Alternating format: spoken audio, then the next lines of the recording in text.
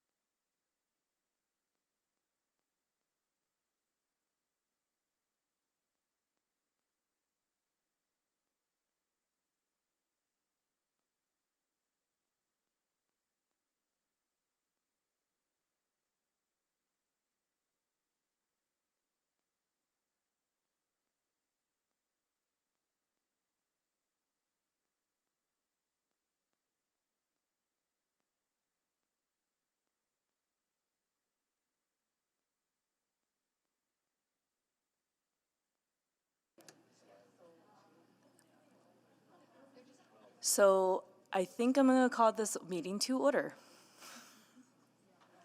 Good afternoon, everyone.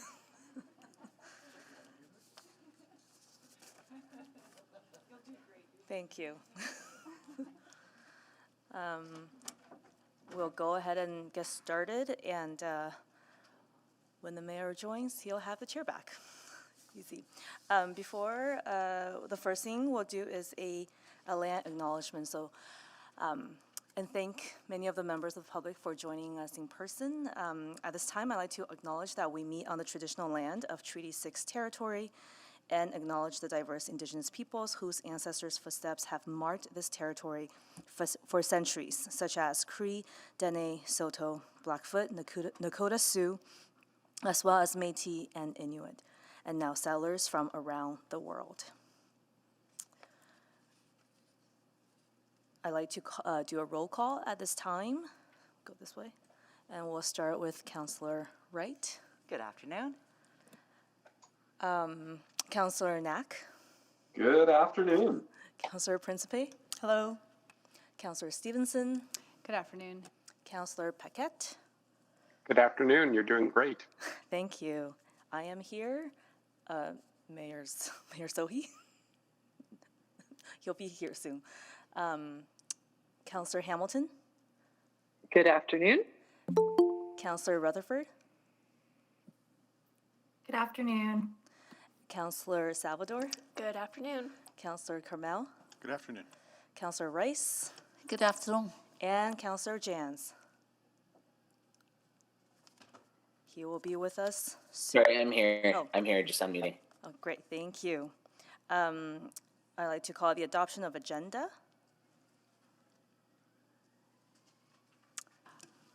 With someone, I'll move that the December 7th, 2021 City Council public hearing agenda be adopted with the following change. A replacement report on item 313, Charter Bylaw 19810, to amend existing commercial zoning within South Edmonton Common with a new attachment 1. Second. moved by Councillor Stevenson and seconded by Councillor Carmel. Please vote. I'm a yes, Madam Clerk. Thank you, Councillor Tang.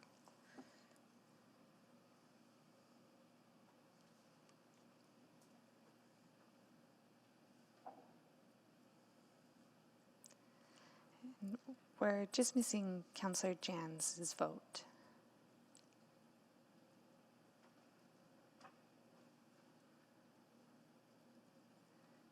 Councillor Jans?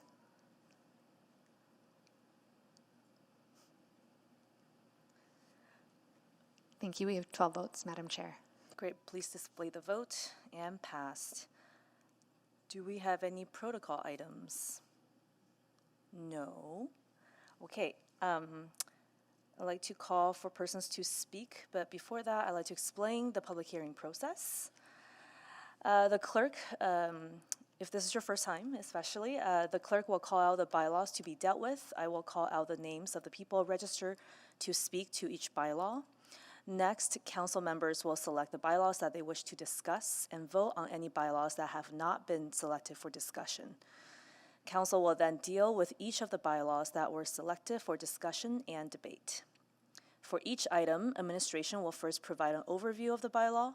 Members of the public who have registered to speak will then be invited to make their presentations. Those in favor will speak first, followed by those opposed. Each person will have 5 minutes to make comments. The clerk will run the official timer in council chamber. The timer lights on the podiums right over there will be green for the first 4 minutes, then yellow when there is 1 minute remaining, and flash red when the 5 minutes are up. If you are participating virtually, you may wish to use a timer of your own. When you have finished your presentation, please stay at the podium or online, as council may have questions for you. After comments from the public, council may ask questions of city administration. After all the speakers and questions have concluded, I will ask each speaker if they wish to speak to new information that may have arisen during the public hearing. This process will require patience to ensure that anyone who does wish to address council has an opportunity. Thereafter, council may close the public hearing and debate the bylaw. If you are participating virtually, please remember to mute your microphone when you're not speaking.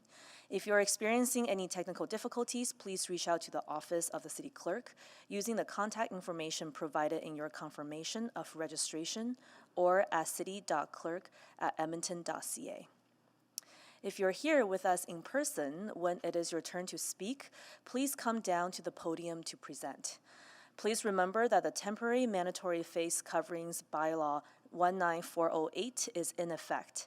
We ask that you keep your mask on at all times, including while making your remarks to City Council. You'll notice that members of council and administration may take off their masks while they're behind plexiglass barriers, but will put them back on when moving about the room and talking with each other during the meeting. We appreciate your understanding and participation in keeping everyone safe. In the event of emergency, please follow the clerk's directions to evacuate. City staff will direct you to your muster point. Okay. Would you like me to call the bylaws, Madam Chair? Yes, please. Thank you. Is there anyone to speak to item 3.1, Charter Bylaw 19915, to allow for low-density residential development orchards at Ellerslie? We have Peter Sukalas and Mike Vivian to answer questions only. And if we can just give a moment for them to... Good afternoon. Yep. Good afternoon. Hello, both. Thank you. Thank you. Is there anyone to speak to item 3.2, Charter Bylaw 19904, to allow for a range of low-density residential development, Maple? We have two folks answer questions only, Elise Shillington Good afternoon. and John Chan. John, you're online. Oh, hello? Can you hear me? Yes, we can now. Thank you so much. Thank you. Items 3.3 and 3.4 will be dealt with together. Is there anyone to speak to item 3.3, Bylaw 19900, Amendment to the Chappelle Neighborhood Area Structure Plan, or item 3.4, Charter Bylaw 19901, to allow for low-intensity commercial uses, Chappelle? We have Chris Dulaba to answer questions only. Mr. Dulaba? Good afternoon. Good afternoon, thank you. Items 3.5 and 3.6 will be dealt with together. Is there anyone to speak to item 3.5, Bylaw 19910, Amendment to the Heritage Valley Town Center Neighborhood Area Structure Plan, or item 3.6, Charter Bylaw 19903, to allow for low-rise multi-unit housing, Heritage Valley Town Center? We have all to answer questions, Elise Shillington, who is here online, Chris Nicholas. He is just running slightly behind, but will be joining us shortly. Sounds great, thank you. And David Sanche. Mr. Sanche, are you online?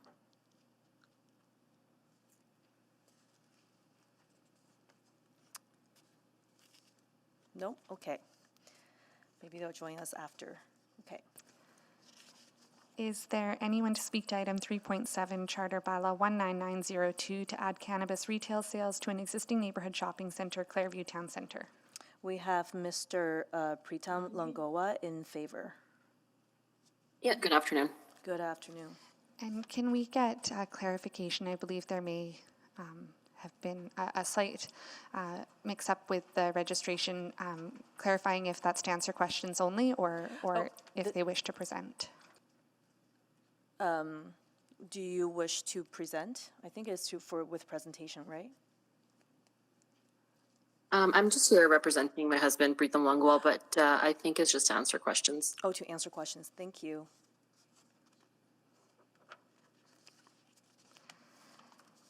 Is there anyone to speak to item 3.8, Charter Bylaw 19798, to allow for a range of business, light industrial, and commercial uses, Lewis Farms Industrial? No, there is no one. I believe we just got a last-minute Okay. request. Papula Akande, it looks like they are in favor and to answer questions only. Okay, sounds great. Are they online? I believe they're participating Oh, hello, yes. virtually. Oh, no, they're here in person. Thank you. Great. Can I can keep going? Okay. I will hand it to you after this. How's that? Okay. Is there anyone to speak to item 3.9, Charter Bylaw 19911, to allow for multi-unit housing, commercial development, and a stormwater management facility, Dakota North? We have both to answer questions only. Heather Chisholm. Oh, hello. Hi, thank you. And Bruno Mastroprimiano. Thank you. Thank you so much. I'll take. I'm passing the chair back to Mr. Mo. Thank you so much. Sorry for being late. Got tied up in the meeting. So 3.9, we done? 310? Okay, yeah. Yes, that's right. Is there anyone to speak to item 310, Charter Bylaw 19914, to allow for small-scale infill development, Sherwood? We have David DeBrun and Rob Clones to answer questions, only both of them. Hi there, thank you. Yep, good afternoon. Got it.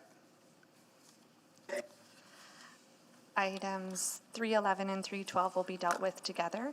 Is there anyone to speak to item 311, Bylaw 19907, to amend the Yellowhead Corridor Area Structure Plan? Or item 312, Charter Bylaw 19908, to allow for a variety of industrial business uses, Yellowhead Corridor East? We have Ethan Walls to answer questions only. Ethan? Yes, hello, I'm here. Okay. Is there anyone to speak to item 313, Charter Bylaw 19810, to amend existing commercial zoning within South Edmonton Common? We have Chet Demansky and Yolanda Liu. Answer questions only, both of them. Are you there? Good afternoon. Yep, good afternoon. Got it. Is there anyone to speak to item 314, Charter Bylaw 19912, to allow for small-scale infill development, Glenwood? We have Fauzi Ibrahim. Answer questions only. Fauzi, are you there? Oh, there you are. Oh, nice seeing you. Yeah. Is there anyone to speak to item 315, Charter Bylaw 19913, to allow for low-rise multi-unit housing, Holyrood? We have Jonathan Rockcliffe, Raymond Swanek, and Jamie Forster. Jamie's to answer questions only, and other two are to make a presentation. So, Jonathan, are you there? I'm present, thank you. Raymond? Jamie? Good day. Good. And we do have two people in opposition, Helen Vanderhoven and Cassandra Boschman. Both there? Good. Nice seeing you. Yeah. Items 316 and 317 will be dealt with together. Is there anyone to speak to item 316, Bylaw 19916, Amendment to the Strathcona Area Redevelopment Plan? Or item 317, Charter Bylaw 19917, to allow for low-rise multi-unit housing development, Strathcona? We have Songlin Pan to answer questions only, and we have Brian Moffett in opposition. Songlin, are you there? Yes, I'm here. Okay, and Brian Moffett? And sorry, actually, I am the architect for this project, so I'm not here to ask question, but just to attend the meeting. And if there is any question, and I would like to discuss and answer. Yeah, that's fine. That's Mr. Pan, right? Yep, that's Okay, me. got it. Thank you. Yeah, got it. Is Brian Moffett online? We did receive their registration recently, so they may still be getting set up Okay. to join. Cool. Is there anyone to speak to item 318, Charter Bylaw 19785, to allow for high-rise, high-density, mixed-use tower downtown? Is somebody listening in, please? Can you mute yourself?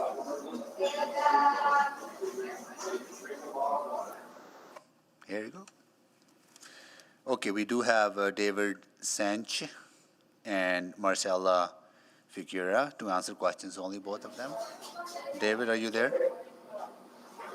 Good afternoon, Mr. Mayor. It's Marcelo. Mrs. Chauncey was not going to be able to attend. It's just me. Just you? Got it. Thank you. Yeah. Thank you. And no one in opposition. Is there anyone to speak to item 319, Charter Bylaw 19909, text amendment to zoning bylaw 12800 to revise the RA7 and RA8 zones? We have one person in opposition, Mariah Samji. Good afternoon, I'm here. Thank you, Mariah. That's it? Cool. So where's the, can you pass me that? Yellow. Yellow sheet. Thank you. Let's go. Okay, so so all of them were exempted? Which We haven't selected items for so, debate of course. yet. Call to order, roll, adoption of the agenda. Okay, selected, that's where we are now, right? Bylaws and selected for debate. I am not signed in, so I'll rely on that screen. Councillor Stevenson.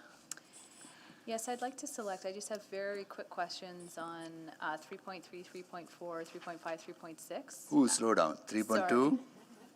3.3 to 3.6, there are two cross-referenced items. Yeah. Just very, very quick questions on that, no presentation needed. I'd also like to select 318 and 319. 318, 319. Okay.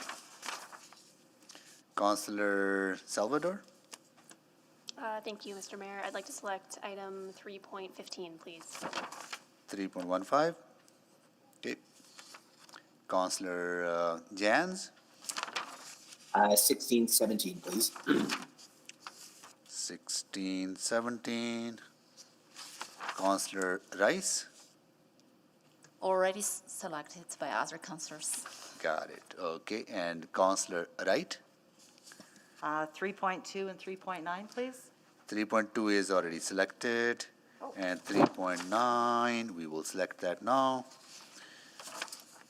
Okay. So we need to move the rest, right? Mayor Sohi, I'll move all other items. Thank you, I'll Councillor. move closure of the public hearing on all other items. Yeah. Second?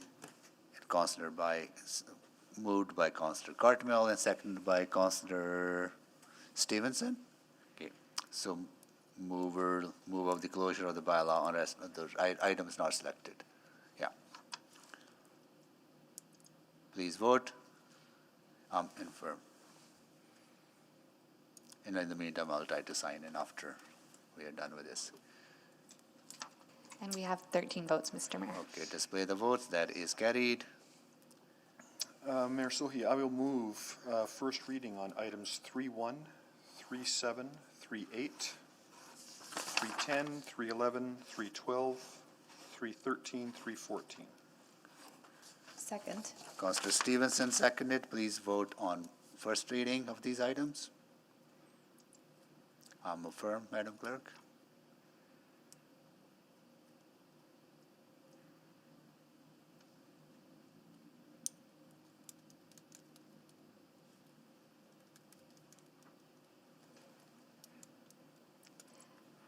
We're just missing Councillor Jans's vote. And it just came through. We have 13 votes, Mr. Mayor. Display the votes. That is carried. I will move second reading of items 3.1, 3.7, 3.8, 3.10, 3.11, 3.12, 3.13, and 3.14. Second. Please vote. Affirmed, Madam Chair. Madam Clerk. Thank you, and we have 13 votes. Okay. Display the votes. That is carried. Mayor Sohi, I will move consideration of third reading on items 3.1, 3.7, 3.8, 3.10, 3.11, 3.12, 3.13, and 3.14. Second. Please vote on the consideration.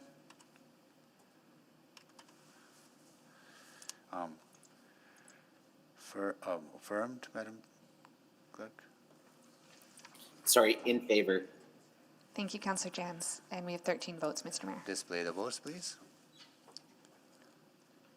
That is carried.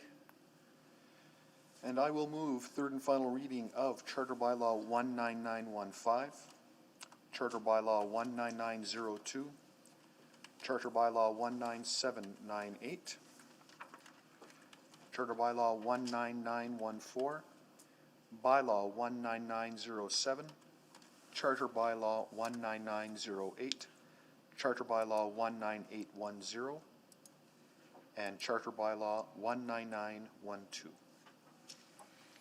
Councillor Stevenson? Second. Seconded by Councillor Stevenson. Please vote on the final readings of these bylaws.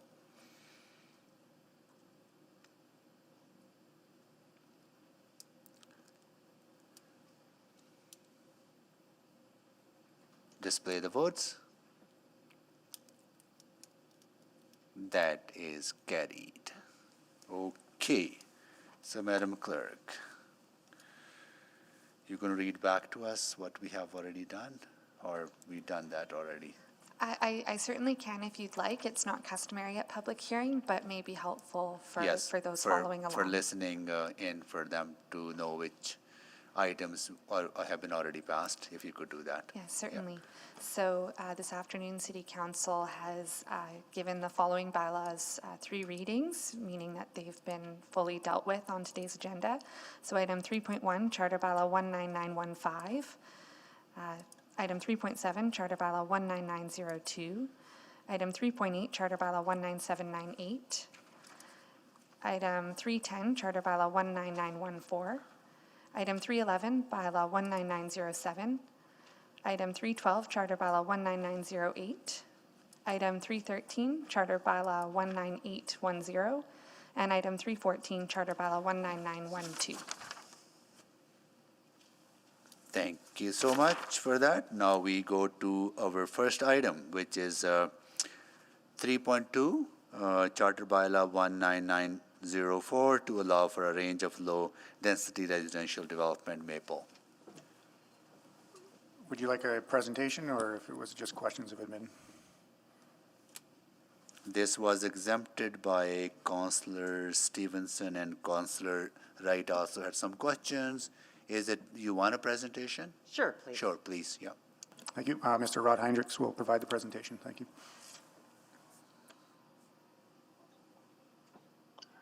Good afternoon, Mr. Mayor and members of council. Item 3.2 pertains to a rezoning of land in the Maple neighborhood in southeast Edmonton. Slide number 1 shows the subject lands in the context of the surrounding lands and zoning.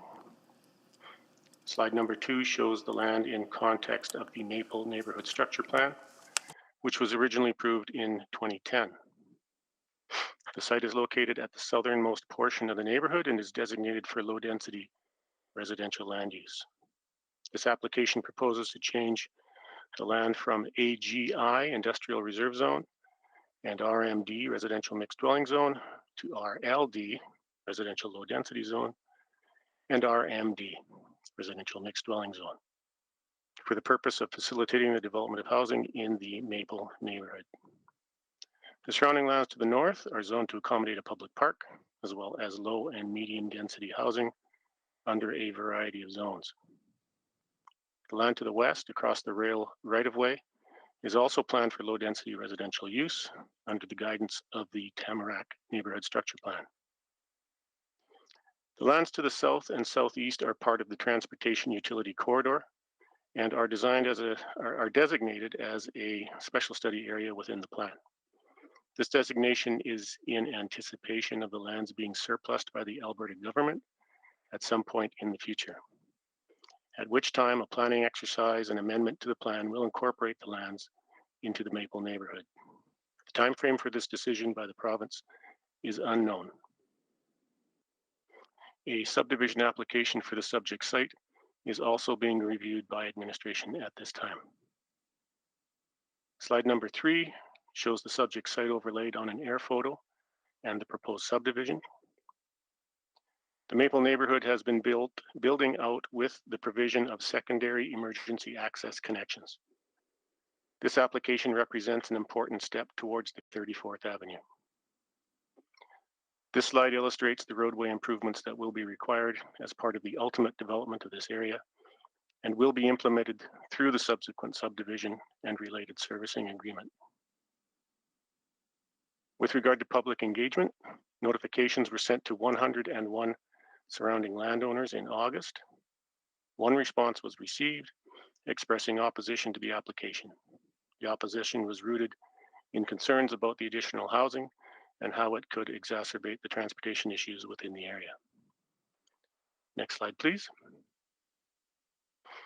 This application complies with the Maple Neighborhood Structure Plan. Administration supports this application as an appropriate use of land at this location and recommends that this charter bylaw be approved. This concludes my presentation. Thank you so much for that. We'll go to questions from councillors. I know Councillor Stevenson, you exempted this item, right? No, I apologize. It was 3.3 that I Okay, selected. good. So Okay, so Councillor Wright? Thank you very much, Mayor Sohi. So you mentioned that, that there is an application also being reviewed by administration. I'm sorry, I didn't catch what was being reviewed at this time. Correct. There's an accompanying subdivision application to dedicate the roads and streets and create the lots and subdivide the land in conformance with the rezoning that's before you today. Okay, and you also, okay, you talked about the secondary access and the opposition that you received in regards to the application, because this will only exacerbate the transportation issues within the area. How do you address that? Or I guess or maybe this is to Mr. Chan from Dream Developments. What plans are in place to address these transportation issues? Sorry, Mr. Mayor, I don't mean to jump in with a point of order. I just want to, I don't think I recall hearing asking if, and that question might have gone to the applicants, but I don't think we started to see if we have questions of the applicants first and then go to questions of admin. I just want to make sure we're not breaking our process here. So should I only be asking of admin at this point? Yeah, applicant first? was only to answer questions, so so administration has made a presentation, then we go to the applicant for questions. Okay, cool. Okay, so then to Cool. Mr. Chan, I guess my question is? Just in regards to the transportation access, with this new subdivision that's being currently reviewed by administration, we will be required to build to extend Maple Road to existing 34th Avenue, which would create a more permanent, which will create the permanent secondary access into Maple Crest. And do we have a time frame for that? Based on current subdivision approval, it would be 2022 in the fall, if all goes well with construction and weather. Okay, I appreciate you providing that date, because I know, the residents of Maple are waiting for that to happen.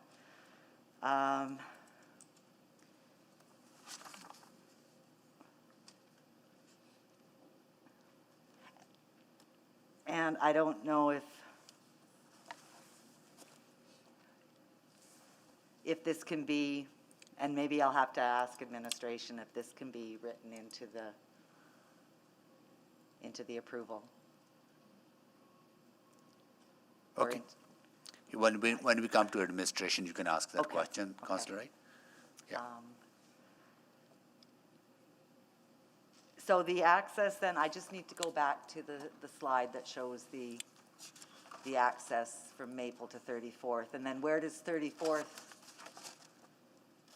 where will that take the residents then? If they come down Maple to 34th, can they still get out? Sorry, Councillor, is this question directed to me? Yes, Mr. Chan, yeah. Okay.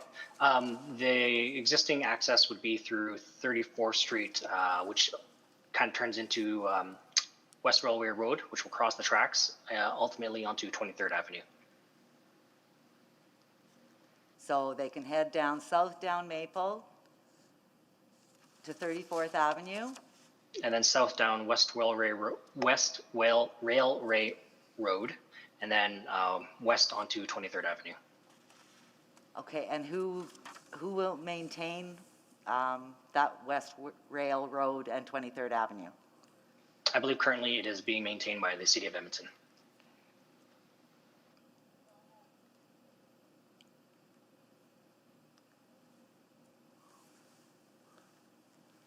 And perhaps, Mr. Chan, I know we talked about this, I think, at the end of October, beginning of November, the steps that your company is taking to communicate these secondary access points to residents? Yes, we've actually put out new signage out, and we're getting new signage installed at the different access points. And we have been working with administration just in regards to how we can better inform the residents of the accesses via mail flyer. We've also posted information on our website as well. Okay, and anything being done with the flyover on 34th Ave over the Henday into Strathcona County? Currently, the flyover is planned as a flyover because that is provincial. We don't really have any jurisdiction in regards to what that flyover can be turned into. But is there any I lost signage with Strathcona County? We are working with Strathcona County on that as well. Okay. All right, thank you. Is my time up? Yeah, it's been, I lost It's the been up clock for a here. while? So, I'm no, sorry. no, it's only 40 seconds of Okay. overtime, so no worries. Councillor Tang, can you take the chair, please? Yes. So I remember, Mr. Chan, I was here when we approved the Maple area. And at that time, it was promised that those access points will be built. Yes, it was going to take some time, but it's been almost a decade now. And the residents still don't have proper access, the secondary access from this neighborhood.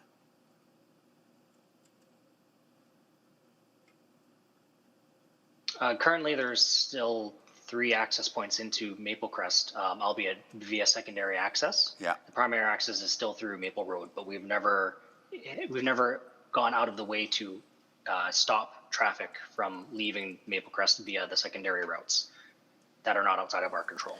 Yeah, but the discussion 10 years ago were to build a proper secondary access to this area that would not be blocked by the rail crossing. And to this date, that access has been built.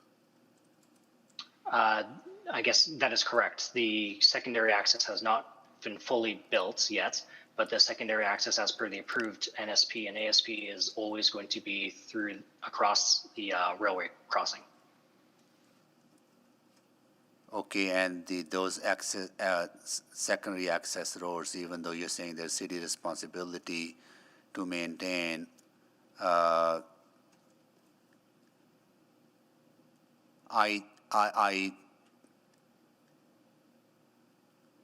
being cautious how I ask this question because nothing in the bylaw, I got to go back and check.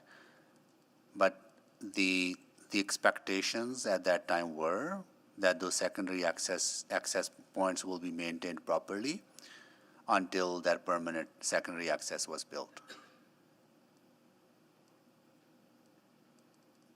That is correct. We have been maintaining the access points as much as we have been until the roads have never been in a condition where they've been undrivable.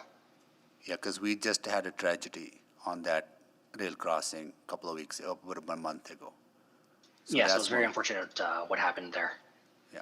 So as part of this approval, as you said, 2022, at least get to 34th Avenue from there to that secondary gravel road that hopefully you guys can maintain a little bit better than what you have now.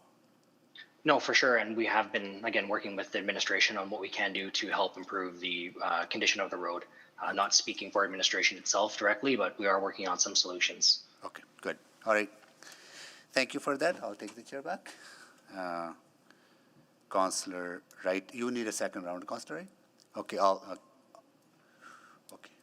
Councillor Wright, I can move second round. Councillor Stevenson, can you move second? Second by Councillor Tang. Please, for second round, vote for the second round.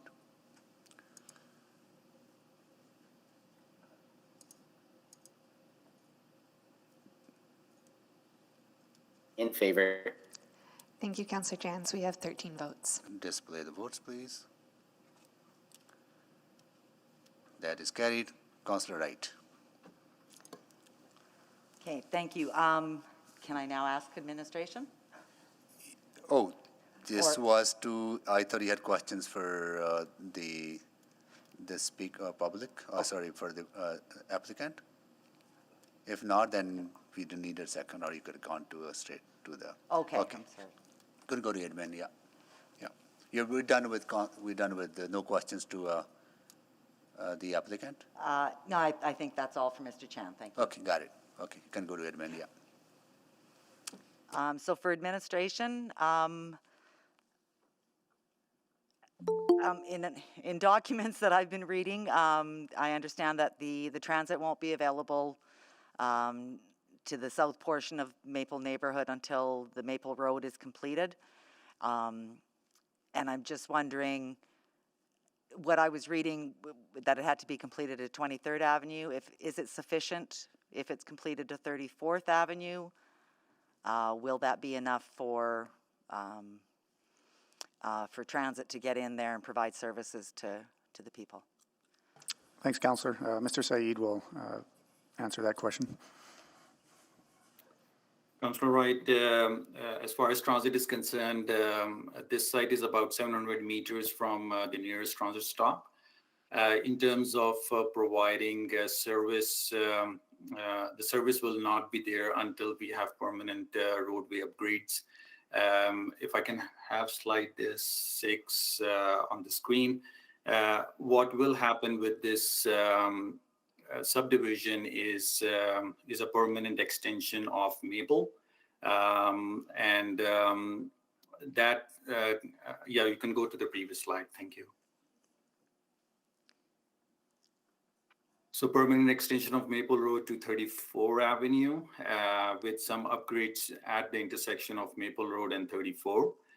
But this beyond this point, the reliance is still on gravel and temporary roadways, which does provide a secondary emergency access, but those roadways cannot be used for transit purposes.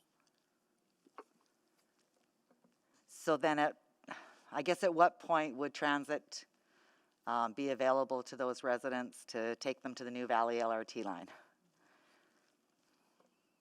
Like I said, it's the construction of permanent roadways coupled with the ridership demand.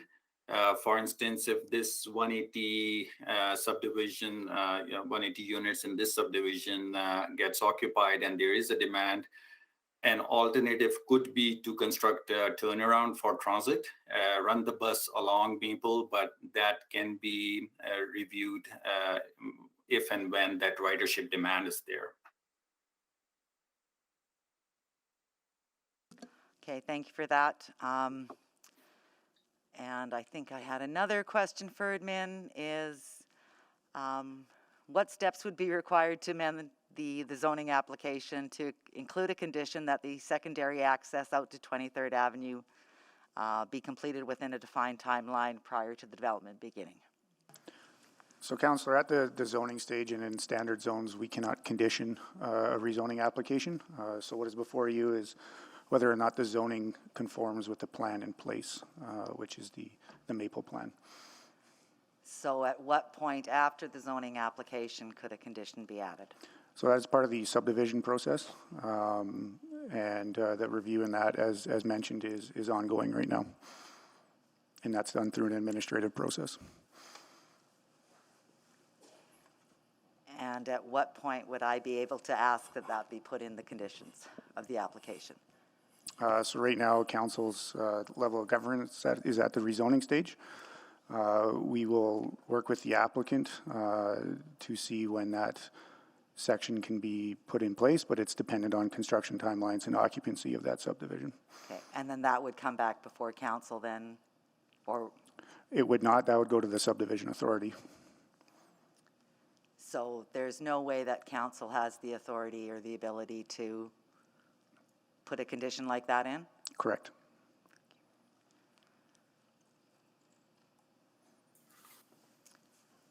Councillor Wright, if I may add, The subdivision review has been completed, and the condition for extension of the roadway and improvements at the intersection are already part of the subdivision review. And that has been provided to the applicant to move forward, signing a servicing agreement, and subsequent to that, they can start work on constructing these roadways, timelines for which is starting next year and completion the year after. Okay, I thought he had just told me fall of 2022. So if you're saying starting next year and then completing the year after, that would be 2023?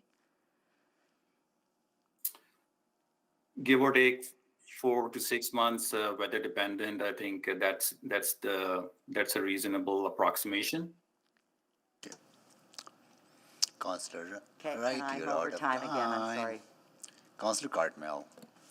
Thank you, Mayor Sohi. So I think to Mr. Said, just a couple of questions then about the impacts on the transportation network and the roadway network here. It's my understanding that 38th Avenue, which leads into Maple Road, has a level crossing with the railway, and that this is where the tie-ups are happening, that essentially when there's a long train there, that the neighborhood is isolated.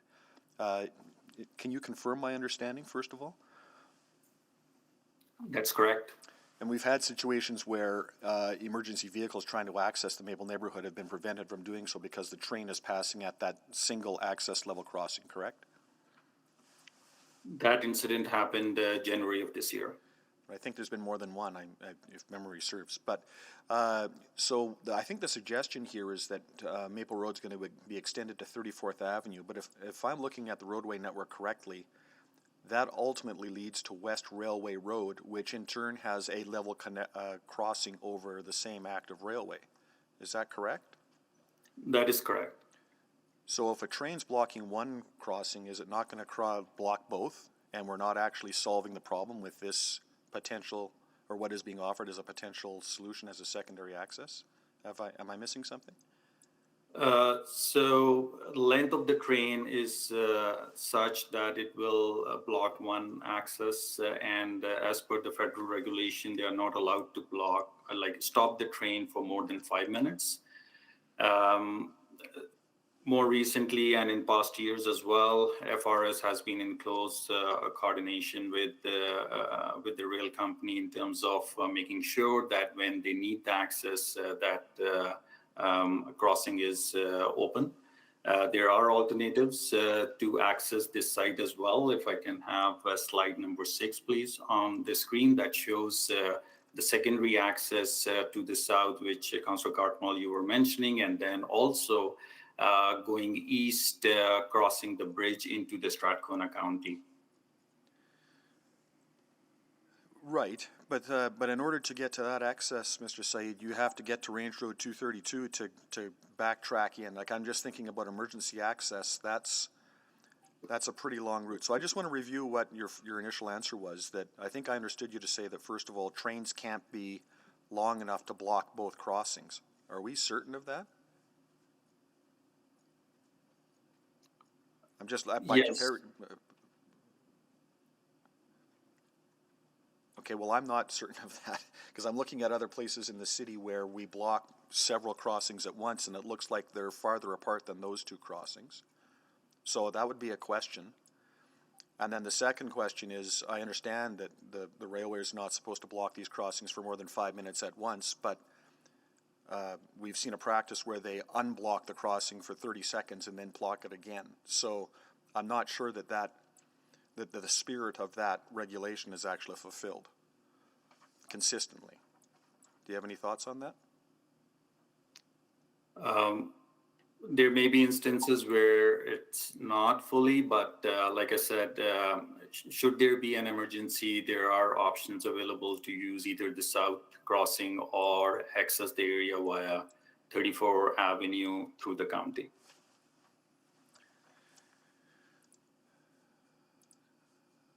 Okay, are there more speakers waiting? With all due respect, sir, I'm not confident of those answers, so I'm wondering if there's a need to refer this back and have more information provided that speaks to those particular issues directly. Yeah, good. Yeah, I agree with you, Councillor Cardwell. Those are not satisfactory answers. Thank you. Yeah, thank you. Councillor Jans. I'd be happy to move a motion to refer.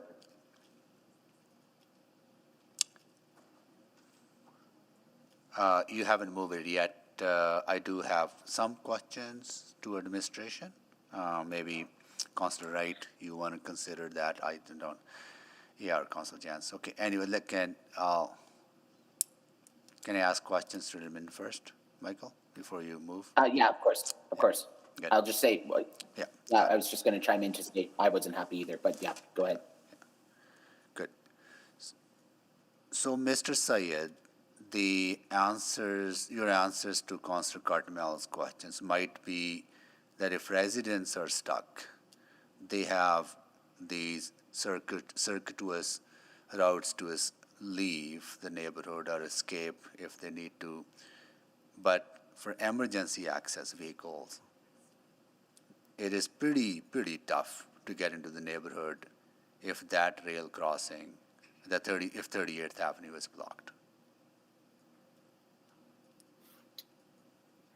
There is no direct route. That's fair, but this has been looked at as part through the fire rescue services, and a detailed report was brought to council, I believe, earlier this year, where the delays were reviewed, and the conclusions were primarily to make sure that the roadway maintenance of these secondary accesses is up to date.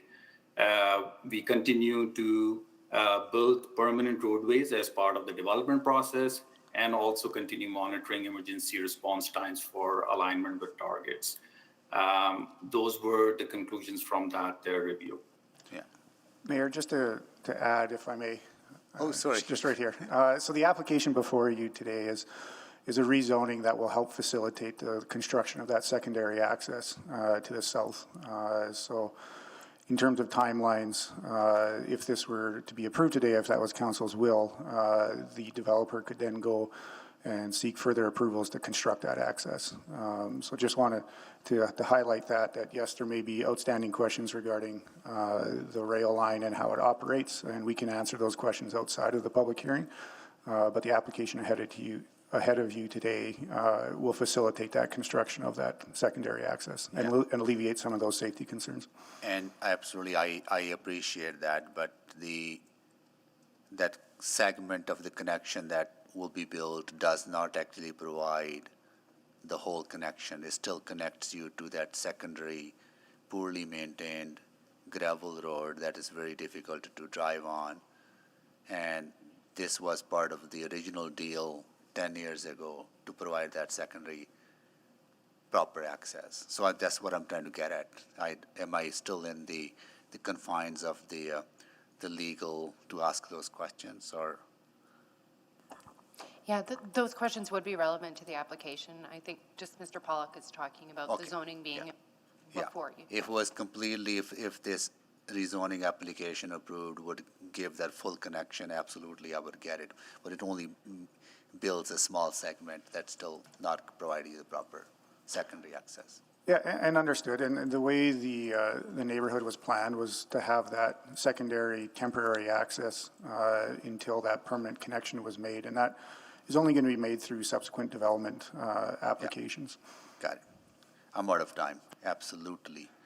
I'll take the chair back and I'll go to Councillor Paquette. Oh, thank you, Mr. Mayor. Just to pick up on that, because it's an interesting question, because we do see this in other parts of the city as well, where we approve a structure plan and people move in expecting that they're moving into a community. They're trusting that council is making a wise decision, that nothing could possibly go wrong. And then they find out, oh, well, moving into an edge suburb poses a lot of challenges that I would never have expected, because I expect equity across the city. So in this particular circumstance, you've got residents in that position. This gets approved, you're going to have more residents in that position with even greater density and traffic demands. So, there's a possibility of referring this, but I thought maybe let's give it one last crack. Is there a way to solve this?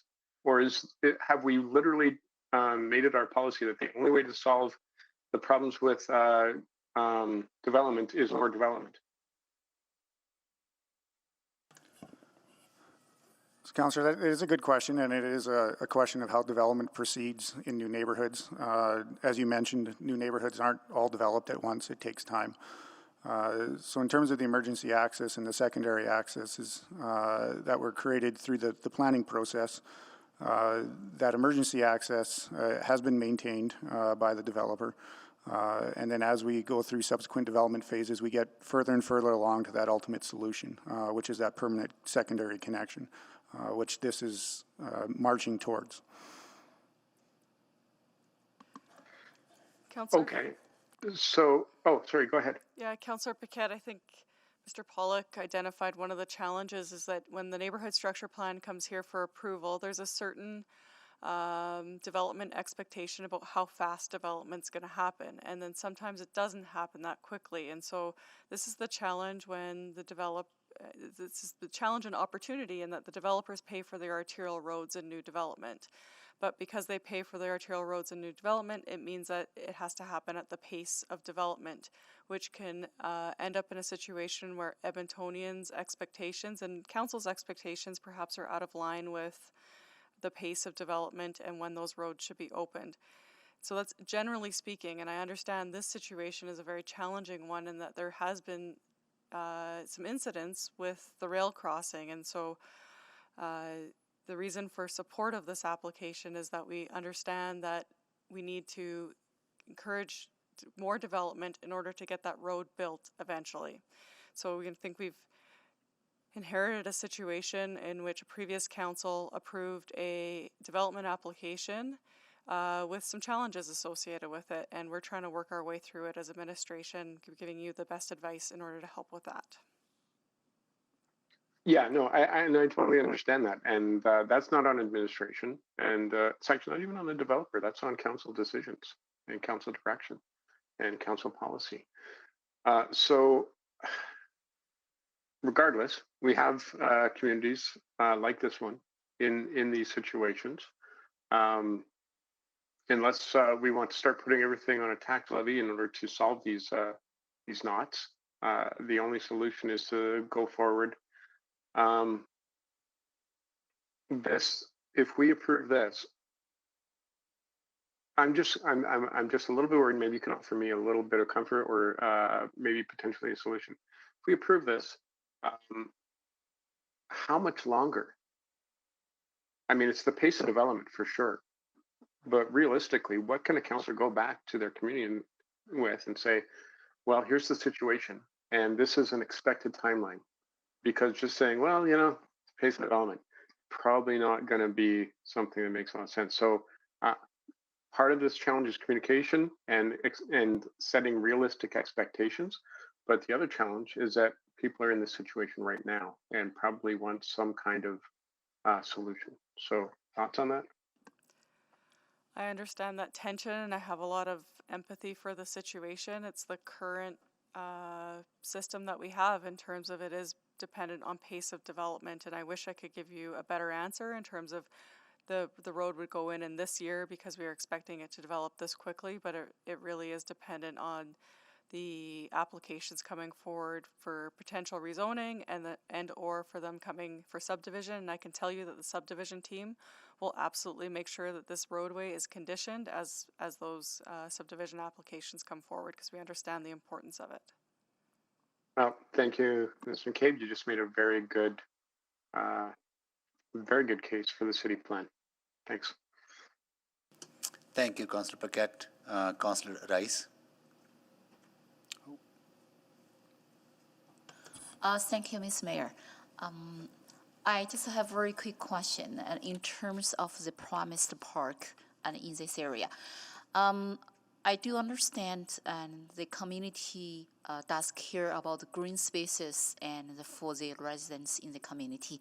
And then for this specific application, and there is one concern raised about a promised park has been lost. Can administration and explain more about this promised park? Certainly, Councillor. I don't understand the concern about a lost park because, as you can see from the map and in the slide, the park site has been zoned AP, which is the appropriate zoning to facilitate the development of a public park, and it is immediately abutting in north of the area. If you can maybe back up a couple slides and show, there we go. So as you can see on the neighborhood plan on the right, immediately above the area we're talking about today, there is a planned park in the southern edge of the neighborhood. It's located in the plan, it is planned for, and if you look over at the left map on the side, that parcel of land zoned AP is the site designated for that future park. Yes, I understand that the map, and specifically this item is included in the report, administration report. And then I just wondering, is there any history or any updates change and compared to the original promised park? So if there is no information about this, and then how this promised park and including the administration report.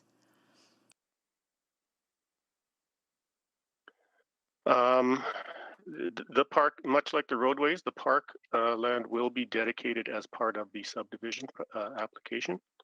That is a standard procedure, much like the dedication and construction of roadways and utilities that are conditioned with a subdivision. So the park will be provided in due course along with the subsequent subdivision. Councillor, just to add, I think what you're referring to is part of the public engagement feedback that originally maybe some of the residents thought that this bare land was open space and not slated for development as per the neighborhood plan. So I think that might be where there's a slight bit of confusion in terms of park space being lost. Yes, thank you for that clarification. I do believe, and if the more communication regarding this type of confusing, and will be helpful. And then because this is just one example, and for other areas there are similar concerns about the promised park has lost and due to the development. Okay, thank you. Noted. Thank you, Councillor Rice. Councillor Knack. Thank you, Mr. Mayor. One question I have, just looking at the originally at the NSP, it talks about future connection via 23rd Avenue. Is that supposed to be, what I don't see in the NSP is any reference to whether that's supposed to be separated at all. Was there an assumption that that would be part of the requirement at some point? Councillor Knack, you mean 23rd Avenue crossing Henday? So when you say separated, could you please elaborate that for me? Sure. Please? According to the NSP, I'm just on page, I don't know, looking at page 34 of the NSP. There shows to be a connection at the rail line at the south here. And it's supposed to connect down over to 23rd Ave. So I appreciate that right now where it is around 34th Ave. It's supposed to connect with 23rd Ave, at least according to what I read here. So what I'm curious about is that connection point where it identifies a rail crossing. Was there any requirement in the NSP to have it grade separated? No, there was no requirement for grade separation at that crossing. But the assumption in this NSP is that there would be only two access points. I recognize there's one that goes into Strathcona County, but but essentially 2 city access points, each crossing at grade level at those 2 points. Okay. Correct. Councillor Knack, if I could just add, the arterial roadway work had included an at-grade crossing at 23rd Avenue in the CN Rail, and the option of an over or underpass has not been explored as there's not currently funding or a design review happening. So we have to review that in terms of the detailed design. Yeah, and what I just wanted to make sure is that there's no, essentially the only way to do that is us doing it. There was no requirement built into the NSP when first approved to have a grade separation there. So if we wanted to do it, that is a possible solution, but it requires us funding it. That's correct, Councillor. Okay, all right, thank you. Sorry, thank you, Councillor Knack. Councillor Wright. Oh, I'll move a second round of questions. Second. Councillor Knack, Councillor Tang, second round, please vote.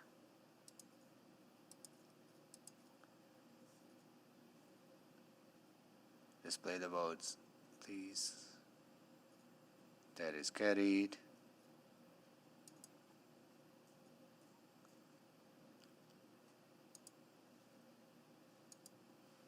Show me the Councillor Wright. Go ahead. Thank you to my council colleagues for helping me find some other information that's pertinent to this case.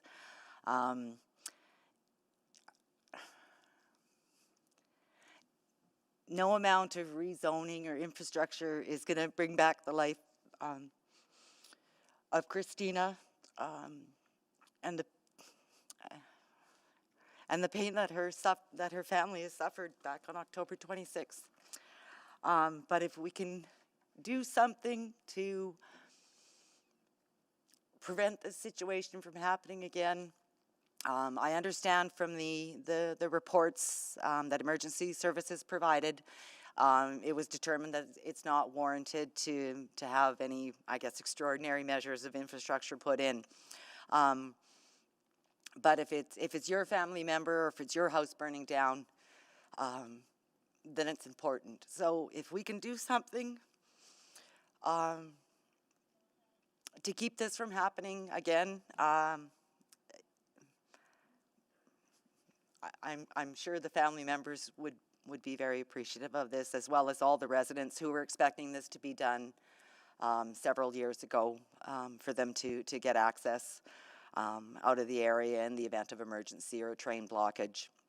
And yes, that train on that day did block both ends of, or both access points across the tracks. So that's something that when I have a discussion with MP Tim Uppel on Thursday, that I know he's been doing some work in this area as well with CN Rail. So hopefully we'll have some other resolution there. I guess my other question for administration is, what can we do as a city to maybe advance the construction of this road? So, Councillor Wright, I think as Ms. McCabe noted earlier, we will condition incremental extensions of this road as development progresses. In terms of the emergency access in the area, we have worked with the developer to improve signage, as well as our city operations to improve the quality of that road, and have done some maintenance work and also improved the service levels in terms of snow clearing.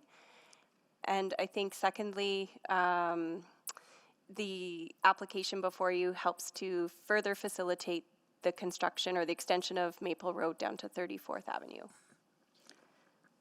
Can we upfront the cost of the road? Councillor Wright, I'd be really cautious with doing anything like that. I'm not sure, Ms. Inkpen, if this is okay in a public hearing to have a budget conversation about a road. I'm happy to answer the question, but So I understand that this is connected to the application that's before you, but I think Ms. McCabe is right. We are sort of veering into the budget discussions here. And so, you know, there could be a subsequent motion to, you know, whatever your pleasure is there, Councillor. But I think today we're looking at sort of this rezoning application and understanding that this has relationship. So in order to further assist the developer to build the road then, at least down to the 34th Avenue, we need to approve this zoning for him, or for the developer to warrant the I guess, the extra development to warrant the road being built. Correct. In order for the subdivision to be approved, the zoning would need to be approved, and the subdivision is the trigger of requiring that extension. And Mr. Chan did say that it would be built by fall of 2022, I believe. Yeah, he can't answer that question now, Councillor, but he can respond to new information when he comes back after we're done with administration. Okay, that's all I have for now. I'll have to decide. Yeah, thank you, Councillor. Councillor Jans? I guess for administration, I'm wondering if previous development commitments had been made to Mayor Sohi's line of questioning, and then they had not been acted upon or exacted, and now it appears there's a new ask with now new commitments to do some sort of an action. How does administration ensure accountability is followed, or in this case, why should I as a councillor approve this ask with any faith that, or does it, is it, am I misunderstanding this? It seems like it's something was said to be done. It hasn't been done for 10 years. Now we're being asked to give something, a beneficial change, in order to get a receipt of a product we were already committed or had already been promised to the public beforehand. Am I wrong in that understanding? My understanding, Councillor Jans, would be slightly different. So the development or the neighborhood plan was approved with the thought that development would occur within 10 years. However, the development hasn't occurred within 10 years. And in approving this application, you help facilitate the development of the roadway that is required in this area. And this is exactly the way that the ARA, or Arterial Road Assessment Bylaw, works, in that the roads get built as development proceeds. But it wasn't a conditional, like it was, the roads were supposed to be done, to Mayor Sohi's question, right? So that 10 years was probably not the right time horizon in the neighborhood plan, and that is not a condition of the neighborhood plan when it's approved that it will develop within 10 years. That was the thought when that came forward to council. Administration does not condition the neighborhood plan. It's the subdivisions that get conditioned in terms of the pace of development in the area. So no one is responsible? I'm sorry, Councillor Jans? So I'm trying to think who's responsible here then. Is it council for approving the incorrect timeline? Is it the developer for not delivering as intended? Is it the city for being too lax on the requirement?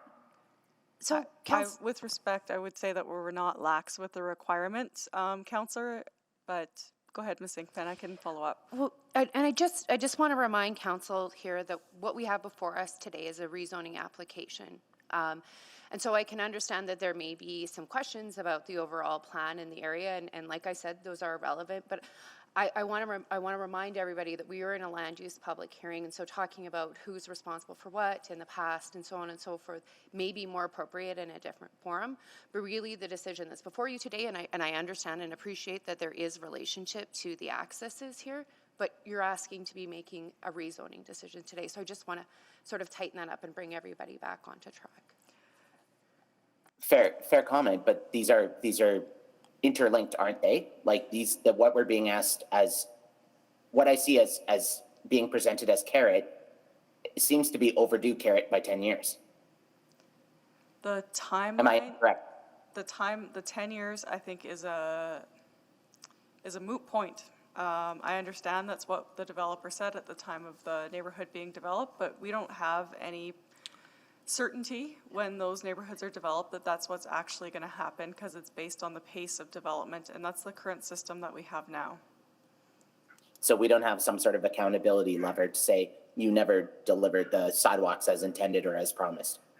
We don't, because it's literally something that somebody said at public hearing. It's not a legal agreement in terms of this development will develop within 10 years. Okay, new line of questioning. I noticed there's a cul-de-sac over in the A section. I thought with the new city plan that we were trying to move away from cul-de-sacs, and I just have I wonder to what extent that proposed cul-de-sac aligns with city plan or our snow removal budget. So cul-de-sacs are still allowed in the city of Edmonton. We have a motion I know that we've got to come back on that will bring some recommendations to council about further development of cul-de-sacs within the city of Edmonton. But at this point, administration, the policy direction we have says that cul-de-sacs are still allowed in the city of Edmonton. I understand there's challenges with them from a snow clearing perspective. I also understand that Edmontonians who live in cul-de-sacs really like living in cul-de-sacs. So I think there's a variety of different perspectives with respect to that. Councillor Jans. Councillor Jans, your time is over. Councillor Knack. Sorry, Councillor Stevenson. Actually, Councillor Knack, go ahead. Councillor Knack.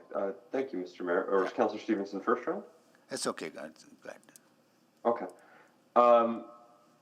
Remind me, so the connection to 34th Ave, the Councillor Carmel was asking about this West Railway Street. That is a gravel road. What are the triggers or requirements, or are there any for that to be upgraded? Because if we're just connecting people to a gravel, is it still gravel? I don't know. I'm using Google Maps right now, so I don't know the area as well. So, Councillor Knack, that road is of temporary status. It is a gravel road, but we have been in close coordination with the maintenance staff, and they have put this on a routine maintenance and filling in the potholes, and they are also putting this on a priority as part of the snow clearing. So those discussions have already happened. There were some improvements already done back in October. And this roadway is being closely looked at and monitored. I guess what I just want to know, because I feel like I'm going through deja vu in the Big Lake communities of Big Lake, and we made a mistake. I think my feeling is we made a mistake there. Is there any requirement at any point in time to have that road upgraded, or when does the trigger point to develop the future 23rd Ave access come in? Which development in this part of the city is part of that trigger? It is currently the 23rd Avenue completion is contingent on a non-participating landowner. It's a challenge around the land assembly component, and that's what the delay is. I only smile because I know that story, and so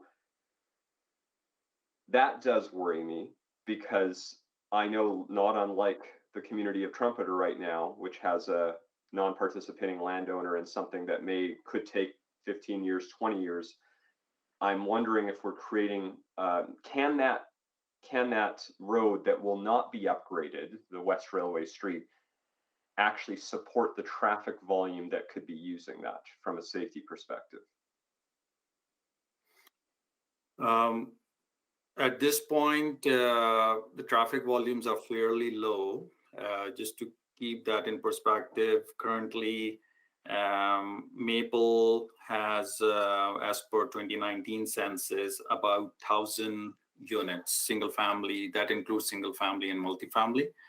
This NSP is slated for about 2,600. So we are in the threshold of about less than 50% in terms of development. So at this time, I can say that yes, the volumes are fairly low, and maintaining that connection and maintaining that roadway appropriately will be necessary to keep the traffic volumes and the commuters safe.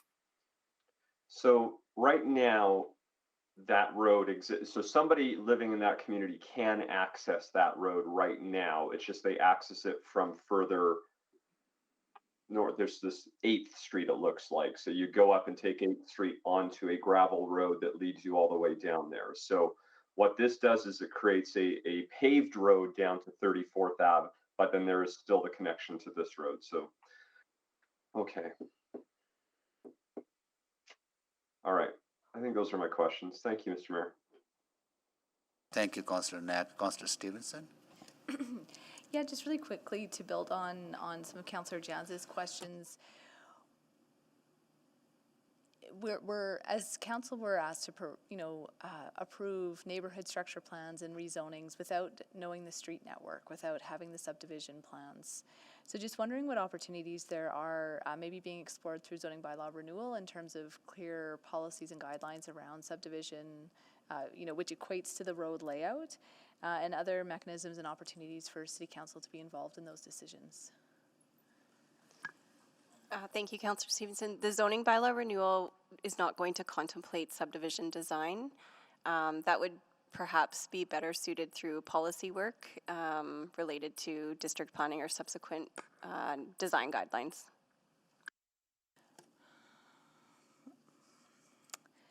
Okay, I think the challenge there is that council's decision point is with zoning, and so to not have the subdivision regulations in the zoning means that we don't have as much oversight over that. Would that be the case, or would policies that we develop be applied to the subdivision authority and they would be obliged to follow those? Yeah, any policy development, the subdivision authority, that would be considered through the review of those applications.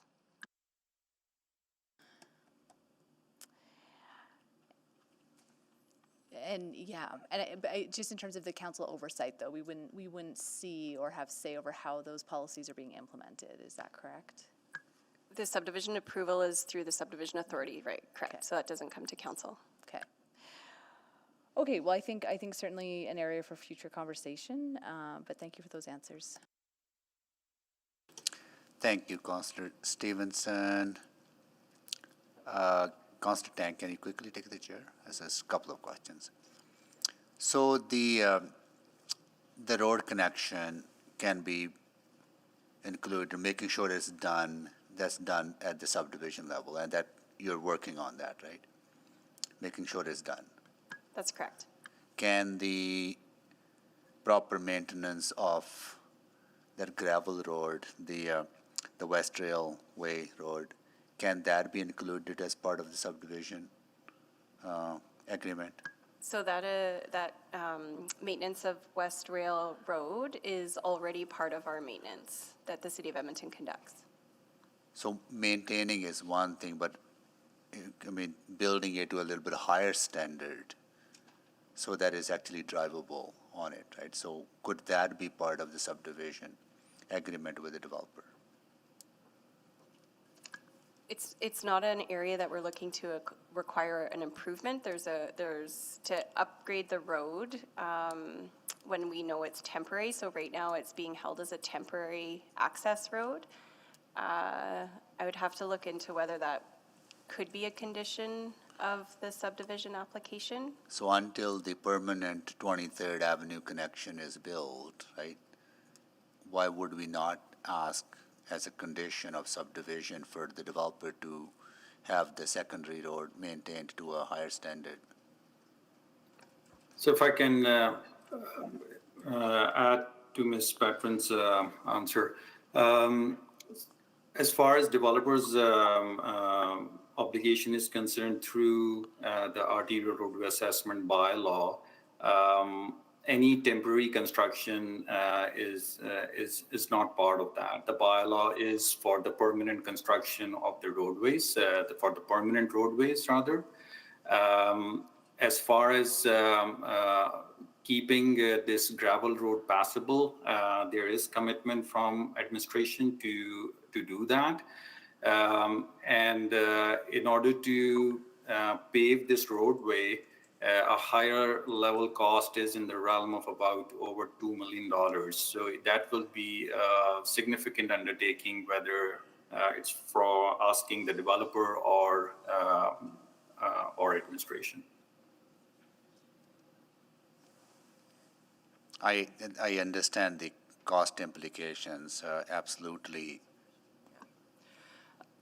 Mr. Mayor, if that was the will of council for us to look at that in terms of the $2.5 million, we would need a subsequent motion to do that work after this application's heard.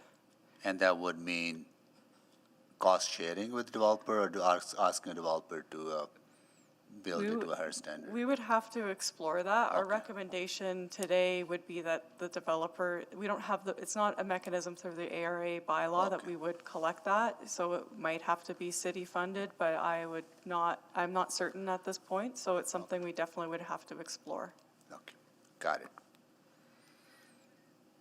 Okay, so would you prepare some We'll work on that, wording on yes. that, right? Councilor Wright, probably maybe if you want to consider that, or I'll make it if necessary to do so. Okay, I will move. Oh, Councilor, I'll take the chair back and go to Councilor Paquette. Oh, thank you, Mr. Mayor. Oh, there's my cue. So I absolutely understand the direction council is going on this, Ms. McCabe. The tangle that I see here, well, I see a few tangles, potential tangles, but one of them is that probably almost every ward that has new development is going to be facing a similar situation or a situation unique that also requires perhaps, if we made this move, city investment. And that would be city investment ahead of time with the hopes of recouping that through development. In the past, this has not really been a policy the city has followed for a variety of reasons. So I'm just wondering if you could speak to that. Yeah, Councillor Paquette, you are correct that the pace of development has impacted arterial roads in many areas of our city. And I would leave it to council to determine whether this was a unique situation because of the potential impact for public safety. And if there was a subsequent motion for us to explore this, we could provide you some information on that. So would it make sense then that a motion like that would include something along the lines of, because this won't be the only area in the city that has potential safety hazards. And so if we were to make this move and we neglect other areas, that opens up a whole lot of issues in my mind. And so I'm just wondering how we would navigate that. It does, Councillor Paquette. I would caution us, we'll obviously do whatever the will of council is, but if we were to go explore every single arterial road, I think you could say all of them have safety impacts of them not being developed at the right pace. No, that's not a true statement. I'm going to take that back. Not all of them. Some of them probably do. That would be a major body of work for analysis, but I understand your line of questioning in that these are roadways that are built by the development community, and if the city was to start to get into the business of front-ending them, there's absolutely some risks associated with that, and also budget impacts associated with that. So I would caution council if you were to go down that pathway of looking at front-ending development, front-ending developer contributions. Yeah,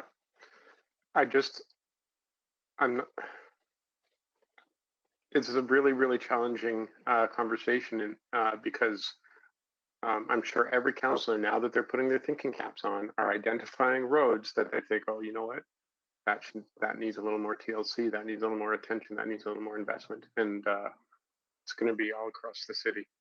So just a thought there, and perhaps,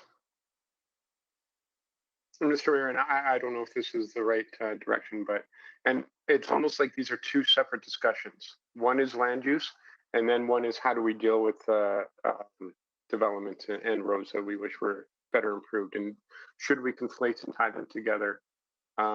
Because if we one off, that's probably not good policy. So I don't know where to go, but I'm thinking maybe if this item before us is getting referred, then maybe another motion asks for another strategy if that's the will of council. But I'm getting a little nervous about tying the two together. And maybe legal would want to weigh in on that as well. I don't know. Sorry, Councillor Paquette, I was just working on a motion there. If you want to just clarify your question for me one more time. Oh yeah, sorry. I'm just thinking about the ramifications of tying approval to what might actually be better suited as a policy discussion with the city instead of tying it to a land use discussion. So, yeah, as I've stated previously, Councillor Paquette, really the application before you is the rezoning application, and this would be sort of a separate discussion, and I think that's why we're looking at a subsequent motion. This would be more of a higher level policy discussion in a bit of a different form than what we have today. So I think the subsequent motion sort of decouples these two things and allows council to consider the rezoning. Right, so we wouldn't make it a requirement of approval, it would be something completely different, a policy discussion. Yes. And I'm not sure if you heard the conversation I had in the previous few minutes, but it was about how, well, you know what, I'm out of time. I don't know if anyone else wants to weigh in on this and provide some more clarity, but I'm out of time. Sorry, thank you. Thank you, and those are very fair questions. Before I go to Councillor, before I go for next round, second round, third round, if we were to refer, I would just need a legal opinion before if we were to refer this back, part of the referral, can we ask the developer to go back and do more analysis on answering questions from Councillor Cartmel on the those two rail crossings, as well as whether developers willing to maintain this, the West Railway to a higher standard? So typically that wouldn't be a condition of an approval for zoning, right? That would typically go with the subdivision or development permit approval process. If you are seeking more certainty, if you're looking for further studies or those sorts of things, you can certainly refer back for further study. But I wouldn't necessarily suggest this gets referred back to see if the developer can pay for any extensions or upgrades of roads. This is still a zoning decision. And so this isn't your triggering mechanism for those types of infrastructure pieces. Those are at your development permit or your subdivision stage. Mr. Mayor, if I may add, on October 24th, a report was advanced to Urban Planning Committee on the emergency response and options for Maple Road and connecting Maple Road, and perhaps I can follow up with that information to council that has a bit more detail and information around the emergency access review that was done. Okay, that will be helpful. Thank you. Councillor Paquette, can you move the third round? Happy to move the second round. Second round, or is it third round? I think it's confusion were first or third or second. So was my mismanagement. I believe it's third round. I think it was my mismanagement on the start of the meeting on the procedure. So, okay, please vote.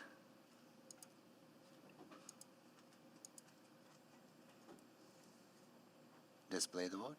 Has everyone voted? Yes, we have 13 Display votes. the votes, please. That is carried. Okay, Councillor Wright, you what do you want to do? Well, you want to refer it back, or you want to am I going back to just hold on? Can't see the Councillor Wright. I do recognize that the zoning and these are totally different issues, so I don't think it's appropriate then to do the referral.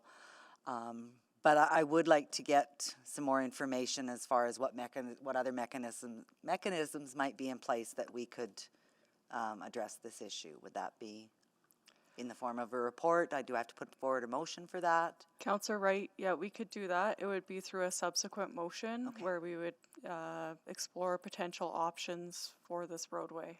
Okay. So we can just vote on this right now and then... We'll work on a subsequent motion for you, yeah. Okay. And then we just trust in the developer. Okay, got it. Okay, Councillor Knack, you have questions to admin, or before we go to... I do. Sorry, Mr. Mayor. I'm going through a bit of deja vu. So maybe to Ms. Inkpin first.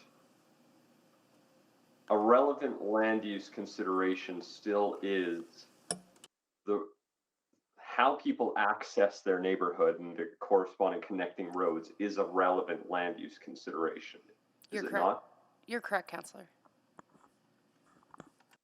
So, and I'm trying to make sure, I don't want to wait until a subsequent to ask this question because I feel like I've gone down this path before. So please interrupt if you need to, Ms. Inkpin, but I'm hoping for a bit of grace here while I work through this, because we went through almost the exact same situation in the northwest corner of the city, in which there are two access points to a community, one of which is a proper roadway connection, the other of which is not an upgraded roadway that is currently accepting more traffic than is intended. We went and did an analysis as a city to determine what tools we had. And that report back suggested that the tools available to us at that time were conditions at a subdivision or the city paying the money. So what I'm hearing and why I want to ask about this and be very thoughtful about it is that let's make an assumption that if that was asked for in a subsequent, which I recognize is not on the floor for us today, chances are it's going to present us with the exact same two outcomes where you have a non-participating landowner that is holding up the potential future development of a road. There is an immediate issue that has been identified about this road that exists, whether this is approved, well, because even if it's approved, it's still connecting into a roadway that's not fully upgraded. So I actually do want to push a little bit more on this notion of whether the right thing to do is approving this zoning and then ask for a subsequent that I think we already know the answer to, or if there should be a further conversation here, either through a referral or through further conversation at this. So Ms. McCabe, you know the road I'm talking about, you know the area I'm talking about. I'm trying to understand how they're different, because if they are, then maybe it is worth breaking these up. But otherwise, I'm not sure we should decouple these yet. Councillor Knack, in terms of our best advice here today is to support the application and then do a subsequent motion. And the reason the reason why we supported the application was because the pace of development will help get that roadway in there more quickly. You are correct. But it doesn't help with 23rd Ave, the future connect. That is the part that's holding us up here. It doesn't help with 23rd. Yes, this application won't help with 23rd Avenue, but it'll eventually help in the entire basin in order to get the development happening. But not unlike the road I was referring to in the other example, with a non-participating landowner, that could be next year if they happen to sell their land, or it could be 25 years from now, potentially, correct? It could be, and that's, if through a subsequent motion, the type of thing that we might be able to explore in this situation. I think there is a non-participating landowner, but there might be some other roadway alignments that we could look at. That's the only other thing I could offer up in this situation. There might be a different alignment that might be explored. And I guess it's to council. We've provided a report that said that the emergency access in this area has not been impacted with it only having one access at this point. However, there might be the will of council for us to further explore this one individual location because of some of the things that have happened more recently and perhaps challenges that could continue into the future. But you are absolutely right, Councillor Knack, that this is not a problem that's just in one area of the city. And we have a constraint in terms of in my mind, and I appreciate we could look at another solution, but looking at the footprint of this neighborhood, I don't know how you would do anything else, because the only other there's a requirement to get over that railway if you want a more permanent solution. That's the only solution for us, correct? Correct. Okay. Thank you. Thank you, Councillor Knack. We'll go to no more questions to admin. Sorry, Councillor Paquette, you are back on. Yeah, sorry, Mr. Mayor. Just hoping to save future grief now, if we can. Just a quick question. So if this is referred back, would it come back with potential solutions to unlock this knot that are in keeping with developer expectations in this area? Councillor Paquette, the best way for us to explore that would be through a subsequent motion. Okay, so, yeah. Okay. Ms. McCabe, you see the landman I'm trying to avoid, yeah? I understand. No pun intended. Yeah, I understand the challenge, Councillor Paquette, and I even understand the challenge with perception of approving development in an area where you already know that there's challenges associated with the development. So yes, I understand. Our best advice still is to approve the application and to for a subsequent motion for us to explore options in this area. And when would we expect that subsequent to come back? We could come back in Q1. Okay, in Q1. All right. That's, I know it's almost impossible to say, but that's a firm Q1? That's a firm Q1, yes. We will make sure that we come back in Q1, provided there's room on the agenda. Okay, so, and if we're doing that, the report that's coming back in Q1, is it only going to be dealing with this road, or will there, see, and this is where it gets tricky, right? Because it's going to open up a whole lot of stuff, and that we don't have money for, that, but still relatively functions. The data is good, but the anecdata is not. My suggestion to council would be that the subsequent motion focuses on this roadway, but through that subsequent motion, we understand the pros and cons as well as citywide implications. And then if there's an additional motion after that, that we could deal with that after Q1. But I think if we were to take a whole citywide approach right now, there's no way we could come back in Q1. So right. Absolutely, There's no way. I will commit that this report that comes back would have to address what the citywide implications are associated with looking at just this one roadway. Okay, that's fair enough. Because, I'm very, very aware that this is a new council that has a lot of intelligence, but not a lot of experience in some of this granular stuff. So any help that you can provide in that report would be really, really great. Okay, thank you. Thank you, Councillor Paquette. So no more questions to admin.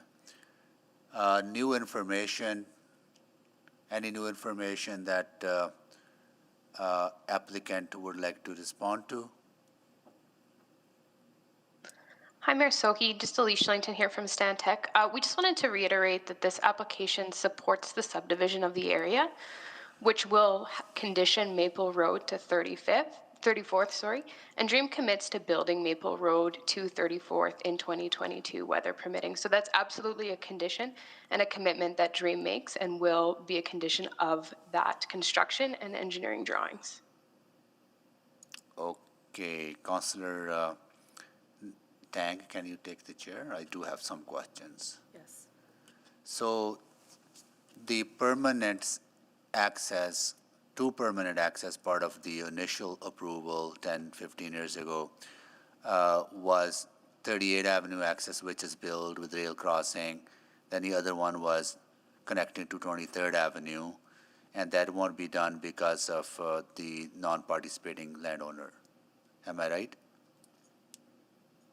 That is correct. All areas that are within Dreams control will be conditioned and built with this application. Yeah. So if that non-participating landowner doesn't agree for, as Councillor Nack was referring to, maybe doesn't agree for another 15 years, 20 years, you are unable to build, meet your commitment to that, have that second access road. So in the meantime, can your client contribute to upgrading the secondary access road? I'll have to defer that question to John Chen, but we're committed to completing all conditions within the subdivision application. Hi, Mayor Sohi. It's John speaking. Just in regards to your comment about West Railway Road, again, as stated before, I have been working and discussing with administration just on what can be done in terms of maintaining that road into better shape or even potentially upgrading, whether or not we put cold mix on it to make it a little bit more drivable as opposed to a gravel road. Those are things that we are exploring but are discussing at this time. So nothing has been set in stone, but again, it's in our best interest to maintain the accesses in and out of Maple Crest as it is our neighborhood to develop. Okay, so that if approval is given, you'll continue to work with administration. But again, what certainty there is other than taking your words, having that goodwill in your words.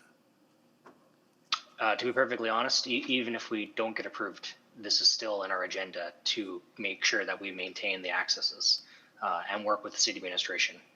Okay, got it. Thank you for that. Okay, I'll take the chair back.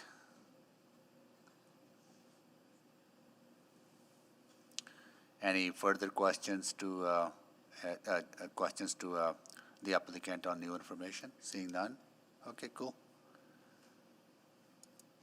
So, Councillor Wright, are you going to move the bylaw or consider referral or? Maybe direction from the clerk. Do I do the motion, motion first? Yeah, subsequent will be after the. Subsequent to the zoning subsequent to the request. approval Okay. of the bylaw. Yeah. All right. So I guess I'm going to go forward and move the. Is it closure of the public hearing that you'd like to move, Councillor Wright? Is that what I'd like to do? Thank you.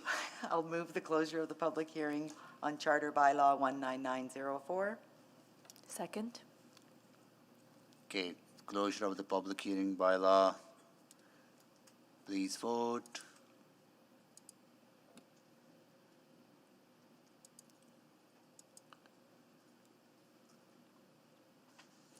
We have 13 votes. 13 votes, good. Councillor Wright? And now I'm moving for first reading Yep. on Charter Bylaw 19904 to allow for a range of low-density residential development, Maple. Second. Second by Councillor Tang. Anyone want to speak to this? Yes, please, Mr. Mayor. Sorry, I can't click on. So Councillor Knack, you want to go? Yes, please. Go ahead. Thanks. So I hate this application because truly it's a no-win scenario in my mind. And the issue I'm running up against here is that we have a bigger issue, and this is not the only part of the city. So, and I don't mean to crush everyone's hopes and dreams for the subsequent motion, but the subsequent motion isn't going to solve anything because all it's going to say is, like we have in the Northwest, like we have in a few other areas, where there's a non-participating landowner that's preventing the permanent construction of the proper roadway solution. That's the only way to solve it, is to get that land and then pay the money to build whatever is needed for the permanent solution. So in my mind, I'm grappling with, do I vote no on this? But that doesn't really help anyone either, because voting no penalizes the applicant for something they didn't do. This isn't their fault that there wasn't a better planning element done in these NSPs and ASPs. This, in a way, in my mind, actually does penalize if we don't approve it. So if I were to vote no, this also likely penalizes the current residents, because while this is still an far from ideal roadway connection, it's slightly better than they'll have had today. So in my mind, I'm stuck saying yes to this, recognizing that there is a much bigger issue we have citywide from a bunch of these NSPs that were approved in the in the 2000s. I think a lot of them were 2000 approval that didn't have any type of requirements in place if there weren't participating landowners who jumped into this. So my worry is that so I'm going to support this because what other choice do I have?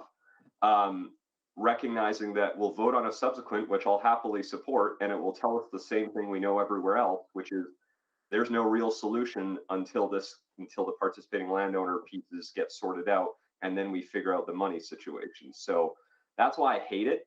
And like I went back and forth, I think 5 different times in this debate about either supporting it, not supporting it, referring it. They're all, in my mind, terrible solutions. But I think the least terrible solution today is voting in favor of this, getting a subsequent that will tell us what we already know, and then still being stuck with these areas that are waiting for a permanent fix. So sorry to be depressing. I needed to talk through that and share that, because I also don't want to set unrealistic expectations for residents in this area. I think this will make things marginally better, but it will not solve their problem, just like we have the same issue in other parts of the city. So I'll support it. Thanks, Mr. Mayor. Thank you, Councillor Knack. Okay, if we please vote on first reading.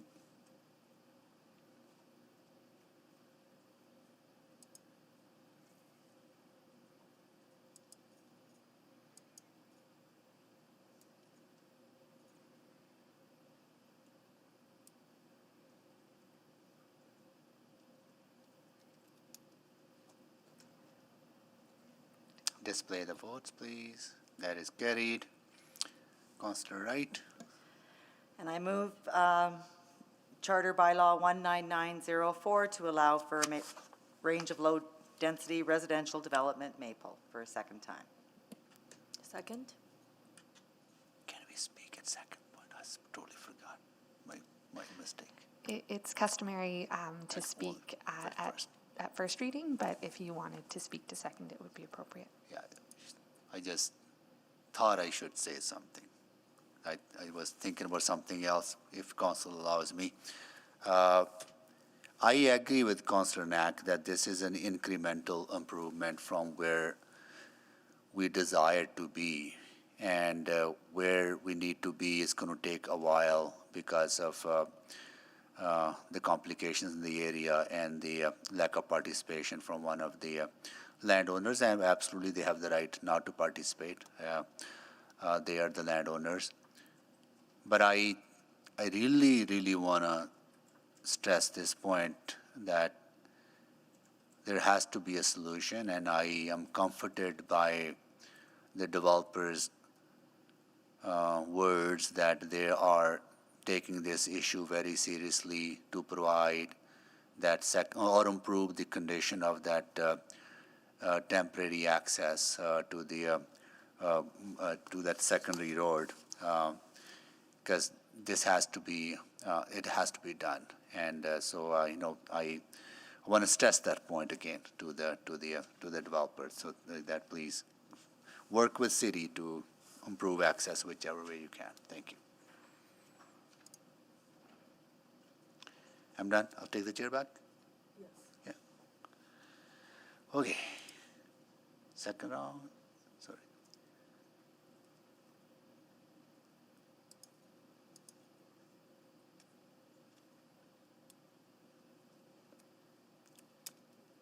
This. We're just waiting on one vote.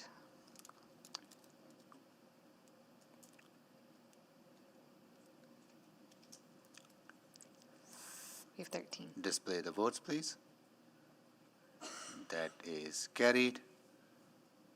Councillor Wright. And for third reading of Charter Consi- Bylaw. Consideration. Oh, sorry, consideration of Charter Bylaw 19904 to allow for a range of low-density residential development, Maple. Second. Second by Councillor Tang. Please vote for the consideration.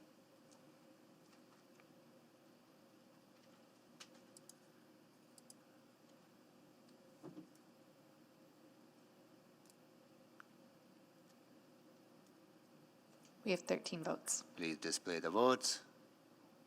That is carried. Councillor Wright, final reading. And final reading of Charter Bylaw 19904 to allow for a range of low-density residential development, Maple. Second. Second by Councillor Tang. Please vote.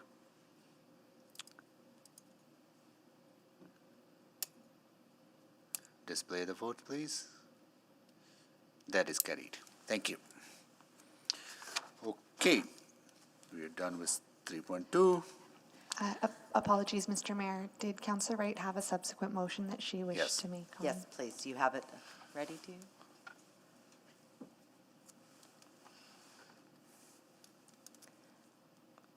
So I move that administration provide a report with potential funding options to design, acquire land, and build, and explore the option of the city recouping the costs through the arterial roadway assessments bylaw 14380 for the following roadways, as well as the pros and cons and any citywide implications. For 34th Avenue to Maple Road to 23rd Avenue and Astor Way, and the upgrading and paving of Meridian Street, West Railway Street to 23rd Avenue, and due back to Executive Committee on March 23rd. Second. Seconded by Councillor Tang. Questions, council members? Seeing none, please, oops. I'm so sorry, just, Councillor Stevenson, just hold on. Yeah, I I can't mean, see, here you go. yes. I see it. Sorry, thank you. Councillor Stevenson. Yeah, I'm happy to support the subsequent in terms of addressing this issue. But I do think that there is a much broader conversation that needs to Yes. happen around subdivision. Also, I mean, just also reviewing our ASPs and NSPs with non-participating landlords. So I think that's a motion that I'll be working on outside of this process, but absolutely support this subsequent to deal with this specific area, but hoping to come back as a council to the broader strategic question. Okay. Thank you, Councillor Stevenson. Councillor Knack. Hearing what I just heard from Councillor Stevenson about working on that motion, I have no further questions because that's the problem we actually need to solve. I'll support this, but the bigger issue is the broader one citywide. Thank you. Thank you, Councillor Knack. Councillor Rutherford. Yes, thank you. Thank you. I absolutely support this motion, but I do want to understand, I guess because I'm not in that neck of the woods, when you say options for recouping the funding, is that recouping from the developer or recouping from tax levy, or is that still being explored? Potentially either. We would have to explore that through the motion. Okay, just wanted to clarify that. Okay, and can we make sure, because the discussion really circled around safety, should we be making a friendly amendment to this motion around something to consider safety impacts in the context of it being unique in that way? I know that was part of the discussion, so I just wanted to ask Councillor Wright if her thoughts on that. I definitely think it does relate to the safety issue. I think that's what sort of amplified everything and brought it to a head. Clerk, could we amend it somehow? I'm just looking. I would suggest like right-of-ways to the following roadways, as well as the pros, cons, and potential safety implications.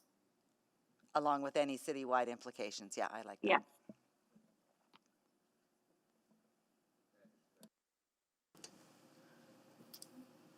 That is friendly, so yeah. That's it. Thank you. Good. Thank you, Councillor Rutherford. Councillor Paquette. Yeah, thank you, Mr. Mayor. And I'm actually just kind of offering a little bit of process information. There may be councillors who are wondering, oh, should I support this because I've got a road that I need attention on? And what this report will do is allow folks, if they so desire, to do a deep dive into some of these processes. So it'll answer a lot of your questions about roads that may be in your ward. But what I'm looking forward to personally is that it also offers the possibility of subsequent motions from this report that could lead us to better policy. And what that looks like right now, I won't presuppose, but there is that possibility. So that's why I will support this motion, even though I do have some personal misgivings about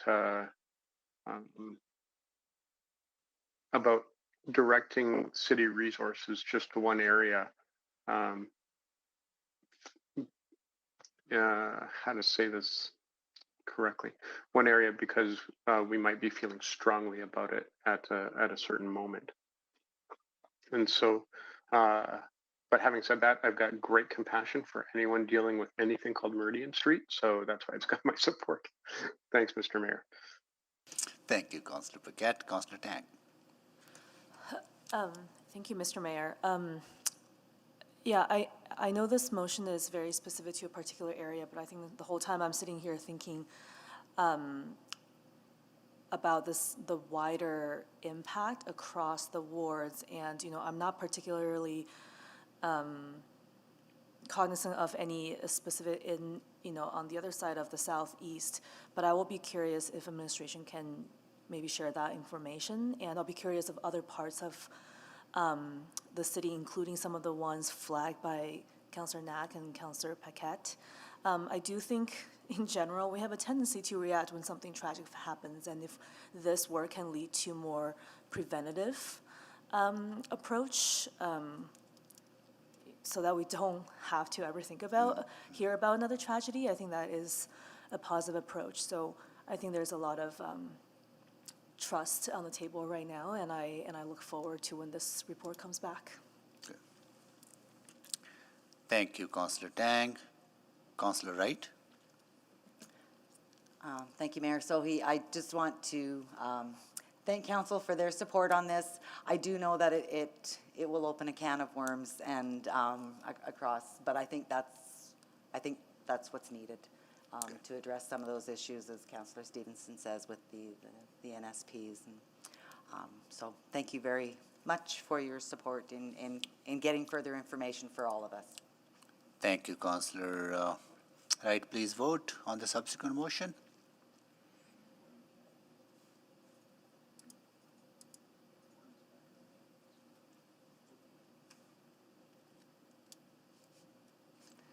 We have 13 votes, Mr. Mayor. Please display the votes. That is carried. Cool.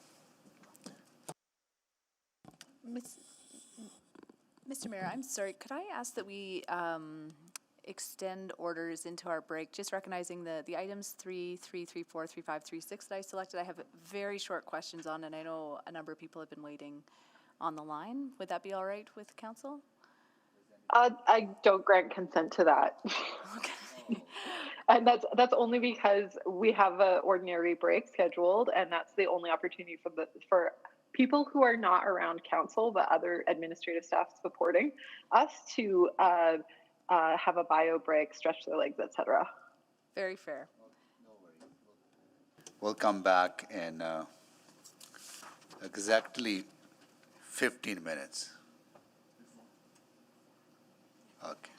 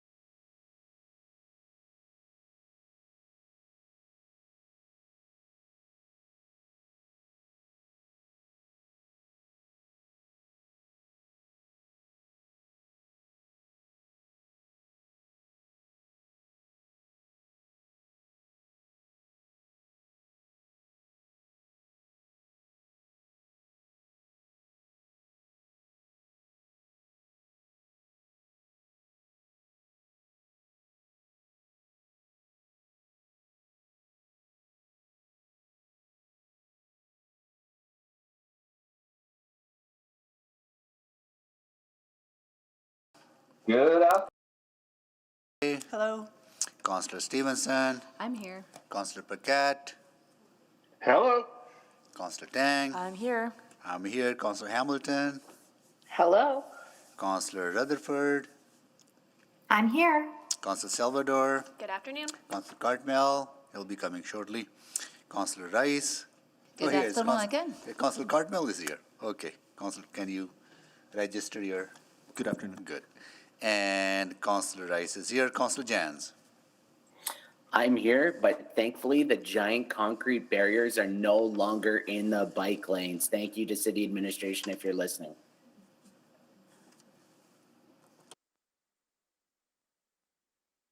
Oh, sorry. Glad they're removed. Cool. Okay, now we are going to our next item, 6.3 bylaw 19900, amendments to Chappelle Neighborhood Area Structure Plan, and that is cross-referenced with, is it cross-referenced? Yeah, there will be, and 3.4 will be dealt together. Cool. All right. Councillor Stevenson, you exempted it. Yes, thank you, and I really apologize to everyone who's been patiently waiting. I really appreciate the conversation we just had, but apologies.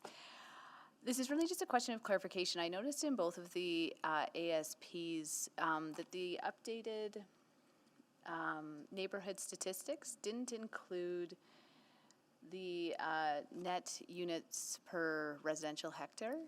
And I was just wondering why that change had been made and if that impacts our ability to measure our compliance with the growth, Edmonton Metropolitan Region Board density targets. Thanks, Councillor. Mr. Heinrichs will provide the answer. Thank you, Councillor. The omission of that data from the stat sheet in the Chappelle report is an accident, and we apologize for that. What I would suggest is we have a following, an amendment that's in the tube already, following up in the Chappelle neighborhood, and rather than delaying this, we can ensure that the statistical change, which is extremely minor in this case, will be added to the next amendment that comes forward in short order. Great, that seems like a very fair course of action, and I'll ask the same on the next ASP as well. But just to confirm that the proposed changes don't put us out of compliance with those density targets, is that the case? Correct. The change between RA7 and CB1 is relatively nominal. It's a matter of emphasis between a primary residential use or a primary commercial use. In both cases, both zonings can allow opportunity for mixed uses to occur on the site, with residential above the commercial or commercial below the residential, depending on the emphasis. And in this case, Chappelle's a very large neighborhood. This is a 1 hectare site, 1.1, I believe. And the change really does not move the needle on the projected density for this neighborhood. Perfect, thank you. Then I'll just say, really excited to see the inclusion of some walkable neighborhood commercial amenities. So great to see that going forward. Those are all my questions, and I'm happy to move closure of the public bylaw closure of the public hearing on bylaw 19900 and charter bylaw 19901. Second. Seconded by Councillor Rice. Please vote on the closing of the bylaws.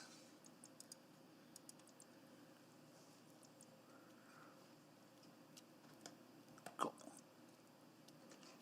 Display the votes, please. That is carried. I'll cool. move second. Just nod, that's all. That's cool. I'll move second readings of items 3.3 and 3.4. Councillor Rice, you're seconded? Yes, second. Thank you. Please vote.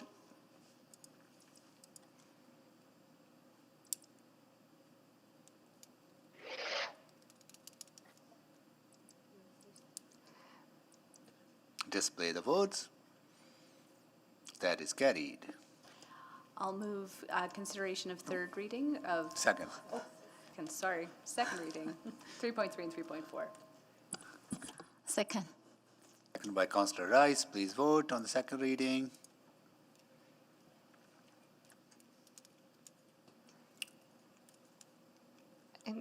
We do have 13 votes, but just a reminder that these are here for 2 readings only.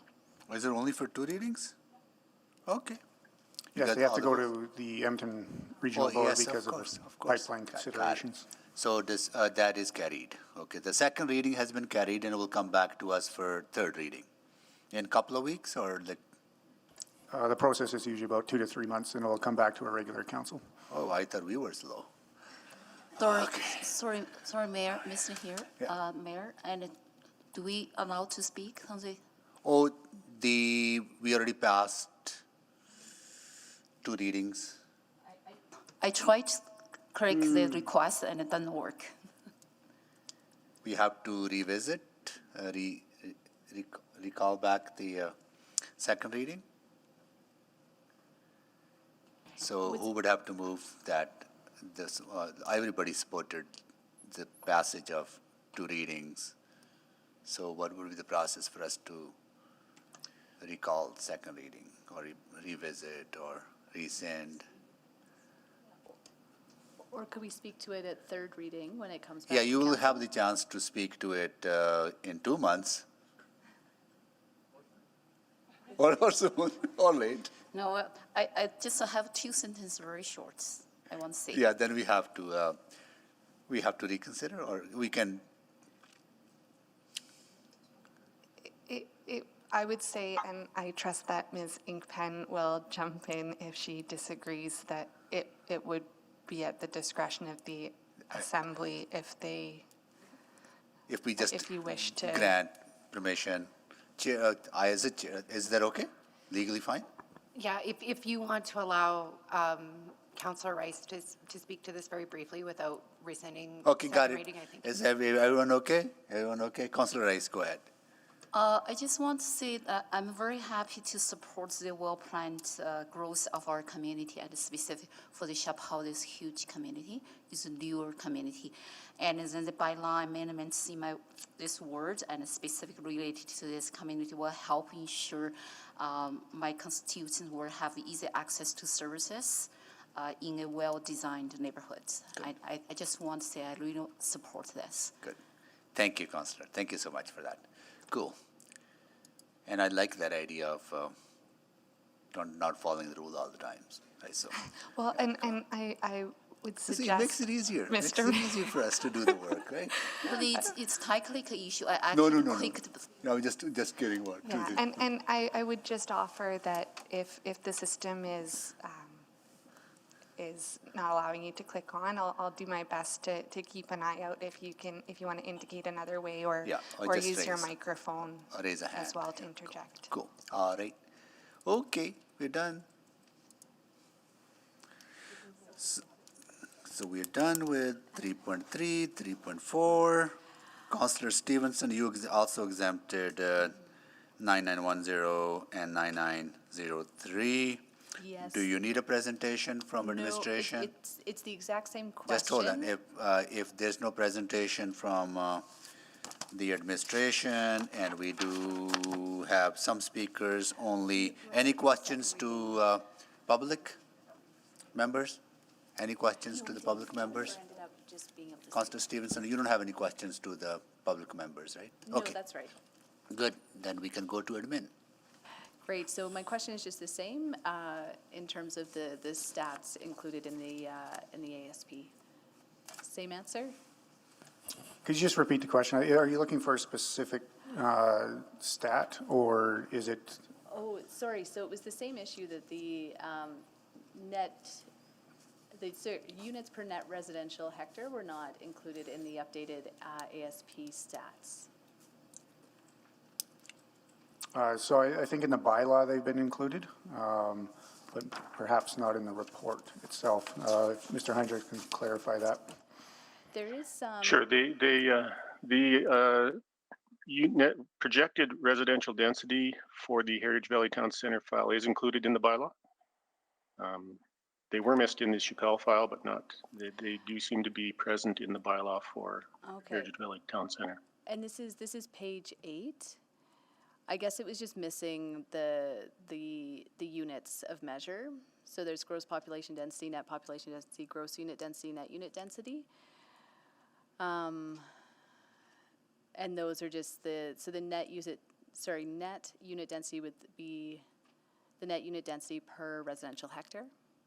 I see what you're getting at. Yes, correct. The qualifier seems to have been dropped off. We can add that for clarity in the next amendment. Perfect. Easily. Perfect. But the number is accurate.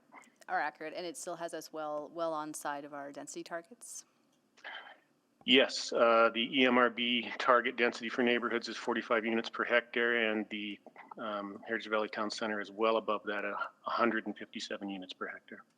Great. Thank you so much for that. Thank you, Councillor Stevenson. I see no more questions to admin. Any new information from public on this matter?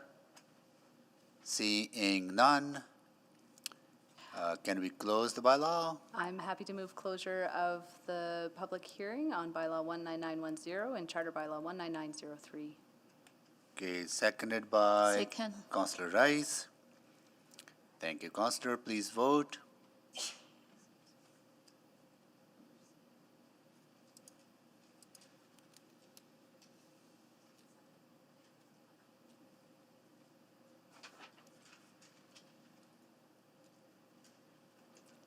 And we're just missing Councillor Knack's vote. Andrew, what's going on? We do have 13. We got 13. It didn't pop up on my screen. I'll move. It's carried. Go ahead. I'll move first reading of items 3, 5, and 3, 6. Second. Second by Councillor Rice. Please vote.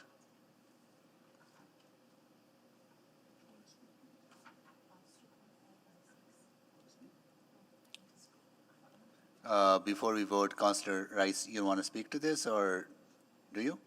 Oh, no, I'm okay. You okay? Good. Yeah. All right, good. Please vote. We have 13 votes. Display the votes, please.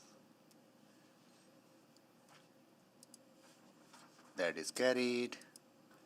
Councillor Stevenson. I'll move consideration of third reading. Second reading. Second time.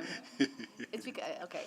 I will move second reading of 3.5 and 3.6. Second. Councillor Rice seconded. Please vote.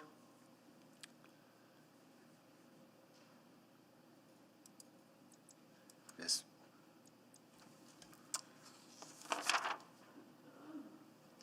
We have 13. 13. And does this needs to go to regional board or no? This doesn't, right? These are ready for Got 3 it. readings. Yeah, so consideration for third, Councillor? Consideration for third readings of 3, 5, 3, 6. Second.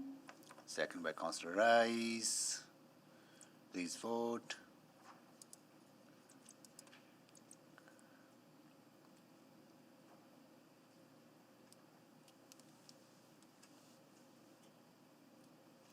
That is carried.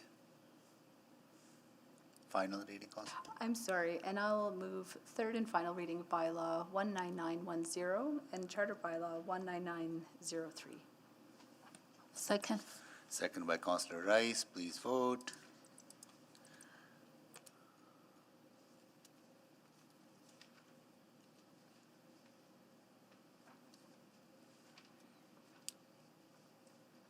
Display the vote, please.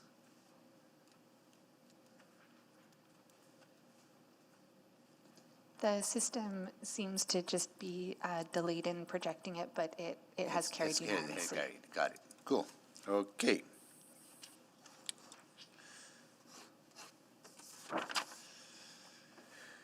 .9 Charter by 911 to allow for multi-unit housing, commercial development, and stormwater management of Decoto North. That's Councillor Wright. You can exempted that, right? Do you need a presentation? Sure, please. Thank you. Mr. Hendricks will provide the presentation. Thank you. Hello again, Mr. Mayor, members of council.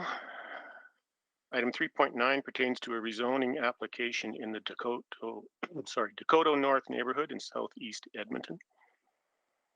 The Dakota North Neighborhood Structure Plan was adopted in September of 2018. Slide number 1 shows the subject site with the surrounding zoning context. All of the surrounding lands are undeveloped and currently zoned for agricultural use, save for a small area zoned NA, natural area, near the northwest corner of the site.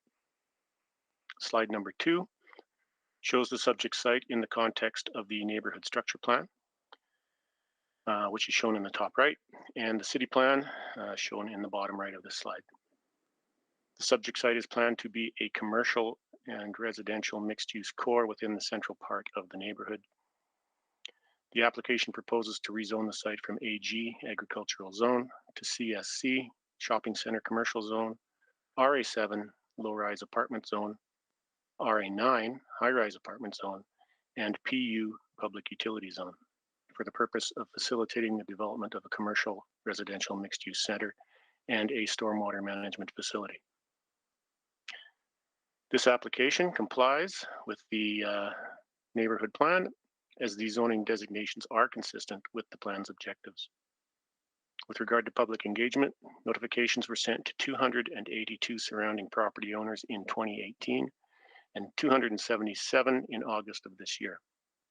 5 responses were received in total from both notifications, and an open house was not held. All of the responses were simply seeking additional information. Next slide, please. This charter bylaw complies with the Dakota North Neighborhood Structure Plan, and the proposed changes are an appropriate use of land at this location. Administration supports this application and recommends that this charter bylaw be approved. This concludes my presentation.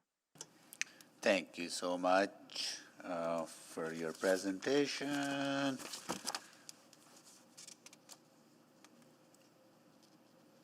Just give me 1 second.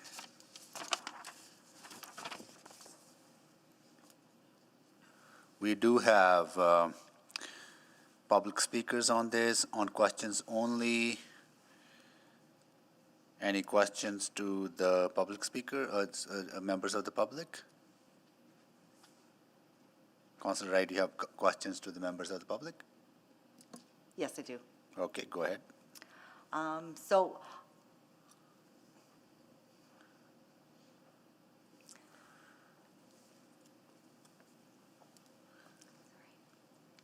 thank you, Ms. Chisholm. Good to see you again. I just wanted to, if maybe you can outline, I know we had some discussion about the road, I think it's 17th Street, as it sort of abuts the side of the property in question. Yes? There is a change from the original NSP, was there not? No, and I believe Rod had a slide up showing the realignment of 17th. Okay, so but it's been, that was my question, was the realignment. Yeah, so right now with the rezoning, we know that transportation will come back at a future stage and ask for our client to prepare a concept plan, and administration might want to speak to this as well, but at this stage, we haven't been asked to prepare that work. That would be with our future stage, the subdivision stage. But we do know that this is likely what will be requested of the applicant, is this realignment of 17th and a widening, as well as some other transportation amendments, which are in the administration report as well. Okay, and that'll take out that big curve that was originally in 17th, I think, right? That's the expectation. The concept hasn't been designed yet. Okay, perfect. I just wanted to confirm that because I'm and about your safety. administration may also be able to add to that if Faisal or someone on the call. Okay. Thank you. That's all the questions I have then for you. Thank you. Thank you.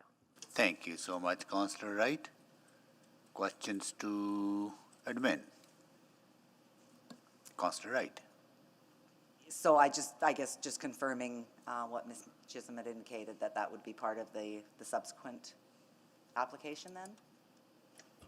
Mr. Hendricks? Yes, Councillor, that's correct. At this stage, we're just dealing with the zoning and the assignment of land uses. The next step would be when the landowner comes forward with a subdivision application to carve up the properties. And as we discussed in an earlier file, that is the point in the process in which the roadways, the utilities, any designs associated with providing the new roadways are conditioned as part of that subdivision approval process.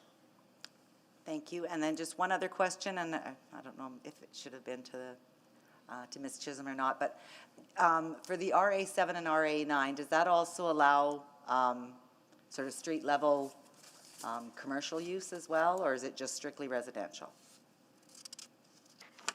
Correct, Councillor. It is possible to have freestanding residential buildings under those zones, but they both also allow opportunity for commercial uses in the main floor or the podium level in the case of an RA9 zone. Okay, so again, that could go to the city plan, more walkable communities besides just the big box stores to the west there. Okay, thank you. Cool.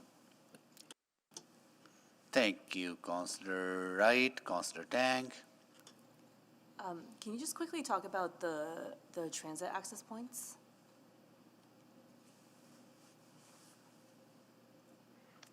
I'll defer to Mr. Said on that point. Councillor Tang, currently there is no transit in this area because of it's still developing. It's this is the first zoning in this area. As far as the future plans are concerned, both Ellerslie Road and 17th Street will have transit. Okay, yeah, that's great. I'm just picking up on what Councillor Red said about, walkable neighborhoods down the road when these buildings are built. So thank you. Thank you, Councillor Tang. Can you quickly take the chair? Yes. Do we still require developers to provide early transit in these new neighborhoods? I remember there used to be a commitment from developers to provide service for 2 years before, or pay for the service for first 2 years before ETS starts picking up the tab. Is that the case? That's no longer the preferred practice because through the transit strategy, we have identified a number of other tools that we can use in developing areas to encourage transit from early stages. And on-demand transit is one of the tools that has been recently implemented. But in regards to developer-funded transit, that's not the case here. Maybe not directly related to this particular rezoning, right? But I would just like to understand the logic. Why would we not? If it was working, I understand it was working well to make sure that we're giving an option earlier on for people to use in that neighborhood or in any new neighborhoods, then they stay with transit for a longer term. Like I just, is this relevant question related to this? The example that comes to mind is in the Big Lake area where developer-funded transit was provided and then it had to be pulled because of very minimal ridership. So there are implications that are attached to the pace of the development. If the anticipated pace is not there and the ridership is not there, then the servicing cost increases. So I think that's a risk associated with assuming that a certain area will develop in next 2 years. And if that doesn't happen, then providing service to bus service to that area will be really onerous for the city. So that's the example that I can share on around that piece. Okay. Maybe at the subdivision level, maybe that's a different conversation to have during our other discussions about the sustainability of the city or the financial sustainability of the city and how we make sure that development pays for itself for the long term. Maybe a different discussion. Good. Okay. All right, that's all. I'll take the chair back. Councillor Rice? I just have a very quick question regarding commercial development. So in this area, is there any similar functionality commercial already developed? Not at this time, Councillor. The existing services still have to be extended from the lands from the west. So this land is not quite ready for subdividing and actually creating those commercial land uses or residential land uses. And that won't happen until those services get extended.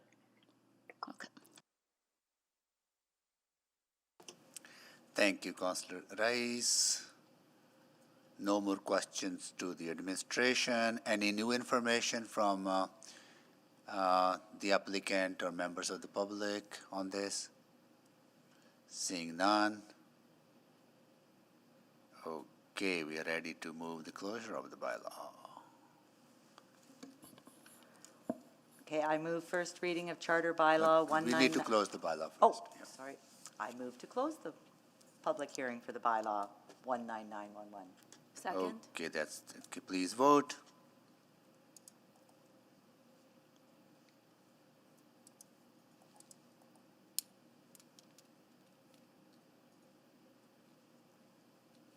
We have 13 votes. Display the votes, please. That is carried. Councillor Wright. Now I move first reading of Charter Bylaw 19911 to allow the multi-unit housing, commercial development, and a stormwater management facility for Dakota North. Second. Second by Councillor Tang. Please vote.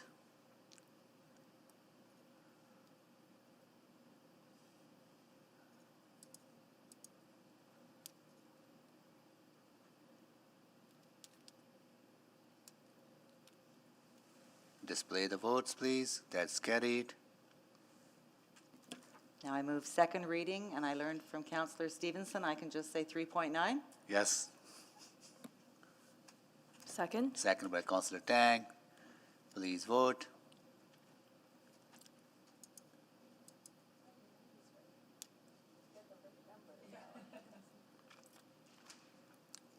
Display the votes.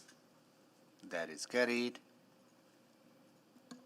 Now I move consideration for third reading of 3.9.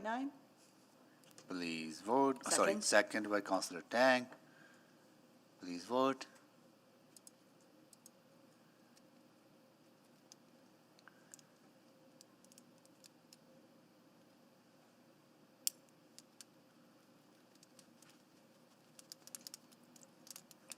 There, please display the votes.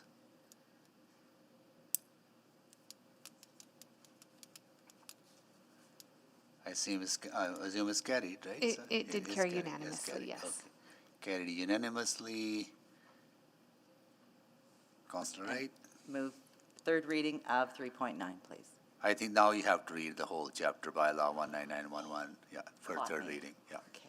Yeah, So I move third reading of Charter Bylaw 19911 to allow for multi-unit housing, commercial development, and a stormwater management facility for Dakota North.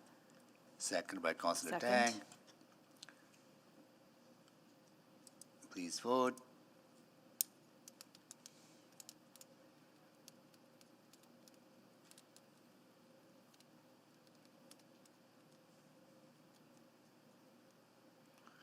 Display the vote. That is carried.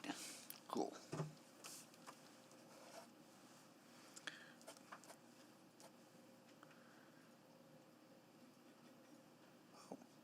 Are we done? What, I got it wrong. We're 3.14, right? Oh, yeah, okay, so we gotta go to 311, was it? Can, 311 was passed in the Passed. omnibus motion, but the next item would be 315, Charter Bylaw 315, yes, got it. 19913. Charter bylaw 19913 to allow for low-rise multi-unit housing, Holyrood. Okay, can't remember who exempted that. Councillor Salvador, you exempted this. You want a presentation? Yes, please. A presentation would be fantastic. Thank you. Ms. Sadomban will provide the presentation from administration. Good afternoon. This application proposes to rezone a site in the Holyrood neighborhood from the RF4 semi-detached residential zone to RA7 low-rise apartment zone. The proposed RA7 zone would allow for the development of low-rise multi-unit housing, approximately 4 stories in height, a minimum of 45 dwelling units per hectare, and limited commercial opportunities at ground level. Next slide, please. The site, currently known as the Golden Homes Bungalows, contains 13 separate buildings for a total of 25 units. It is located approximately in the center of Holyrood at the intersection of 95th Avenue and 81st Street. To the south is Holyrood Park and semi-detached housing. To the west and north is single detached housing, and to the east is the seniors healthcare facility. The site is well served by transit with local stops on 95th Avenue that connect to Strathern and Holyrood LRT stations, as well as the Capilano Transit Center. Another seniors facility, as mentioned, the Southeast Edmonton Seniors Association, is nearby to the south. Next slide, please. The subject property is a corner site that fronts onto 81st Street and is flanked by 95th Avenue and an alley. The site has the potential to be developed with 4-story buildings on each side of the utility right-of-way that bisects the property. This splits it into west and east portions. Given the site context, the regulations in the RA7 zone would provide sufficient setbacks to transition this building to neighboring properties. This is achieved through the minimum setbacks and stepbacks shown in the table. The RA7 zone requires that individual entrances are located at ground level, and these entrances will contribute to pedestrian-oriented environment along 95th Avenue and 85th Street by providing a human-scale transition from the building and outdoor amenity space to the public realm. Next slide, please. Public engagement was undertaken by the applicant, RPK Architects, and GEF Seniors Housing, and through 4 separate engagement sessions and a survey. In addition to the applicant sessions, the city gathered public feedback through the advance notice process. Most feedback we received, and in general was received, expressed concerns regarding privacy and overshadowing, overdensification, and an increase in traffic and degradation of the alley. Next slide, please. There is no local plan in effect for this area. The proposed rezoning aligns with the goals and policies of the city plan, which encourages density, increased density at a variety of scales and designs. The application helps to achieve the goal of 50% of new units added through infill citywide. The site is adjacent to what is considered the 95th Avenue secondary corridor and is well connected to the Bonnie Doon district node via a 9-minute transit trip. Next slide, please. In summary, administration recommends support for this application. It increases density at a site that is well served by transit and several amenities. It allows for a more efficient use of space by increasing density within a smaller building footprint. And it is located on a corner site where low-rise housing is appropriate and compatible with surrounding zoning and land use. That concludes my presentation. Thank you. Thank you so much for your presentation. We do have members of public to share their views on this. We have 3 people in favor. Jonathan Rockcliffe, I see Jonathan, you are there. Raymond Swanik, Raymond, are you there as well? And Jamie Foster to answer questions only. We'll go to Jonathan first then. Sure, thank you. You know what, I originally when I signed up to just answer questions. However, administration recommended that I have a presentation ready to go only if there was interest by council. So, you know, what we're seeing here is just a concept design that was developed, and if you want, I can go through it with you, or we can just keep it in the background and come back to it if you'd like as we get through some of the discussion.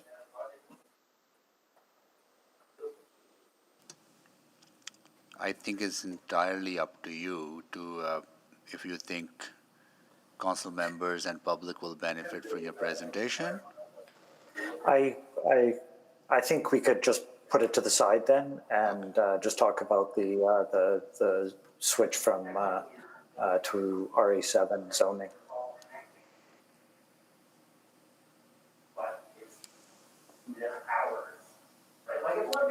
So I'm not clear. So are you, okay, you only, then you're here to answer questions only then? I'm here to answer questions, Okay, got and if council wanted, we could show the design. Got it. Okay, cool. We'll go to Raymond Swanik first, next, sorry. Raymond, are you there?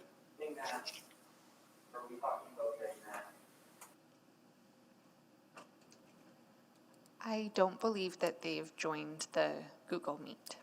Okay, and Jamie Foster's answers to questions only. Then we'll go to members of the public who are here in opposition, and both of them are in here in person. So please, if you could make your way down first. Helen Vandenhoven first.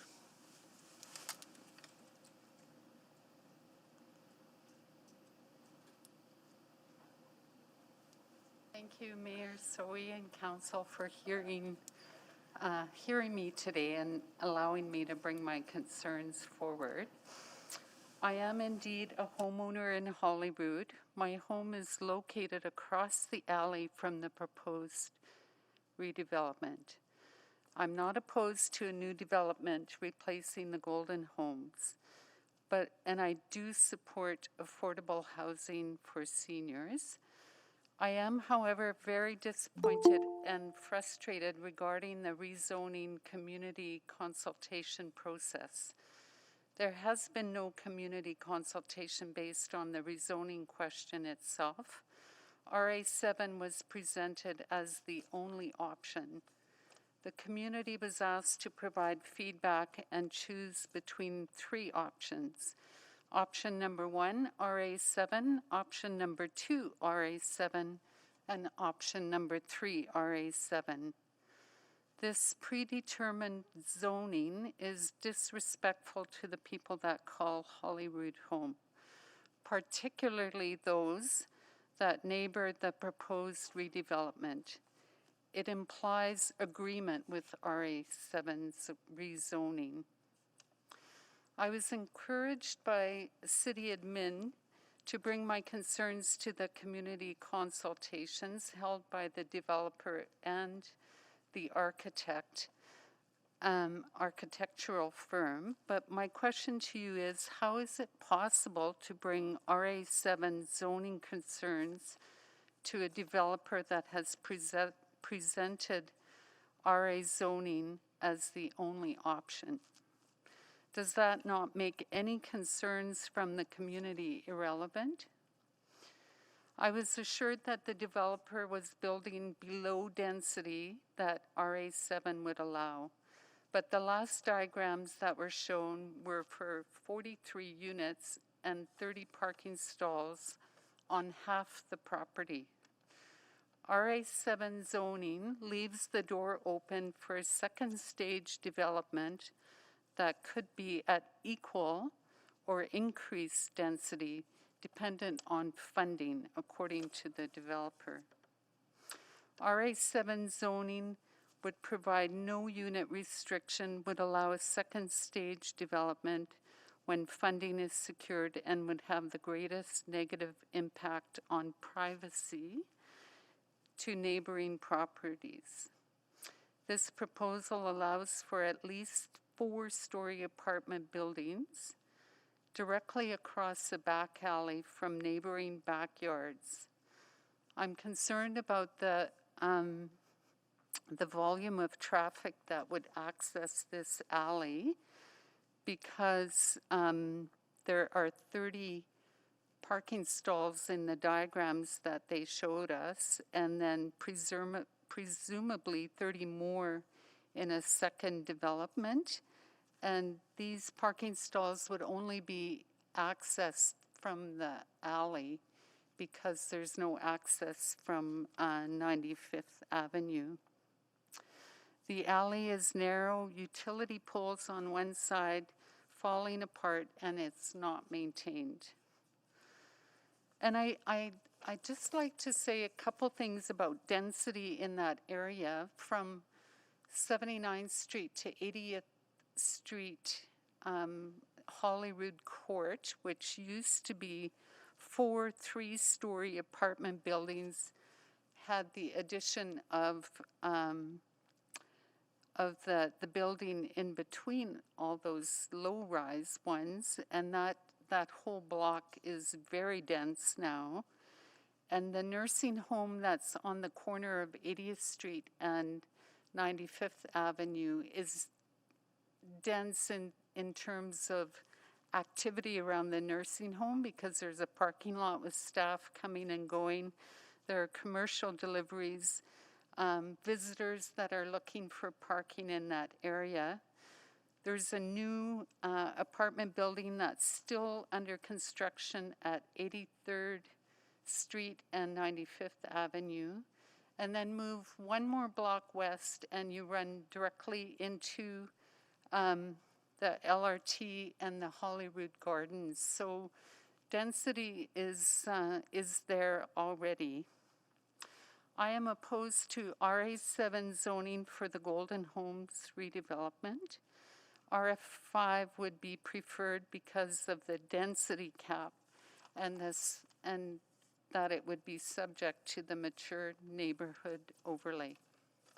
Thank you so much for your presentation. We will see if there are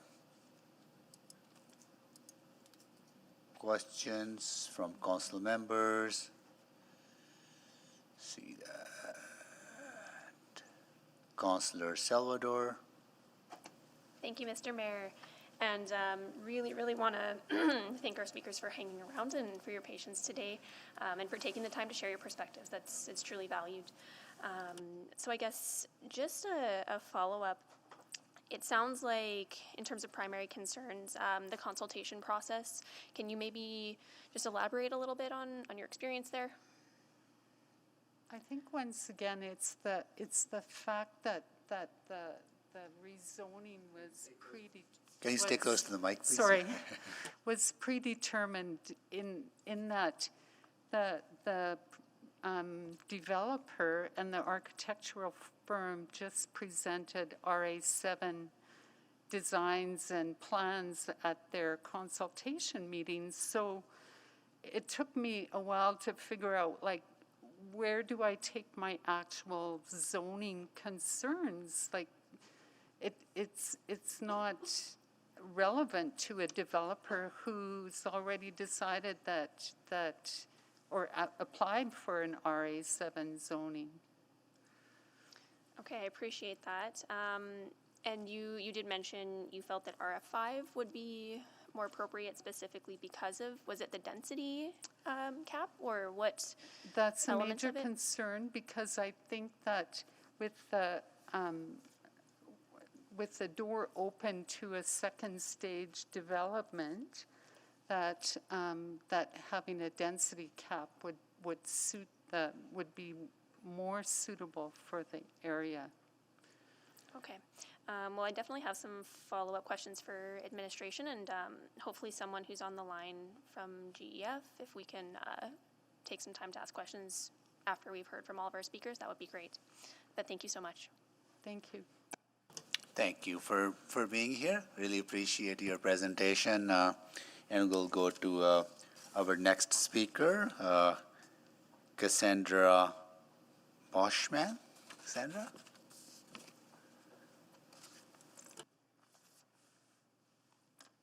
Good afternoon, Mayor Sohi and Council. Congratulations on your recent election and re-election, and I look forward to seeing the good work that this administration does in its mandate. My name is Cassandra Boschman, and my husband and I are first-time homeowners in Holyrood. Our property backs onto the parcel of land that is being considered today for rezoning from RF4 to RA7. I'd like to thank you for the opportunity to address Council. Today, I'm speaking for myself, for my husband, and with the support of 30 of our neighbors who all live within one block of the property in question. In your council package today, you will find a list of signatures of our neighbors who support my points today. Today, I'm requesting that Council does not approve RA7 rezoning. Instead, I ask that Council consider rezoning the property to RF5. My neighbors and I are not against development.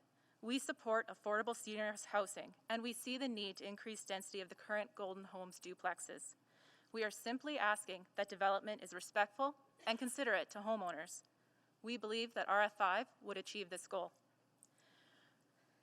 Firstly, GEF has redeveloped under RF5 before. Their Lauderdale Terrace development under RF5 consists of 2 buildings, one of which is a 3-story apartment with a total of 37 units. GEF could build their 3-story option that they did present at a community consultation under RF5 zoning. Further, the Mature Neighborhood Overlay, the MNO, would apply to the site under RF5 zoning. The MNO provides additional requirements to rear setbacks and privacy screening, ensuring protection for nearby residents in the neighborhood. GEF has worked within the MNO before at their Lauderdale Terrace and could do so here. If GEF needs additional flexibility, they can apply for variances. The variance process under the MNO requires community engagement. Secondly, GEF has disregarded the community's strong preference for a 3-story development. During the second consultation, GEF put forward 3 options to the community, 2 4-story options and 1 3-story option. The community did not support the 4-story plans, but supported the 3-story option with some caveats. However, at the third consultation, GEF moved forward with their 4-story plan, disregarding the primary concern of residents in their second community engagement session. Once again, we understand the need to increase the density of the property, particularly in regards to affordable seniors housing. However, we do not feel that GEF has followed the guiding principles of public engagement, where engagement supports the democratic decision-making process. RF5 would put a maximum height of 3 stories, which would be responsive to the community's concerns. Finally, GEF's engagement has failed to provide the entire picture of their long-term plans. In their consultations with homeowners, GEF has told us that phase 1 of this 2-phase development would see the construction of a low-rise apartment with no more than 50 housing units. We have repeatedly asked GEF for any ideas that they might have for the phase 2 of their project, but they have shared nothing during the community engagement process or in my questions to them. Just last night, I received word from the Holyrood Development Committee and the Land Development Officer that the Land Development Officer had asked GEF why they could not pursue RF5 based on the community comments. GEF had responded that they require RA7 zoning for setback flexibility. After reviewing this information, consulting the council package, and comparing between RF5 and RA7, the only setbacks where they would receive more flexibility would pertain to the east development, which is their phase 2. Based on this information, the only reason GEF is rezoning to RA7 is their plans for the undiscussed phase 2. This information, as well as the time it was received, clearly demonstrates a lack of transparency and a failure to engage the community in community-based decision-making. GEF could still request these setbacks under RF5 zoning, using it as a variance. This would be more transparent, the MNO would apply, and GEF would be required to consult the community. We are simply asking that GEF be required to go through this process, as they have not been willingly transparent with us so far. We have fallen in love with our house and our community, and we have greatly enjoyed getting to know our neighbors in the GEF Golden's homes. We look forward to meeting the new residents that move in, and we're happy to see more affordable seniors housing in Edmonton, particularly ones so close to us. However, myself, my husband, and 30 signatures of GEF's neighbors agree that RA7 gives GEF too much freedom, given that GEF has not been responsive to the community's primary feedback. I ask you to deny GEF's application for RA7 zoning and apply under RF5. Thank you for your time. Thank you so much for your presentation, and thank you so much for waiting and being here to share your concerns. We'll go to council members if they have any questions. Just waiting for the Councillor Hamilton. Did Councillor Salvador have questions? Because I know that this was the item that she selected. Go ahead. You go ahead, Councillor. I just wanted to clarify with the speaker, because I've heard a couple of times now that there's a wish to supplant the RA7 zoning for RF5. And I just want to clarify that you are in fact asking us, the council, to reject the RA7, and that you know that council cannot supplant that with an RF5 zoning. They would, if council outright rejected the RA7 zoning, you would GEF would have to start a brand new application. Is that your understanding as well? Yes, that RA7 is coming here today for a rezoning, and if it's denied, I would hope that council could deny and say, please look at RF5. But I understand that that can't be approved today. All right, thank you. That's. I just wanted to clarify that because I was hearing a lot of discussion about the RF5, and I wanted to just clarify for everyone's expectations. Thank you. Yeah. Thank you, Councillor Hamilton. Councillor Cartmel. Thank you. Thanks for the presentation. I just want to be really clear on the objections to RA7. Is it the consultation process that you're objected to, or is it the proximity that might occur because of potentially relaxed setbacks, or is it the height? Like, what specifically don't you like about what? Thank you for the question. So RA7 doesn't have the mature neighborhood overlay anymore, and that would provide neighboring properties with privacy and with further protections. RA7 is a maximum of 4 levels, 4 stories, whereas RF5 is 3, and RF5 does have the mature neighborhood overlay. I don't know if it's appropriate at this time, but there was actually an error in the administration's presentation on the setbacks that they presented that GF could use for RF5, or for RA7, sorry. On the presentation, it said that on 95th Ave, that they could,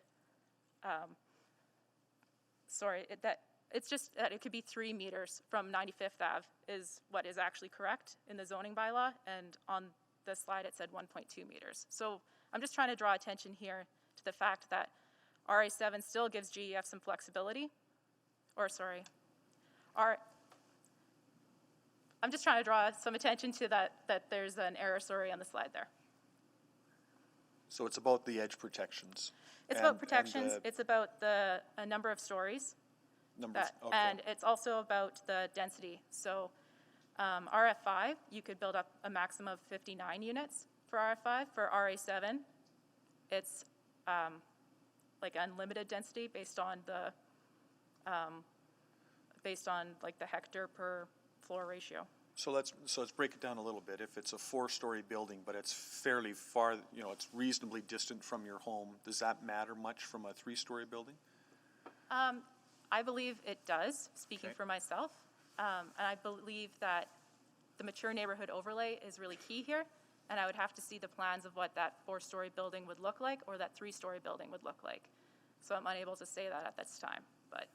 And then density, can you dig into that a little bit? If there, potentially there's more people on the site, that allows GEF to deliver services more economically, perhaps. So why is density a concern?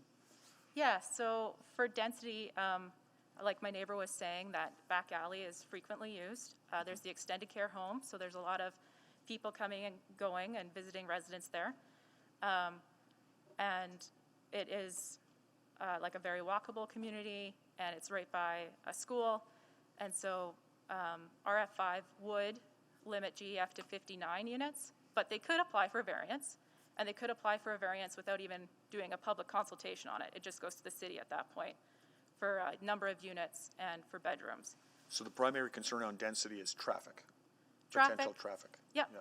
Traffic is, yes, the primary reason for density. And the mature neighborhood overlay piece is about making sure GEF comes back and consults with the neighborhood and is transparent with their plans, those kinds of things. Yes, exactly. And there's some privacy things about, the side setback. Right, right, okay. All right, thank you. Thanks for being here today. Thank you, Councillor Cartmel. Councillor Rice. Thank you for taking time to come here and just speak out your concern. So I have a question regarding the traffic increase. Can you explain a little bit more the impact for the traffic increase as a result of RA7? Yeah, so RA7, once again, there's no maximum number of units that they could build under RA7. So this would increase the amount of units there, which could increase the amount of people who are using vehicles there. The back alley is, there's potholes, it's not very well maintained. It's very busy with people, with workers from the extended care, with visitors from the extended care. People also visit their senior family members, which is great, but yeah, it would increase traffic, and there's a public park there, there's a school, and we have seniors walking there who might not be able to, you know, aren't as mobile. So we are concerned about the increase in traffic with RA7. Okay, thank you. Thank you, Councillor Rice. Councillor Knack. Thank you, Mr. Mayor, and thank you for coming today. And so I wanted to ask, just based off some of the answers, and appreciating, and this, I'll acknowledge this up front, is that what we're being asked to approve is a standard zone, so there's no guarantee that what is in the presentation from GEF would be advanced. But I do just want to ask a little bit about that, because you have suggested that RF5, which would allow for 59 units, is acceptable. What's being proposed in the presentation that we were sent from GEF is a total of 42 units. And I guess I wouldn't mind getting your take on that, just that difference. And again, I'm going to be the first to acknowledge that when you do a standard zone, there's no guarantee they have to build to what they've presented. GEF, I think, has a reputation of having done that in the past, but wouldn't mind your take on, if you were able to do 42 units, so fewer units than the RF5 in a 4-story building versus 59 units in an RF5, what's your take on the pros and cons of those two options? Yeah, thank you for the question. So I think the question kind of gets to the root of the issue here, where there's a phase 1 and a phase 2 of the development. Phase 1 is the 42-unit low-rise apartment that they're talking about. Phase 2, they refuse to talk to us about. There's a utility corridor that separates the east and the west side of the land, and phase 1 would occur on the west, and my assumption is phase 2 would occur to the east. So if we're only talking about phase 1, if GEF has only engaged us in phase 1, and GEF says, we just want to build 42 units, then we ask, why can't you do it within RF5? Because that achieves 59 units if you want to. So I feel like this engagement process has not been transparent about the, you know, long-term plans for the property. I see. So that part of it is just that worry about them being able to extend it. Now, and again, maybe unfair to ask you, and we could probably ask this of GEF in new information. They don't have funding to do anything like that. I'm wondering if that's why they haven't talked about it yet, because my understanding is that there's a lack of funding for seniors housing province-wide. So have you heard that, or is there any commentary about why they haven't talked about it with you yet? Yeah, so that's what we've heard, is that they have received funding for phase 1, and they have not received funding yet for phase 2. So, and this is why they said that they haven't been able to comment on it, but, you know, Sure. A rough idea would be appreciated by homeowners. Sure, understandable. Okay. No, I appreciate that. Thank you for your time. Those are all my questions, Mr. Mayor. No, thank you, Councillor Knack. Appreciate that. Councillor Tang. Thank you, Mr. Mayor, and thank you so much for coming here today and your patience throughout the day. I'm curious if you're in touch with the Holyrood Development Committee, because I saw that they came up in the report, and I know that they've gone through lots of you know, rezoning stuff in that area in the past. Just interactions. Yeah. You know what, I've spoken with Jamie Forrester, who's the president of the Development Committee, and she's lovely. However, I did reach out to the Development Committee starting in July, August, September, October, November. Nobody got back to me. And then finally, one of them came to the final engagement, and I expressed my frustration that I have not been able to talk with them. And so I received a call from the Development Committee on Saturday night at 7 p.m., so 3 days ago. Okay. Yep. So right now, this effort is completely just led by a group of neighbors. led by a group of neighbors who have said that they are just tired from fighting the fight of Holyrood Gardens, and so didn't have a fight in them for this one and wanted more seniors in our community, which I agree with as well. And, well, I don't know if this is an appropriate question for you or maybe for administration, or maybe I just missed it in the information, but the current housing houses how many units? I don't have that offhand. Okay, no, I it's think okay. that it might be 15 duplexes. Yeah, and you just want to see more accommodation for seniors done, I don't know, like through a good neighbor approach. Yeah, just in a respectful manner, and we feel like RF5 would ensure that respect is there. Right. Yeah. Awesome, thank you. Thank you, Councillor Tang. Can you quickly take the chair? Yes. First of all, thank you so much for being here, for you. I know I just got a few questions.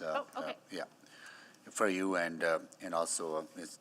Vanderhoven for being here. Appreciate your time. You don't have any issues about the use of the new place, like you welcome seniors into your neighborhood, right? And so have no issues. So your issue is only, as Councillor Cartmel was trying to articulate, like some of the concerns you already highlighted.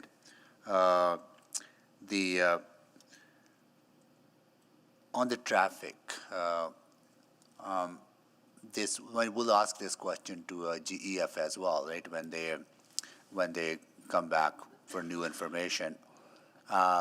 Seniors wouldn't not driving as much living in that place compared to if there was just another regular development. I'm pretty sure you considered that into your discussions with the developer. Yeah, so just touching on your first question first. Love having seniors in the community, love the Golden Homes. Yeah. We hand out Christmas cards and chocolates, and absolutely love meeting our neighbors there. It's great. To your second question, yes, a lot of seniors don't drive. A lot of their families do that come and visit them. Okay, good. And I would hope that they continue to drive and visit them. But it does increase the traffic in the neighborhood, and seniors do walk a lot and might not be mobile, and so just the traffic is a concern owing to the fact that there are seniors there as well. Okay. And there's another adjacent seniors facility right by there, right? The Holyrood. So there's an extended care. Extended care, yeah, which is right there. yeah. And then there is a good like seniors community league kind of thing where seniors can meet and yeah. Okay, good. No, thank you. We'll ask GEF folks if they provide any sort of shuttle service for seniors to reduce the traffic impact of traffic and others. Thank you so much. I really Thank you. appreciate it. Yeah. Cool. Okay. No more questions? Thank you. Yeah.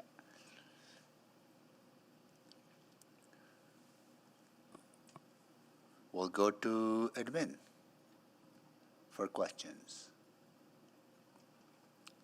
Sorry, just point of order. Yeah. I thought I saw Mr.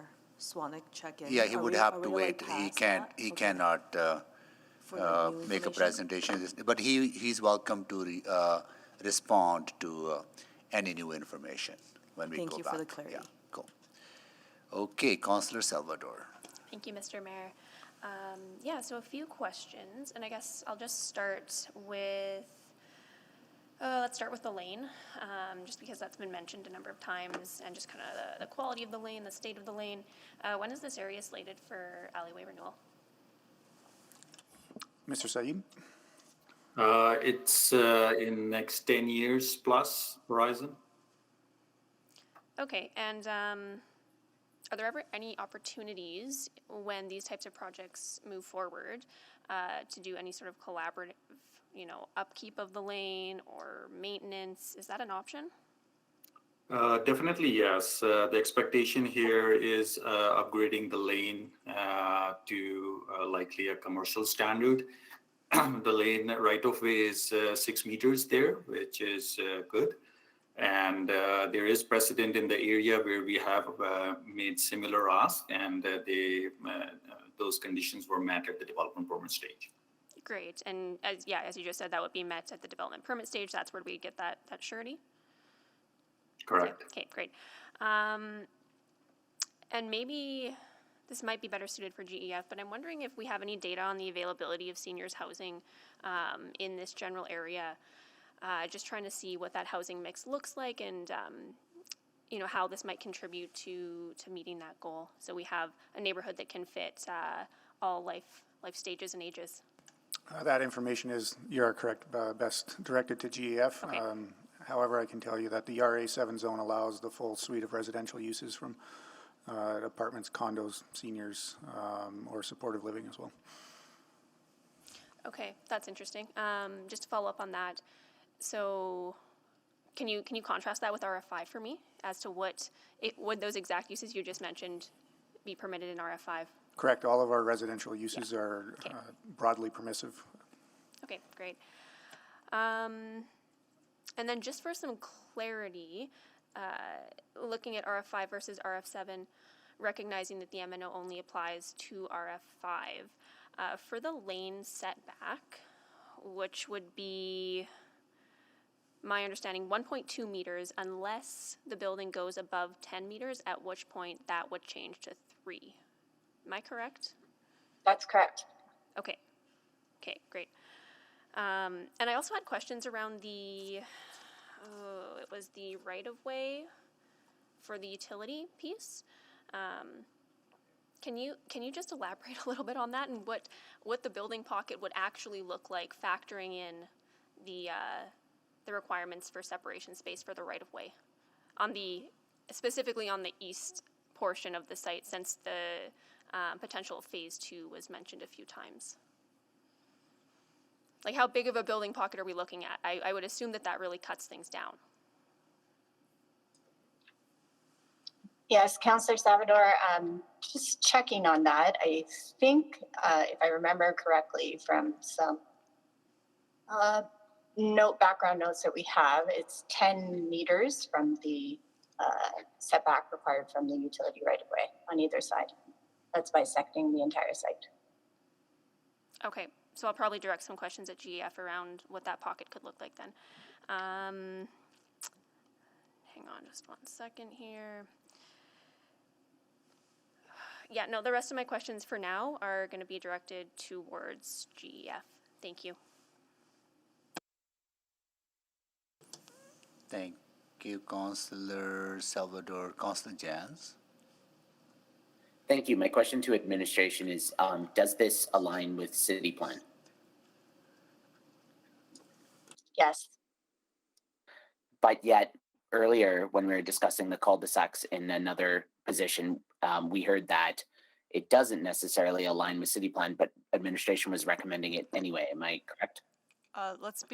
I just want to be super clear, Councillor Jans, about cul-de-sacs. I said we were working on a motion that we would return to you with recommendations about cul-de-sacs, and that our current policy landscape, our current toolbox allows for cul-de-sacs in Edmonton, and we're still formulating whether that would fully align to city plan or not, completely understanding there's a number of trade-offs associated with it. And yes, Fair. this Okay. application, Yeah. yes, this application Duly- absolutely aligns with city plan. Duly noted. Okay.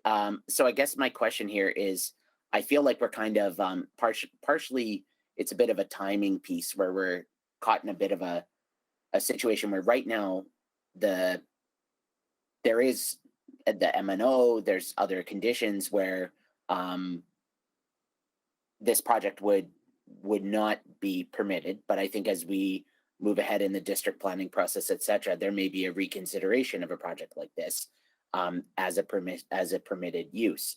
So I guess I'm trying to understand better the rationale why administration has recommended this project for approval. Because that's my question. Councillor Jans, I'm not sure where you're getting the idea that this would not be allowed under district planning. Maybe you could enlighten me. I'm sorry, I might have misheard. Did I hear that? I thought I heard from one of the speakers that this was seeking an exemption from current neighborhood plan. So Councillor, there isn't a neighborhood plan in place right now. Our review was based on our existing policy, which included the city plan, which directs that sort of mix of uses and diversity of housing types throughout the neighborhoods, especially adjacent to transit corridors and areas that have good transit access, which this site does. In terms of providing exemption, I'm not sure if you can provide some clarity on that one. I didn't hear that. I can't read my own writing here in the notes. I was making a note about the speakers had referenced the mature neighborhood overlay. So the reference to that would be through an RA7 zoning that is being sought today. That would not be subject to the mature neighborhood overlay. That overlay only applies currently to the RF1 through the RF5 zones, which are the small scale residential zones, and is meant to allow the compatibility to existing small scale residential units. Okay. All right. I think that helps clarify. I'm just going to paraphrase to make sure I understand this. The rezoning that is being thought, the rezoning that is being sought, is within existing neighborhood plans because there's no Holyrood ARP or something like that, and so this is in order. It's being opposed by the community then on other grounds, and an RA5 would be preferable to the community because the mature neighborhood overlay would still apply. Am I correct? Generally, yes, if I could sum up those community concerns as well. There isn't currently a neighborhood plan, and the review is based off of existing policy, which includes the city plan. Okay. What would be, okay, I want to better understand the parking too, because, this close to a transit station, we've removed parking minimums as a policy. How would the determination be, I guess in this case, to have that parking on this site? That's just up to the provider. They picked 30 and went with 30 stalls. Councillor, sir, with open option parking, the choice and the amount is left up to the developer and the needs of their potential residents. So they would review their existing, usage through their other facilities and plan on that type of parking. If I can ask Mr. Saeed to fill any gaps in how we would review that at this stage in the development stage, that would be helpful. Thanks, Travis. No, you covered it well. Thank you. Thank you for your help. Thank you, Councillor Jans. Councillor Principe. My question is in relation to the densification. So I believe we need to ensure that the city plan of densification needs to be even across the city, not just in pockets areas. So my question is, the density minimum is 45 per hectare, right? Is that correct? That's correct. And do we have a maximum? Not in RA7, no. However, Councillor Principe, the notion of the city plan is based on, it is infill for sure. Absolutely, you're going to see infill. But really what's important in the city plan is a concentration of that infill around nodes and corridors. And those nodes and corridors are defined by major investments like the LRT that the city has made. So we would expect some intensification in this area because of the LRT. Okay, thanks for that clarification. Do we know the density at this point of this area?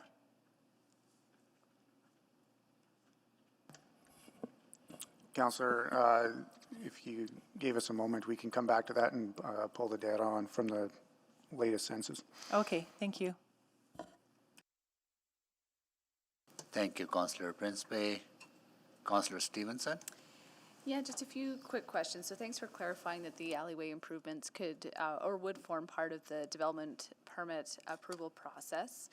Maybe just a few clarifications for me with the RF5 zone.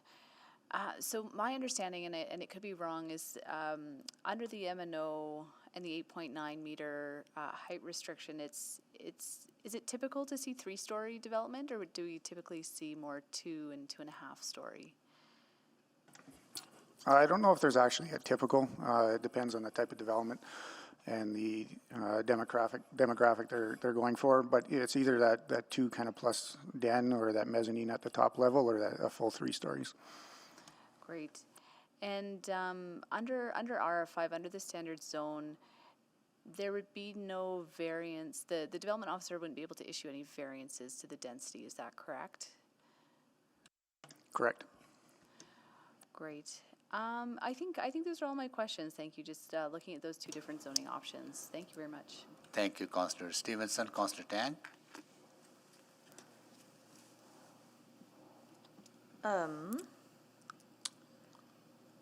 Yeah, I think I initially had a question around the LRT station, but just verifying this is within walking distance to the future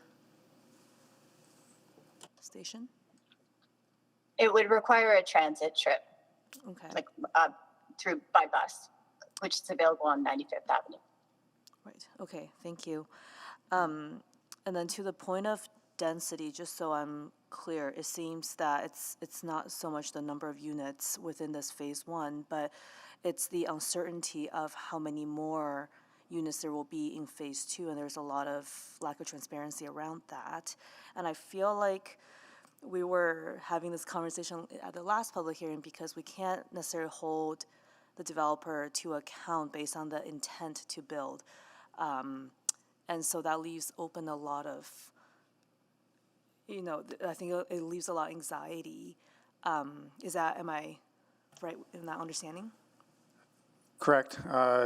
At the rezoning stage, we look to rezone to that or evaluate it based on the highest and best use of that zone, so the largest possible. And that's what our review is on. And there is a little bit of, I guess, ambiguity there in terms of what can be developed on the ground and what's the evaluation on, but that's what that evaluation on is, the highest and best use. So there's comfort there, but I understand and empathize with the community that they don't know exactly what's going to happen, but that is the nature of standard rezoning, that there is a little bit of risk there in terms of moving development forward with that flexibility and having trust in those standard zones to take care of some of those concerns.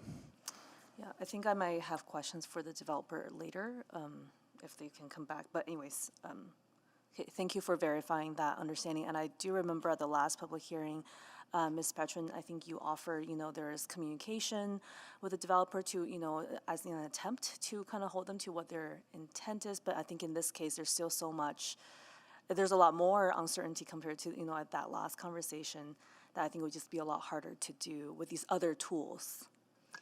With a conventional zone, yes. But we definitely encourage our community builders, city builders to connect throughout the development process to talk about what is proposed and, construction issues and things like that.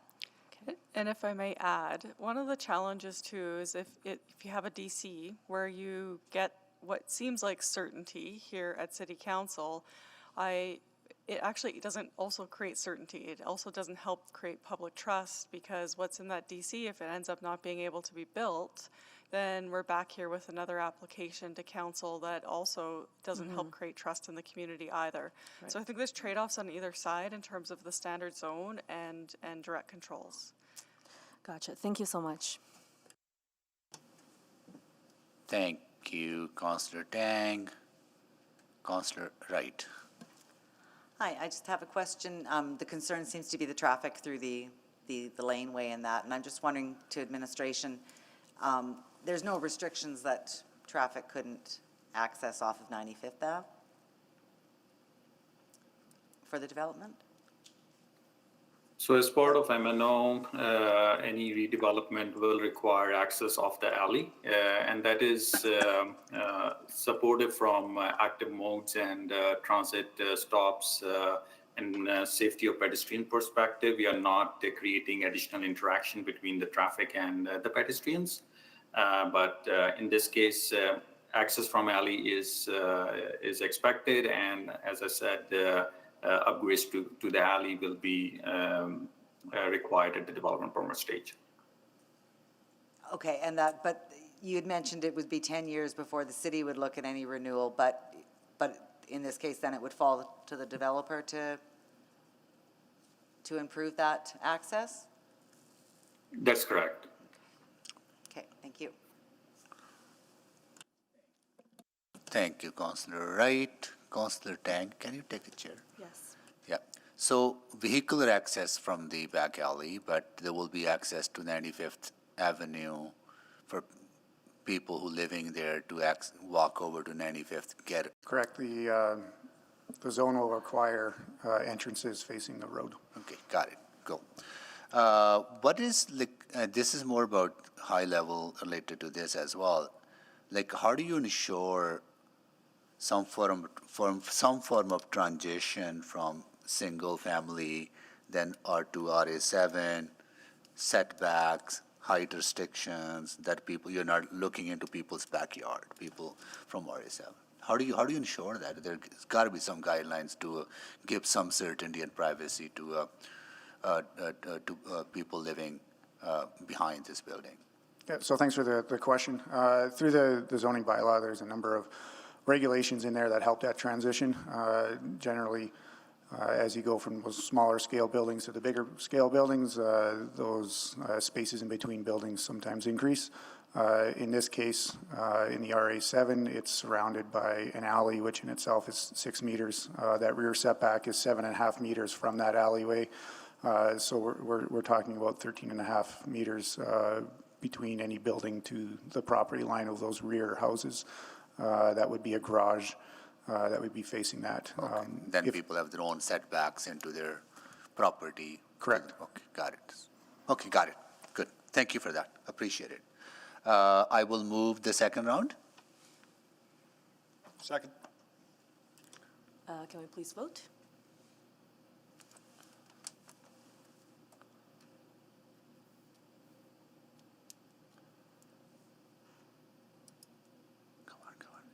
I'm a yes, Madam Clerk. Thank you, Councillor Hamilton.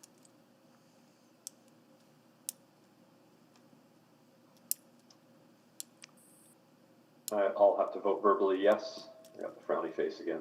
Thank you, Councillor Knack. We have 13 votes. And carried. Back to you. I'll take the chair back and I'll go to Councillor Salvador was on the line, I guess, first one to go. For a second. Yeah. Yep, thank you, Mr. Mayor. Yeah. So just a few more questions. So just want to talk a little bit about the density piece. So recognizing that with RA7 there, is not a maximum density, but there are still limitations around really the feasibility of densifying a particular site. Namely height restrictions, your setbacks. But I'm wondering specifically if we could talk a little bit about floor area ratio and how that, by its nature, does have an impact on the density you can really fit onto a site. Can we just do a quick little explanation of that? I think I'd find that beneficial. For sure. So as you mentioned, there are a number of tools outside of just putting a hard density cap on a zone.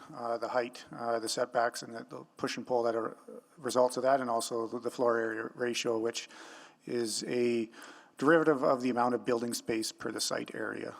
So the FAR of the RA7 right now, I believe, is 2.4. So it allows 2.4 times the site area as the buildable area on site. So if you would imagine if a building were to occupy the entire site area, you get 2 floors plus a half a floor on top of that in terms of what kind of building that could be there. But when you start putting setbacks in and the height restrictions, and then obviously the logistics of a building and it's how to access the different units, you get different building shapes and forms, which limits that amount of density. Okay, great. Thank you for that. So the buildability, I guess I would call it, is still influenced by what's in place even without a maximum density. Correct. Okay. Also have a question, I guess, with RF5 and MNO on top of that, what would we be looking at? And let me know if this is a GEF question as well, but I would expect to see more almost townhome style opportunities, and I just question what would be the accessibility considerations there. Like, would elevators play into that? Can you just speak a little bit about that, if possible? So the RF5 is a row house zone, so we'd expect that type of built form, but GEF might be in a better position to relate that to their users. Okay. Yep, that's it for me. Thank you.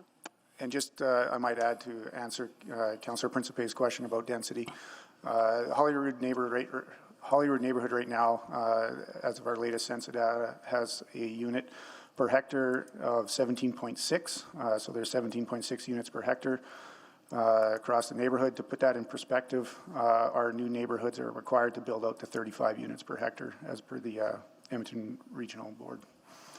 And just to jump back on, I do have a little bit of time, and I have one more thing. As is the case with a number of our, well, the vast majority, all of our mature neighborhoods, there has been sort of a historic population decline, and that is true of Holyrood as well. So I'm just trying to understand, even with the density that has occurred in the last few years, where are we at in terms of that historic level to today? Usually across the city in these mature neighborhoods, we're usually standing at about 65-70% of that historical peak, and Holyrood is really no different. Okay, thank you. Good. Thank you, Councillor Salvador. So no, oops, Councillor Rice. Just last question. So what I heard, the big concern is about the uncertainty and for the stage and how we hold accountable and to developers. So this question is specific to administration. Do we have the policy in place and then to ensure that stage like 2 or stage 3 and for the development, and we can address the concern and from communities? So what you're approving here today is the zone of the entire site, and it'll be up for the developer with the engagement and the communications with the community to discuss those future phasings. The city doesn't have a role to play in that unless it's tied to some larger improvement to the area, which this is not. Okay.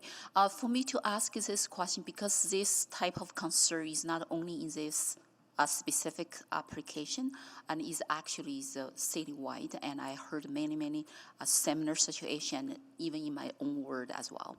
And so that is a big piece and for us and to look at and how we can address their concern and to move forward with the bylaw.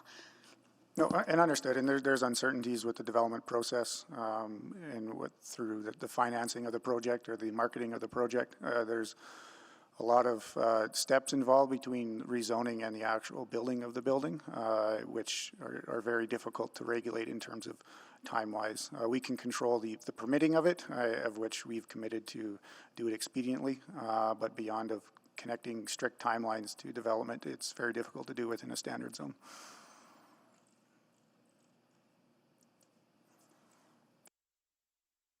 I'm not satisfied with this answer, but at this moment, I think it seems that we don't have solution and to address this concern. And because this is concern, if we could address it, and then we can just move forward, and we can, I can seek the answer and or have a further discussion offline. Thank you. Councillor Rice, if I may add, one of the other tools that we have is a direct control zone, which is a site-specific zone that applies to just this site, which is very detailed in terms of the site plan and building elevations. That's not what is before you here today, but that's a tool in our zoning bylaw that can sometimes address concerns. Okay. Thank you, Councillor Rice. Seeing no more questions to the administration, will go back to the public for only to speak on the new information that you may have heard during question from us to administration that you would like to respond to. And I think the order will be the same. We go to the proponent first, then we go to the people who are against the application, right? So, all right, so folks at GEF, if you have any comments, or it's not comments, any new information that you would like to respond to? Yeah, I will jump in here. I think one thing, and if council would like, I can present the design and highlight some of the things that we did to try to balance the concept of the building design with what we heard from the community. But I guess one piece of information that maybe should have been shared is there are RA7 zones near this site. So I don't think this site is going to be sticking out and being unusual in terms of it becoming RA7. Let me just quickly present the site. This is a great drawing to take a look at. This is a site plan, and you can see that red line coming through the middle of it. That is the utility right-of-way that currently exists. And so that really bisects the property and we can't build over it, so we have to build on one side or the other. So we did hear from the community after presenting options on either side of that utility right-of-way that the preferred location was to the west of that line.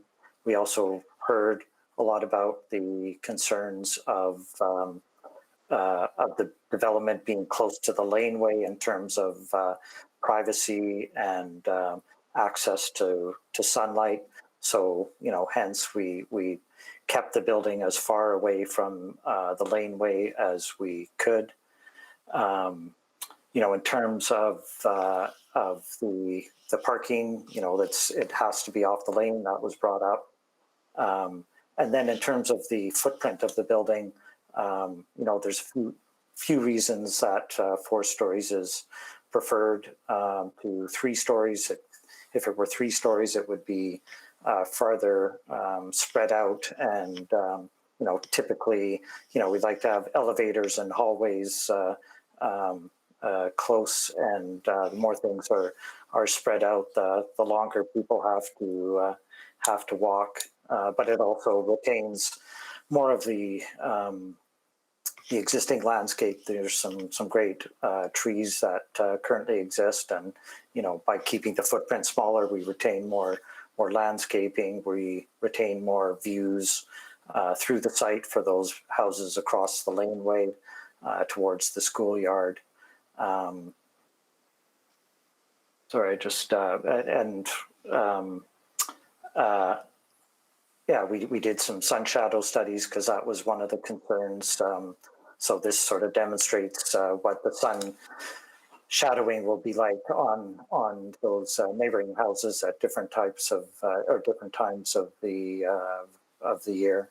But I think we've heard a lot of concern about this possible phase 2, and there are absolutely no plans for phase 2 at this point in time. We're not even sure about funding for phase 1, let alone phase 2. But I guess the feeling is by keeping the building on a smaller footprint on that site and going to an RA7, that it would provide that future flexibility, whatever it might be.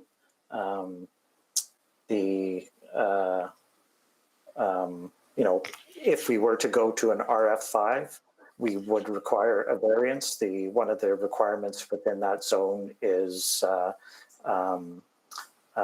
average number of bedrooms is 2.25 or 2.35. I can't remember the number, but this is a development for seniors. It's going to be a combination of 1 and 2 bedroom apartments, and it doesn't make sense to create like 3 or 4 bedroom apartments in order to meet that requirement. So for sure, a variance would be required. And we have had a pre-application meeting with the city, and they have looked at this development for things like development and waste and those sorts of things. So I think those were some things that I did want to address, and happy to answer questions. Thank you so much.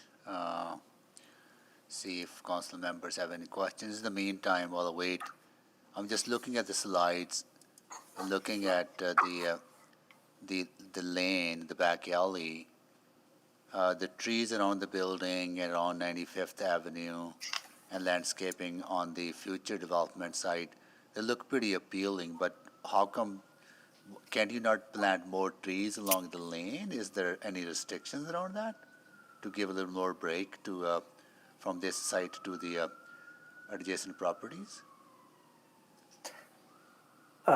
Is that a question for me? Yeah. Yeah, for me, I'm just curious, like why would no trees be planted along the laneways? Sure, yeah. And Councillor Knack already said it, but this is a concept design and it's what we've developed to date. We haven't got to the landscape design yet, but for sure, we're looking at what the site design will look like. There'll be areas for people to wander through the site, for community gardens, hard and soft landscaping. That is the next layer of design that we have to go through. So for sure, there would be trees to help provide additional privacy between the new development and the existing homes to the north. Good. Okay, I'll go to Councillor Salvador. Sorry, Councillor Knack, you're first. Councillor Knack, you're first. No, I'll defer to the ward councillor.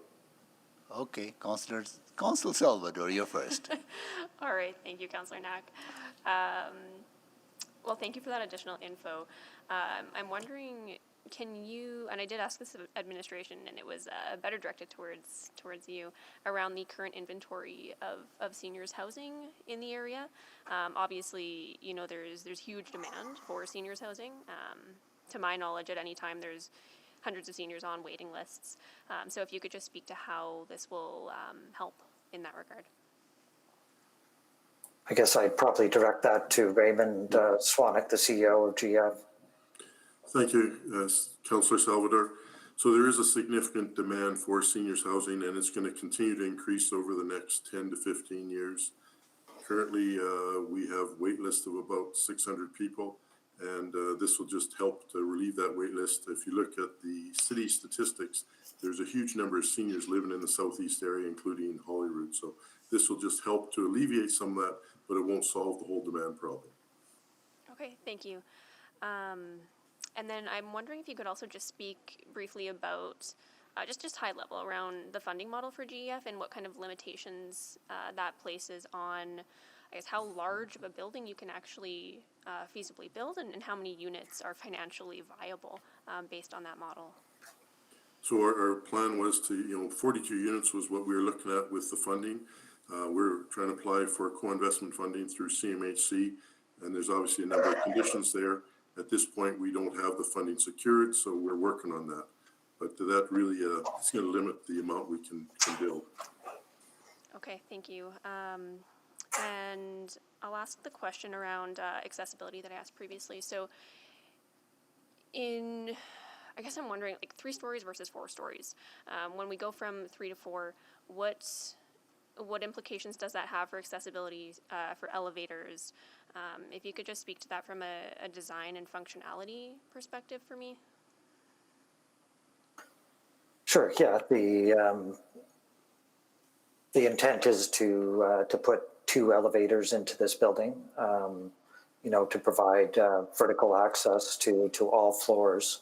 Whether it's 2 whether it's 3 or 4 stories, there would be 2 elevators. So I suppose the difference is by spreading the building out more, by keeping it to 3 stories, would require longer corridors for the seniors to walk down from those elevators. Okay. Can you talk to me about the pedestrian realm and what that interface is going to look like? Yeah, and that's something I forgot to mention, and I think it was alluded to by administration, but the RE7 requires ground floor entries into the suites that are at grade, whereas the mature neighborhood overlay doesn't. And for me, I think that's a strong case for integrating this building into the community You know, we've tried to think about things like access to the bus stop and the crosswalk that currently exists there, what the presence of the building is, because it's a corner site, and we want to acknowledge that with the architecture. We've got balconies facing south, facing across the road towards the schoolyard. We've, you know, in order to increase privacy to the houses across the laneway, we've taken the balconies off the back of the building because that was a concern that was raised by the community. So, and I think the landscaping, which is something that we still have yet to design, will try to, you know, the intent will be to encourage people who don't live in the building to come onto the site. Maybe there's a place for them to garden or to sit to integrate with the people on the building. Okay, thank you. That's fantastic. Thank you for that. Just really quickly, I understand that this plot is right across from a large park, really, you know, popular green space. Are there opportunities to improve that crossing and to improve the safety of that crosswalk? We have brought that up, and that was something the community raised as well. And right now, it's just has the lines painted on the road. But to have lights, I think, would be a benefit to the people in this building and the community. Okay, thank you. I'm out of time. Orders. Okay, thank you. We have 1 minute. You can't call the order yet, but it's okay. Okay, order of the day, not order of the day, but break. We will be back at 7 o'clock. Cool. Thank you, councilors. Cool. And thank you to Public Mouth. So is the schedule, sorry.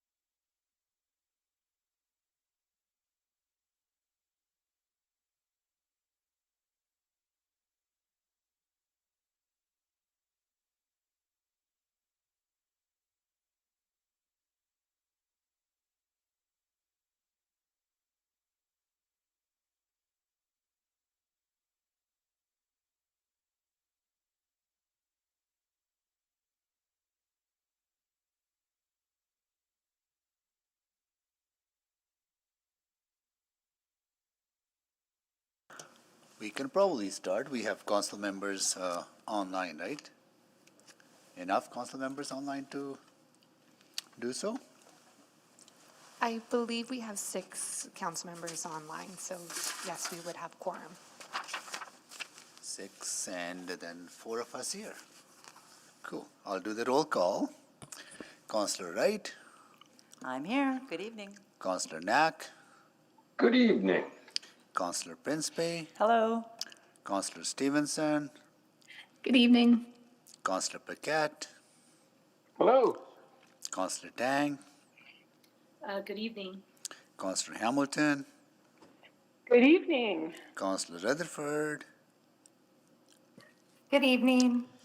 Councillor Salvador's here, Yes, good evening. Councillor Cartmel, Councillor Rice, and Councillor Jans. Hello. Good. Okay, we were at questions to the public on new information. So, Councillor Salvador, you were next. I believe my time was out. You were done? Yeah. Okay, Councillor Knack. Thank you, Mr. Mayor. I think my questions are for Mr. Swanek, which I think we haven't finished for sure with Mr. I forget the name of our previous speaker. So I can wait. I'm for, yeah, sorry, Mr. Rockcliffe, I don't have any further questions for him, but Mr. Swanek, I do.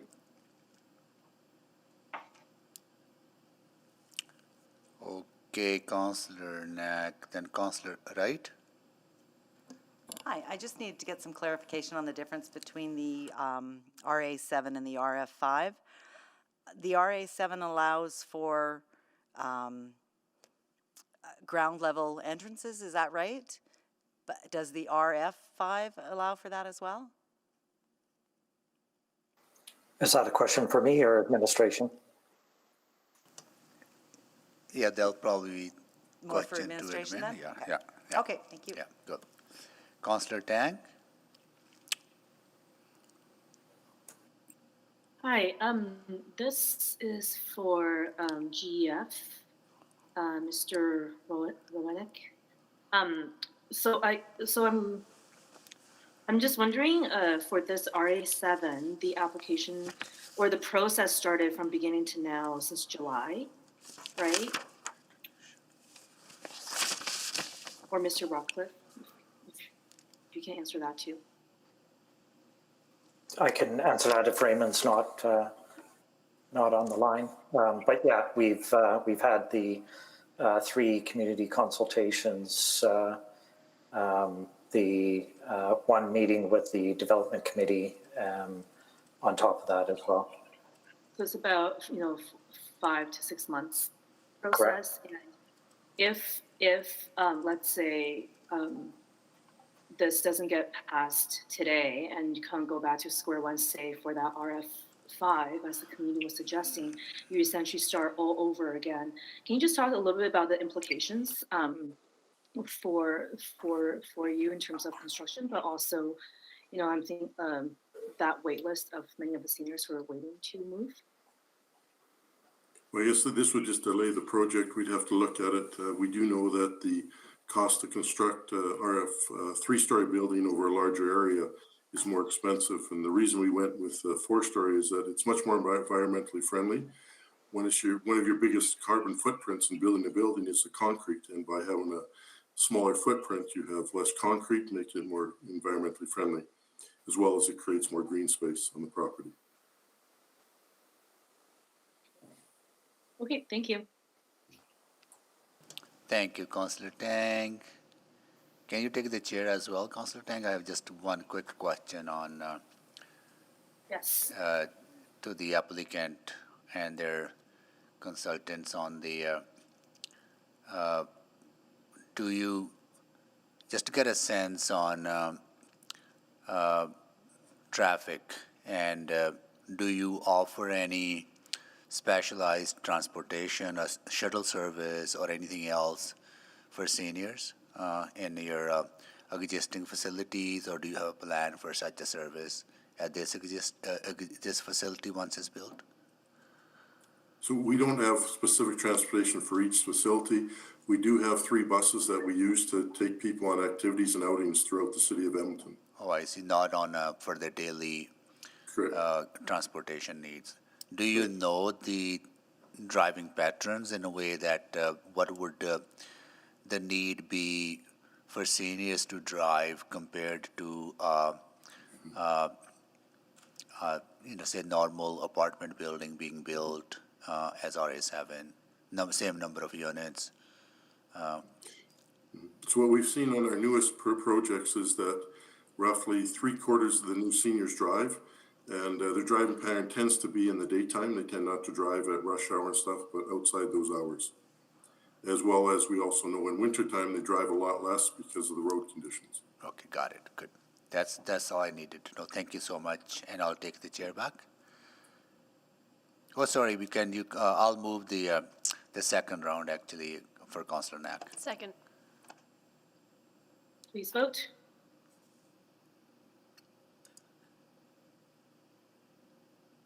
I'm a yes, Madam Clerk. Thank you, Councillor Hamilton, and the vote should be coming shortly. I'm also a yes. That's Councillor Stevenson. Thank you, Councillor Stevenson. I'm a yes as well. My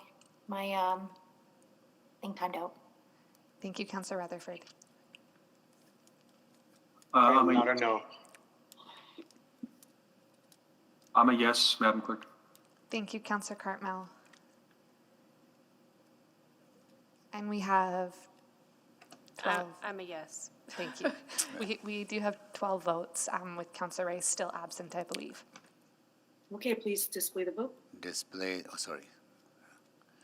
Okay, Carrie, back to you, Mayor. Thank you so much. Okay. Go back to the list. Councillor Knack. Thank you, Mr. Mayor. Mr. Swanek, I wanted to ask you about some of the conversation today related to engagement. I mean, I remember going through some engagement sessions for the Linwood location, which I think ended up being approved as a 6-story building. And there was quite a bit of opportunity for the public to be involved in that process. And what I'm gathering from some of the folks today, we had a couple people in opposition and who had expressed some concerns. So the challenge we run into, of course, is we're approving a standard zone and not the pictures in the presentation that we saw a bit earlier. But part of what I gather is that if you were to actually build to that, you know, there might be a different feeling. So I wanted to just get a sense from you as to what you want to do for your approach to further engagement on this, because we've heard some concern about privacy, and I know the mayor talked about, you know, are there opportunities for more trees? What does that look like if you were given the ability to proceed with this today? What's your plan and strategy for that? So our engagement process continues right through the construction until we occupy the building and even after that. So we have a good neighbor policy that's posted on our website. But I can give you an example of what we're doing in Lauderdale. We engaged with the neighbors across there, kept in touch with them, let them know what's happening throughout the construction. We also make sure the contractor is very respectful of the neighbors and we don't damage their property. So it's a continuous process right through construction to the actual living in the buildings. And then, of course, we like to connect with the community and interact with the community and the seniors to make it better for them and make them feel part of a bigger community than just their building.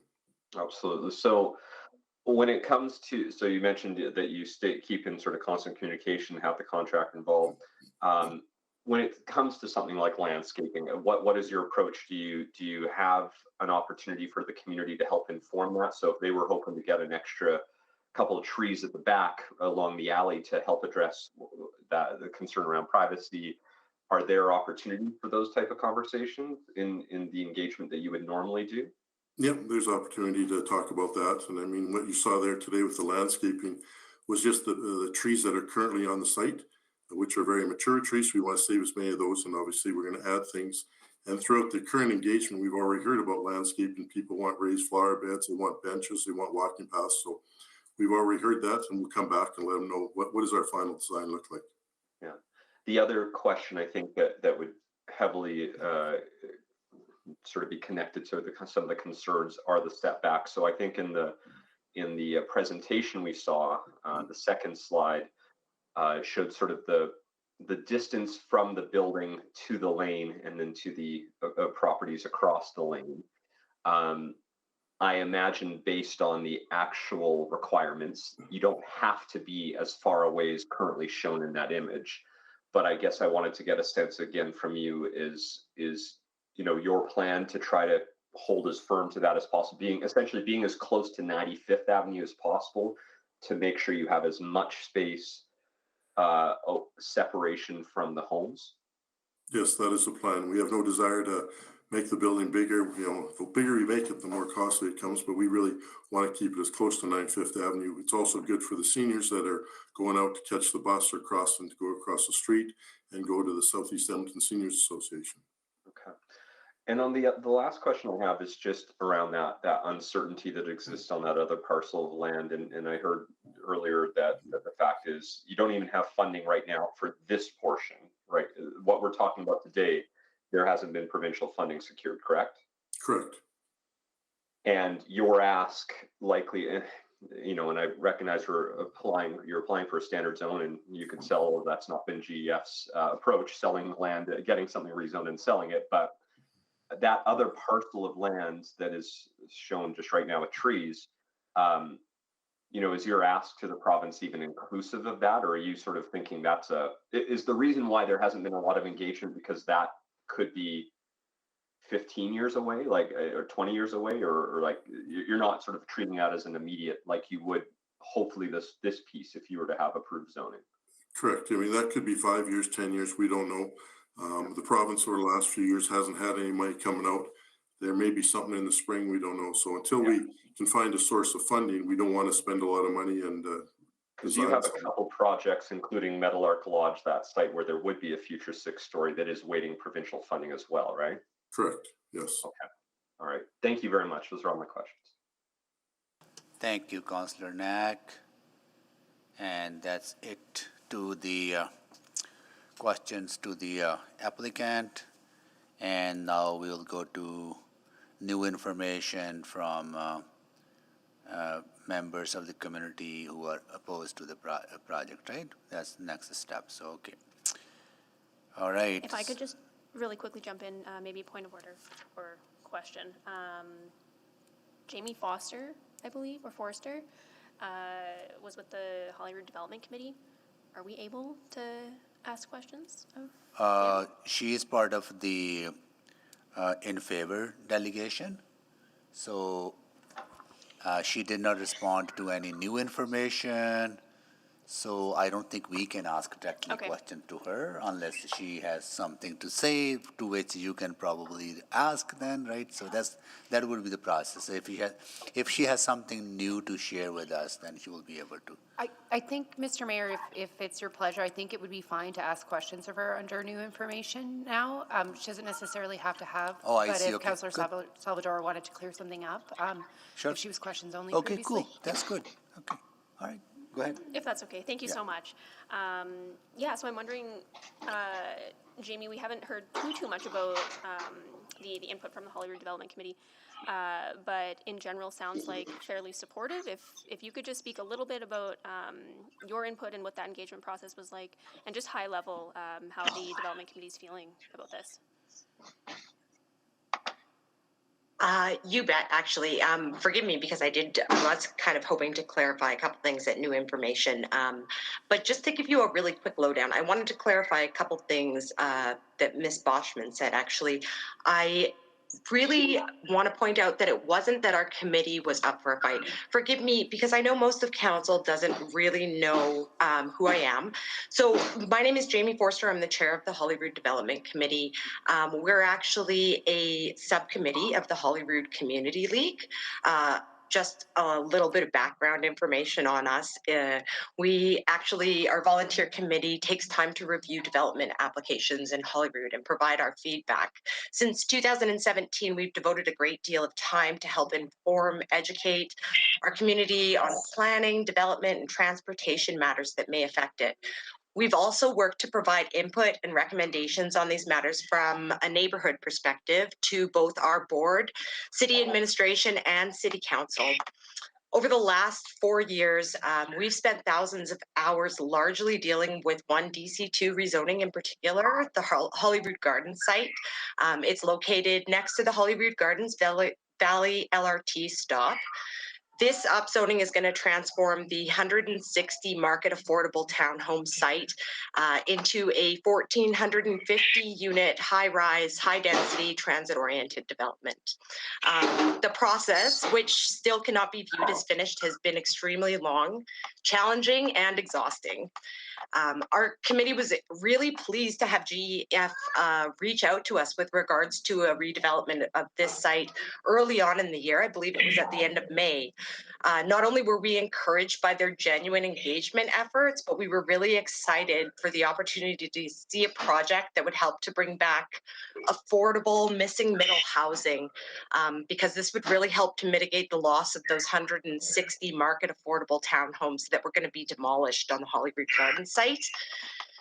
So although our committee was extremely burnt out and trying to take a well-deserved break, we did have the opportunity to meet with Greater Edmonton Foundation on 2 separate occasions, and independent members were able to attend public engagement activities. We were really pleased what we saw, to be honest with you, both through our meetings as well as the committee members that were able to attend engagements. We actually felt that a genuine engagement was being done here. And given our previous experience in working with a developer who wasn't interested in doing that type of engagement, we saw the opposite kind of experience. So it wasn't that we weren't up for a fight so much as we didn't believe a fight was required. In general, like, our committee saw a really good project. We saw things that we had strived to get with the Holyrood Gardens project, and we really felt they were being met. In general, we felt that it was quite respectful and compatible with our community. And again, there was something like our committee has never, we've always tried to advocate for our community, but we've never wanted anybody to think that we represent them. There's so much work to try and, I mean, we represent people, but we advocate. We're not saying we speak for everyone, I guess, is one of the biggest things that I just want to point out to anybody that doesn't know us. But when we did engagement, we worked so hard on the Holyrood Garden site and tried to engage with our community, and we just saw things with this project that were valued as neighborhood goals and objectives. And so we felt pretty confident in this project. I hope that was helpful. That was very helpful. Thank you so much. And yeah, I am quite aware of the work that you've done, and I know how tiring it can be. So thank you for your voluntary efforts, seriously. But that does give me a bit more insight into both the engagement process and the committee's feelings towards this project. So thank you very much. Thank you. Thank you. Councillor Knack. Thank you, Mr. Mayor, and thanks for joining us. And I know, as you mentioned, you've been coming to public hearings for a long time and working on a lot of different things. So I really appreciate you taking some additional time today and joining us. Sorry, point of order. Councillor Knack, it sounds like you're in a tunnel. Is it possible to get closer to your mic? Quite possibly. How does that sound? Better. There we are. Hello. Sorry about that. I'm not sure what happened. So again, just recognizing the work you sort of done over the years on the Holyrood piece, I guess the last question I had for you is, you've had some constructive engagement so far, it sounds like, with GEF from the committee's perspective. That unfortunately, that wasn't the perspective of everyone in the community, and that's never ideal. The specific question I have is the other concern we heard from our other speakers today is the potential for any future development on that other parcel of land. And I wanted to get your thoughts from the development community's perspective, recognizing all the work you've done more broadly, on if you have any concerns, or based off the engagement that's happened with GEF, if there was anything, if there was ever going to be future development that you feel like there would be a good opportunity to have a meaningful say in it. Sorry, forgive me. You're asking just my sentiments with regards to that second phasing of development, correct? Yeah, yeah. No, I really, yeah. Sorry, go ahead. Forgive me. I did receive an email, Facebook message from Ms. Boschman back in July, just asking how to navigate the process.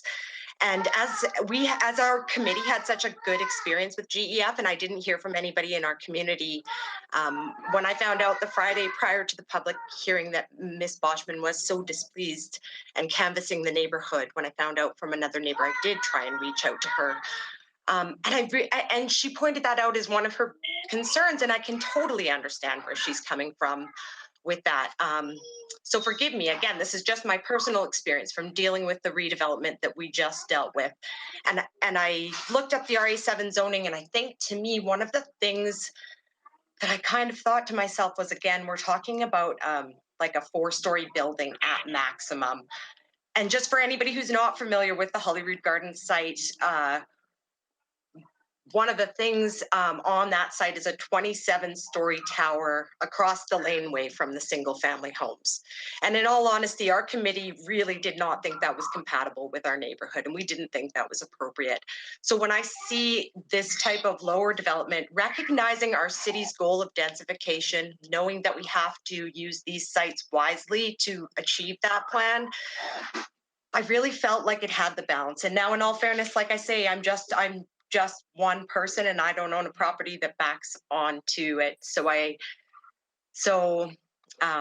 Understandable, yeah. I mean, I just thought this was much more respectful compared to things that I'd seen. I felt like there was still, even though there was some flexibility, I guess I felt like this developer should be given that flexibility. I saw a responsible developer that I felt was going to do something responsible, and there was still a reasonable limit for it. So that was just how I personally viewed it. I appreciate that. Thank you very much for joining tonight. Those are all my questions, Mr. Mayor. Thank you, Councillor Knack. Now we'll go to the members of public who are in opposition to this bylaw. So Helen Vandenhoven and Cassandra Boschman. Are you both there? Yes, Cassandra's here. Okay, got it. And I see Helen has raised her hand. She's there as well. Got it. Okay. Members of council have any questions to? Sorry, you want to respond to any new information first? I would. Okay. Helen, if you're okay with me going first. Yeah, so thanks for the opportunity to respond to new information. So respectfully, administration was asked a number of questions that were not answered correctly. So under the maximum height of RF5 with the MNO, it's actually 10 meters, not 8.9 meters. So this is easily 3 stories. RF5 is row house and multi-unit housing. So you can put an elevator in there. It's not just row housing. And GEF has done this is doing this at their Lauderdale Terrace under RF5. Also, most importantly, administration misidentified the positioning of the property. So your council package indicates that the rear setback is actually to the extended care, which is east, and the side setback is actually to the laneway. So this means under RA7, they can actually build up to 1.2 meters from the lane and 7.5 meters from the extended care. So this is an important distinction for homeowners like myself who live across the lane. Also, administration did say that you couldn't increase density under RF5 and the MNO, but you can by applying for a variance. RPK did say that RF5 does not require ground level entrances, but it actually does. And further, in regards to traffic on 95th Ave, GEF did state that visitor parking could be used on 95th Ave, but this further congests the avenue, which is already a high traffic route, especially if there is a phase 2, which would be possible with RA7 zoning. So based on the information that was also presented by administration, I'd also like to ask a question to administration of whether the 17 per unit per hectare that they're quoting, does this include the new Holyrood Gardens and the expansion of Holyrood Court? Or when was this data obtained? So those are my only comments on the new information. Thank you. Thank you so much. And Helen, you have a few things to say? Ms. Vandenhoven?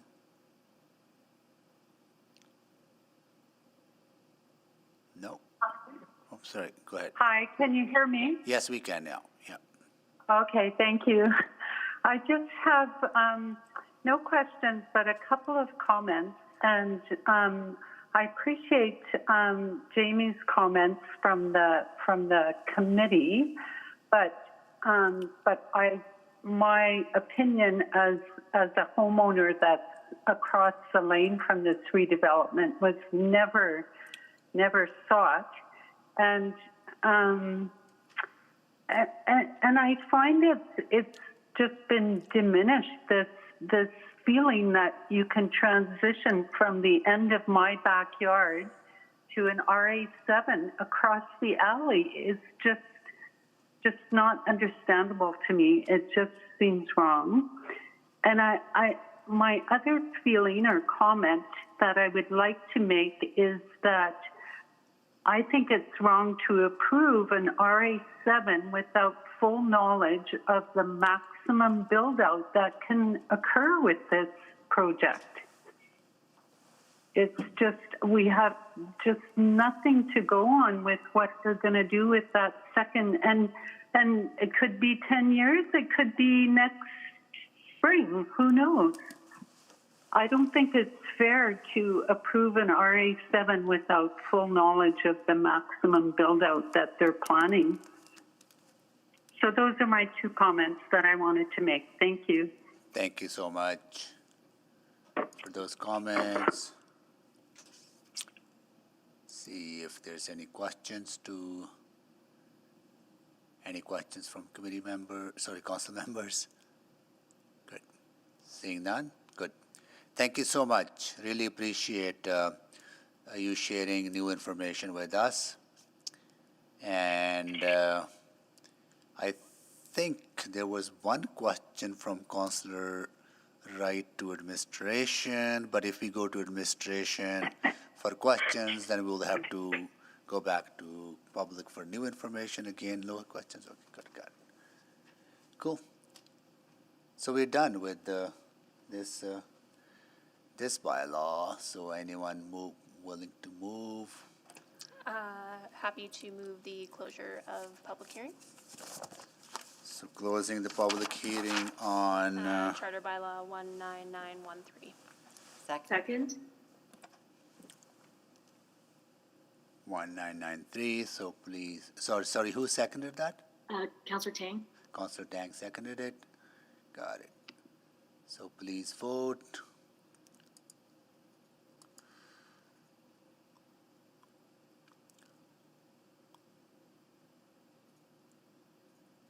Display the vote, please.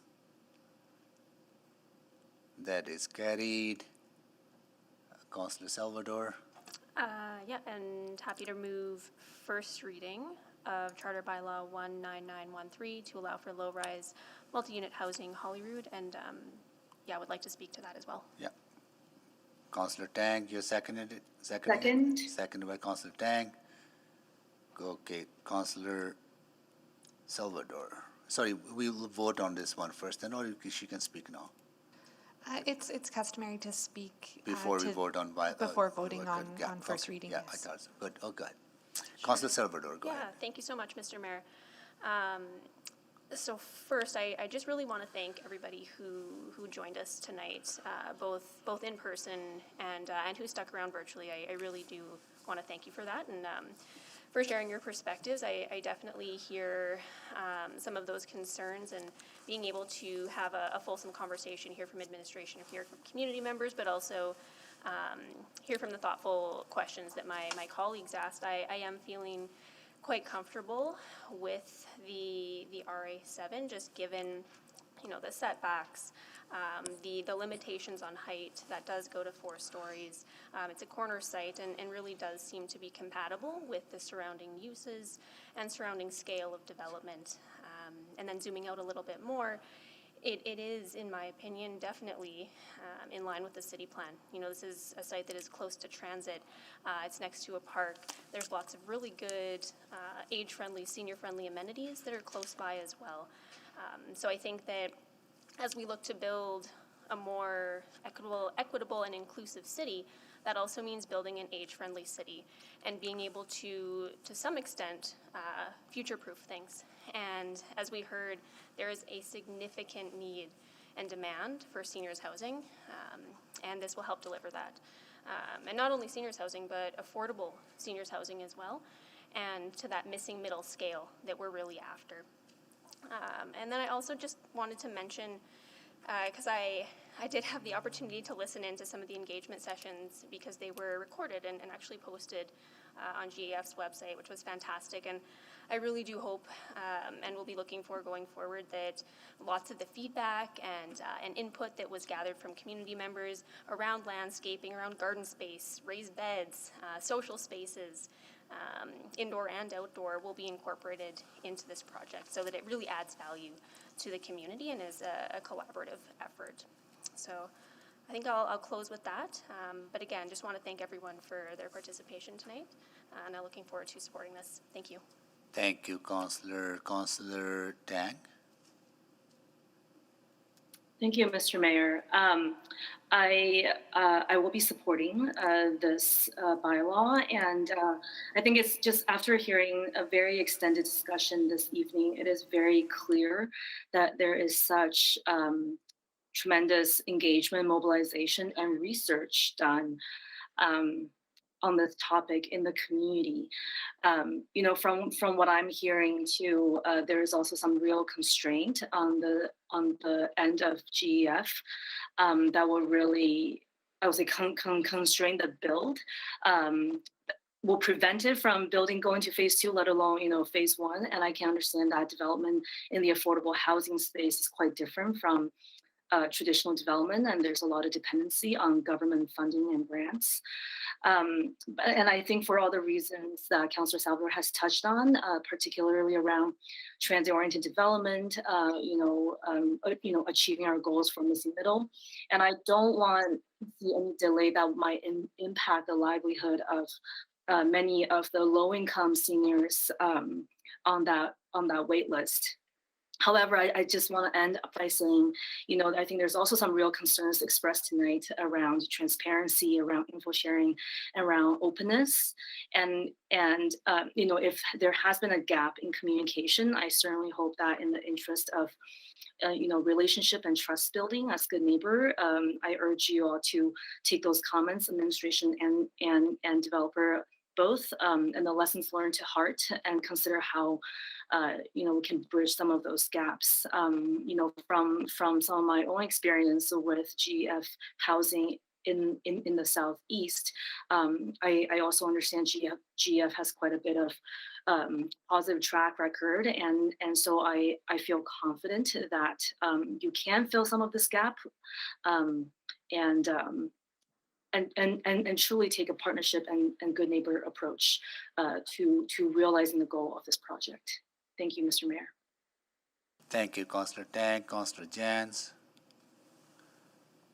Again, I would speak in support of this project too. I think we, when we look at the city plan going ahead with the need for, the dire need for affordable seniors housing, and the idea that we want to support more choices in non-market housing, especially near transit-oriented development opportunities, and looking at what we have in the community in terms of assets. I mean, just 11 years ago, I'm reminded how Holyrood School was one of the schools that was slated for consideration for closure. And if we're able to move out even 10 or 20 seniors from the community into this housing and create new opportunities for young families to move into the neighborhood and help populate mature neighborhood schools, I think there's many positive upstream implications here. So I would speak in support. Thank you, Councillor Jans. Councillor Tang, can you take the chair quickly? Yes.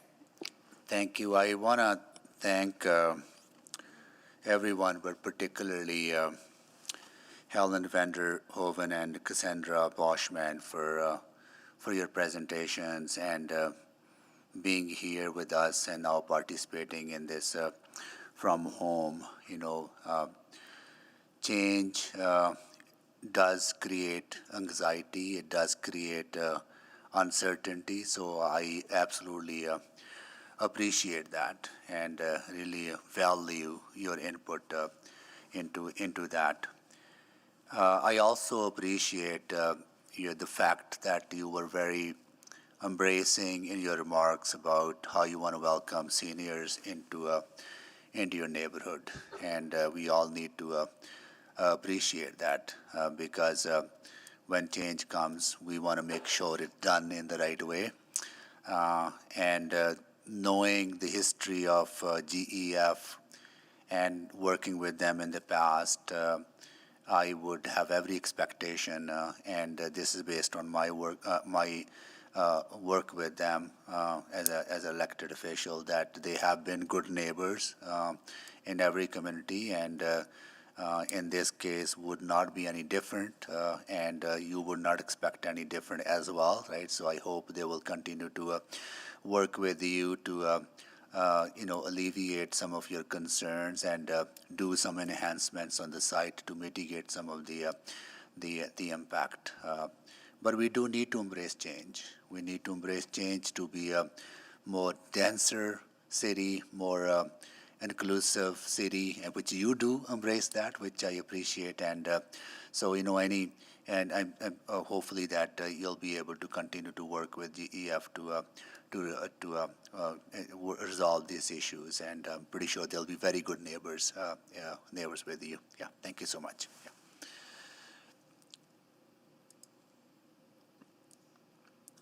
Okay, we are going to vote on first reading.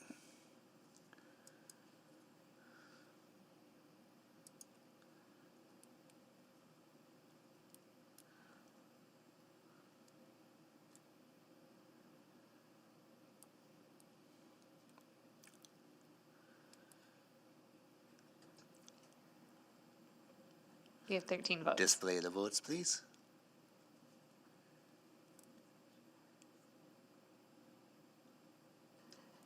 And it has carried unanimously. It's So delayed. the first reading has been carried unanimously. And Councillor Salvador, I'll move second reading of item 3.15. seconded by Councillor Tang, right? So please vote on the second reading.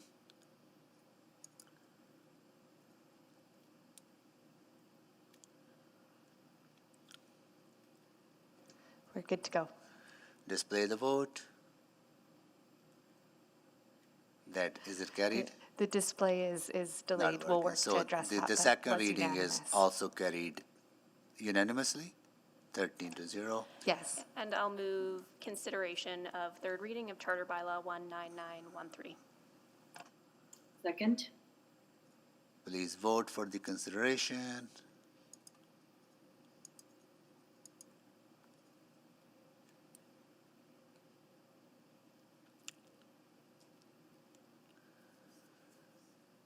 Display the vote.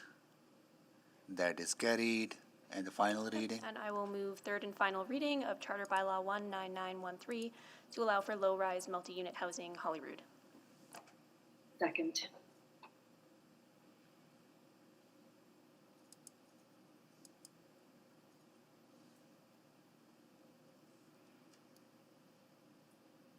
Display the vote, please.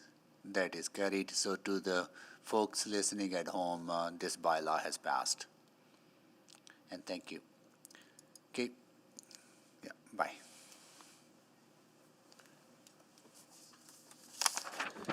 Now we go to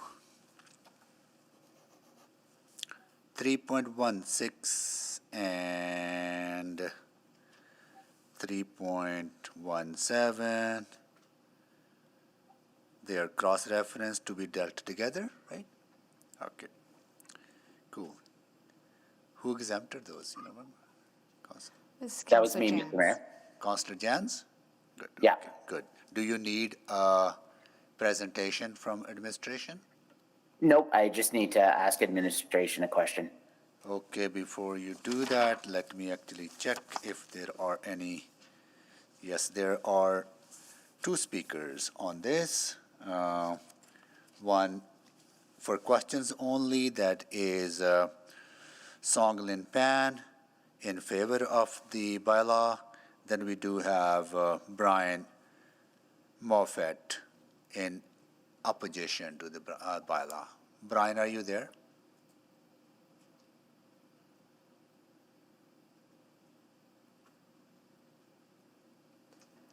I can see that Brian is on the Google Meet, but is muted, so may need to unmute using the microphone icon on the bottom of the screen. So Brian, are you able to unmute yourself?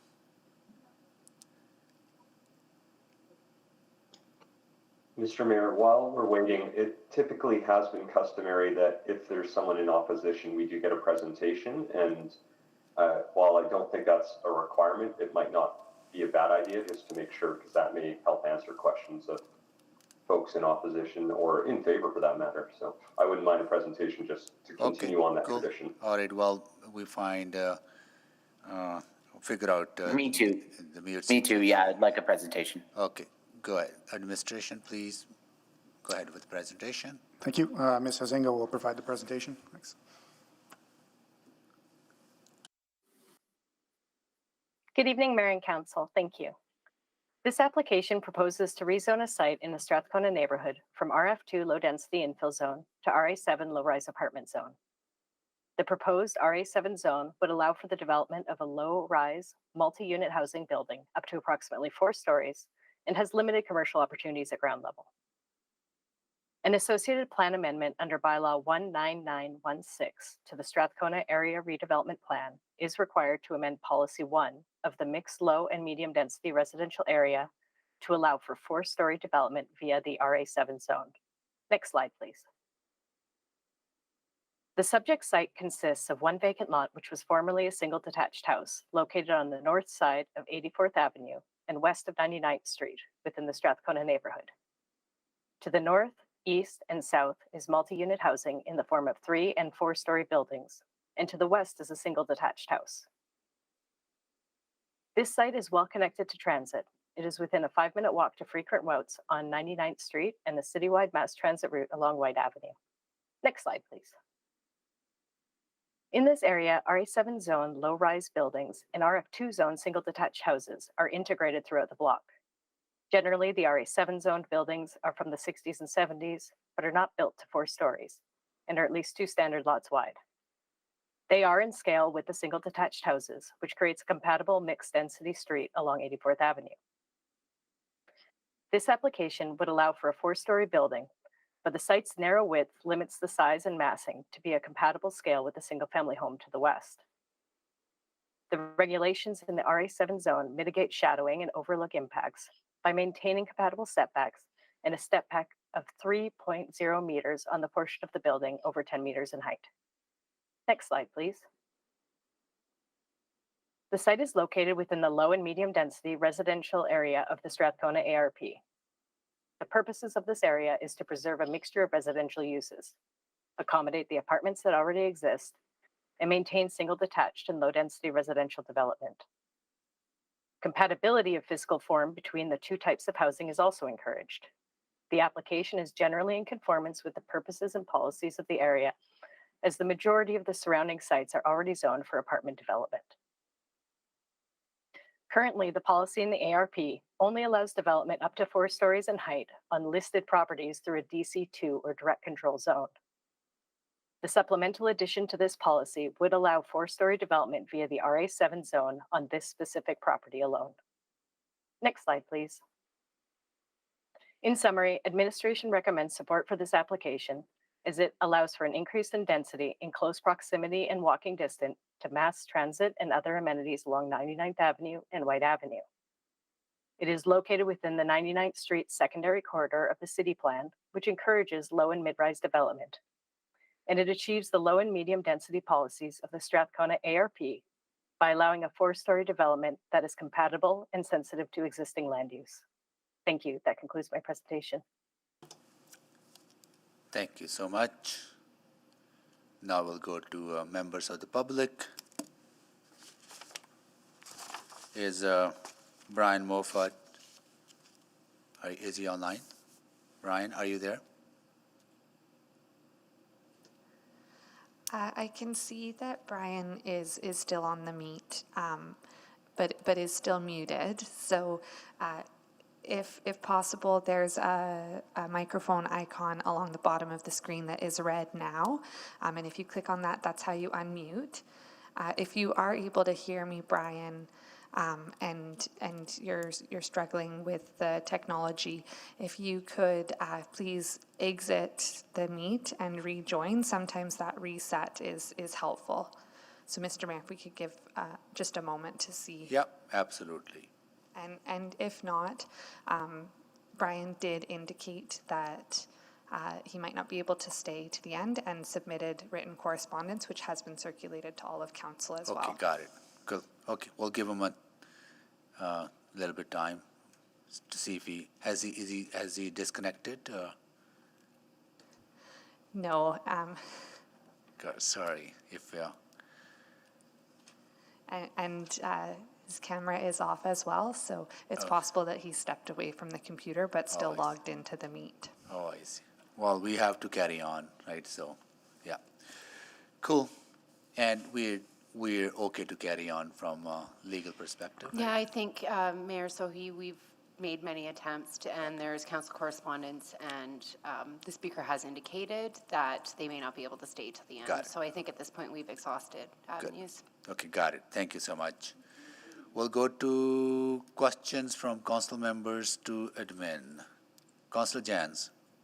Thank you for that. Could you elaborate on Mr. Moffat's concerns? I'm sorry, I don't seem to have the correspondence here. We can certainly recirculate that correspondence now so that it's at the top of your inbox. Thank you. A second question I have is, I think I saw a reference to a letter from the Community League, but I can't see note of said letter. Could you help me understand the feedback you received?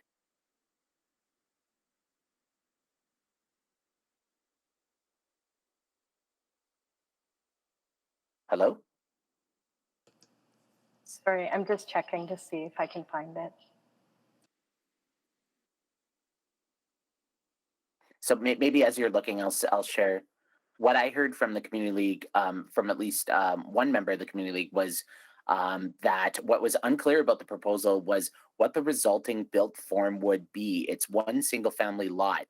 Is it intended to be rezoned for a standalone project on the lot, or is it going to be consolidated with adjacent single family lots for a larger apartment building? It's trying to get a sense of what built form is, and I think there's concern with sort of, for lack of a better term, bundling, packaging, consolidating lots together, and then trying to trade up the RA7 into some other complete zone. So I think that's where the hesitancy is coming from. Thank you for the question. I don't see a correspondence from the Community League, but we will keep looking for that. With regards to the built form, while it is possible to go up to 4 stories technically within the zone, because of the additional step backs at 10 meters in height, it's impractical on a single site. And with the brand new building to the west, well, not brand new, sorry, but with the newer development to the west and the neighboring property, single detached house, it is not their intent to build or consolidate lots at this time. If you want, I do have some examples. If we could flip to slide 7. I do have some examples of similar type buildings as would be possible on this site. Yeah, that's it. So you can Right, see so here, these are both. outward- Oh, sorry. No, so outwardly it appears to be a single family detached home, but really that's like a sixplex? There's a 5-plex on the left, or a 5-unit dwelling on the left, and a 6-unit dwelling on the right. Okay. All right. So that is, if we approve this zone, this is likely to be the built form that's going to be put forward? Based on the restrictions on the lot, this would be the most likely application for it. And you're saying because the neighbors on both sides are relatively new builds, that the likelihood of trading this up into some massive high-rise project is very unlikely at this time? I would say at this time, yes. And because the application for the ARP amendment was to this site alone, they would actually have to go through another ARP amendment to be able to expand that to an additional site, should that become the case. Okay. So I see there's some concern about the shading and the privacy from Mr. Moffat, as well as parking considerations. And some concern over the idea of seeing a smaller built form on the lot. So Mr. Moffat, your concerns have been noted, and I can confirm that I do have a copy of your email. So I guess my question to administration then is there a shading study done for something like an RA7, or is that because it's not of sufficient, or what is the height? Here's my question. What is the height restriction necessary to trigger a shading study? Council, we typically look at shadow and shading studies over 6 stories. However, in sometimes sensitive contexts, we do smaller buildings, but in this case, because of the building and the zoning that's being applied for would be relatively of the same size as a single-family house, we did not pursue that. Right. So as I hear it, whether it was RA2 or RA7, many of those concerns could still be raised by the opposed member. Correct. Okay. Thank you for your help. Thank you, Councillor Jens. I lost the list, Madam Clerk, because here you go. Councillor Rutherford. Great, thank you, Mr. Mayor. Ms. Huizenga, do you think you could go back to the one where you had the map of the ARP? Is this specific site zone it's a change to the ARP. And the reason, like when I'm looking at that map, it looks like it's in the peach zone. That's correct, right? That is correct, Councillor Rutherford. And sorry, were you going to say something? It's okay. And can you talk about when was this ARP developed? I'd have to check for the year. I'm sorry, I don't have that offhand. I believe it was created in the 1980s, but it has been updated recently along with the Plan White study. Okay, is it, maybe this is a question, Stephanie's not on the line, hey? I'm here, Counselor, yes. Okay, so this is a question for you because I'm seeing this trend in a lot of ARPs having these exemptions based on the new city plan because quite frankly, some of the ARPs don't align with the city plan. And so again, I think we're in that awkward zone. We're in a bit of that awkward zone. So I have two kind of questions. Are we going to see a lot more of these as we progress forward, or is there work that's going to be done on ARPs and consultations with communities? Because rather than a piecemeal piece to this, because I can think of West Ingle as another example where we're seeing examples of that too. Yeah, that's a very good observation, Councillor Rutherford. You are correct, and you will continue to see amendments like this until district planning is complete, and we bring the next set of repeals, plan repeals forward to council for your approval. So, but at this point, the commitment is to just do peripheral, right? You're not going to go into the ARP, like we wouldn't see, a block in. Or could we potentially in the future see that? We'll do plan appeals we'll do plan amendments as per the development application until we bring forward all of those, until we bring forward district planning, the overall policy for district planning, as well as any associated plan repeals as a result of the district planning process. So it's going to be a bit of a piecemeal approach between now and then. Yeah, I can see that for sure. Okay, perfect. That was my question. Thank you so much. Thank you, Councillor Rutherford. Councillor Wright. Thank you, Mayor Sohi. I'm just wondering, from learning from what an RA7 is, and it can go up 4 stories, the examples that are shown in the presentation were 2-story buildings? Is that right? They're about 10 meters tall. So what happens at that 10-meter height is that there's a step back required. And on these one-lot configurations, when you are faced with that step back at that height on both sides, it essentially makes any of that living space not buildable. So they usually max out about 10 meters, which is 2.5 to 3 stories. Okay, so it's not going to go much higher than what the examples show. It's always possible, but frankly, not that practical. But there could be some eccentric out there that goes for that. But it's available, but highly unlikely. Okay, thank you very much. That's all I had. Thank you, Councillor Wright. So we're done with questions to admin. And I'll call out for any new information. If Mr. Moffat is still online, if he heard the presentation and questions from council, if he has any new information to respond to. Mr. Moffat, are you there?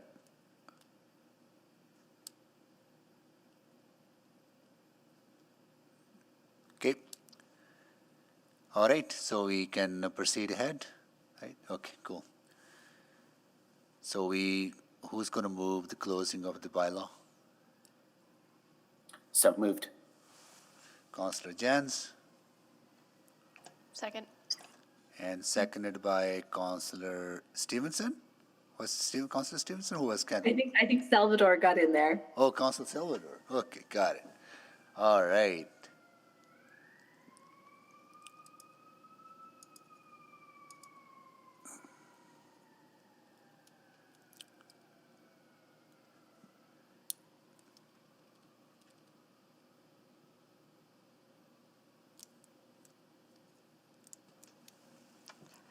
We're still missing a couple of votes. Councillor Paquette?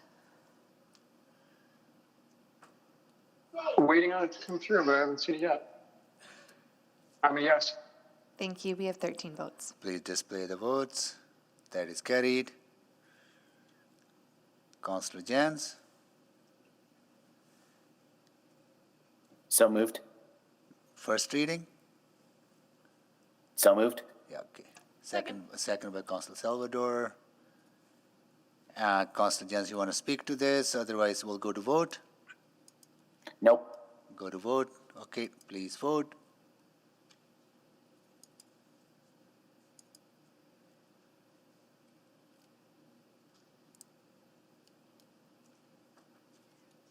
I'm a yes. Thank you, Councillor Paquette. We have 13 votes. Display the votes, please. That is carried. Councillor Jens, So moved. second reading. Second. Second by Councillor Salvador. Please vote. I am again a yes. I don't know why it's not showing.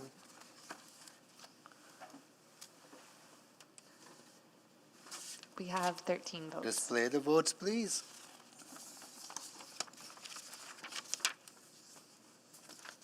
That is carried.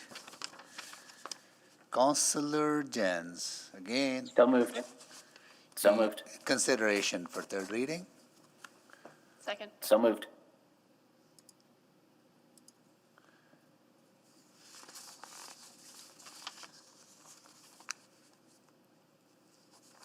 I'm a yes. Thank you, Councillor Paquette. Display the votes, please. Sorry, we're just waiting on one more vote, and it's just come through.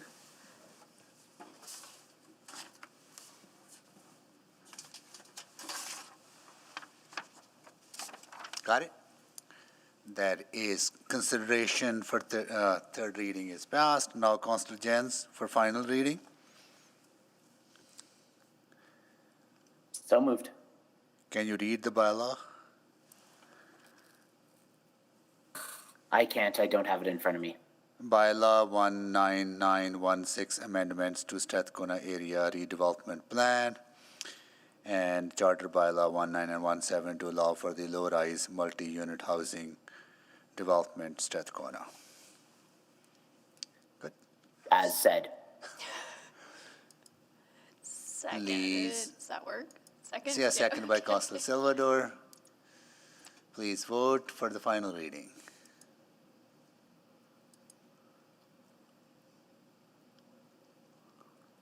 That is carried. Okay.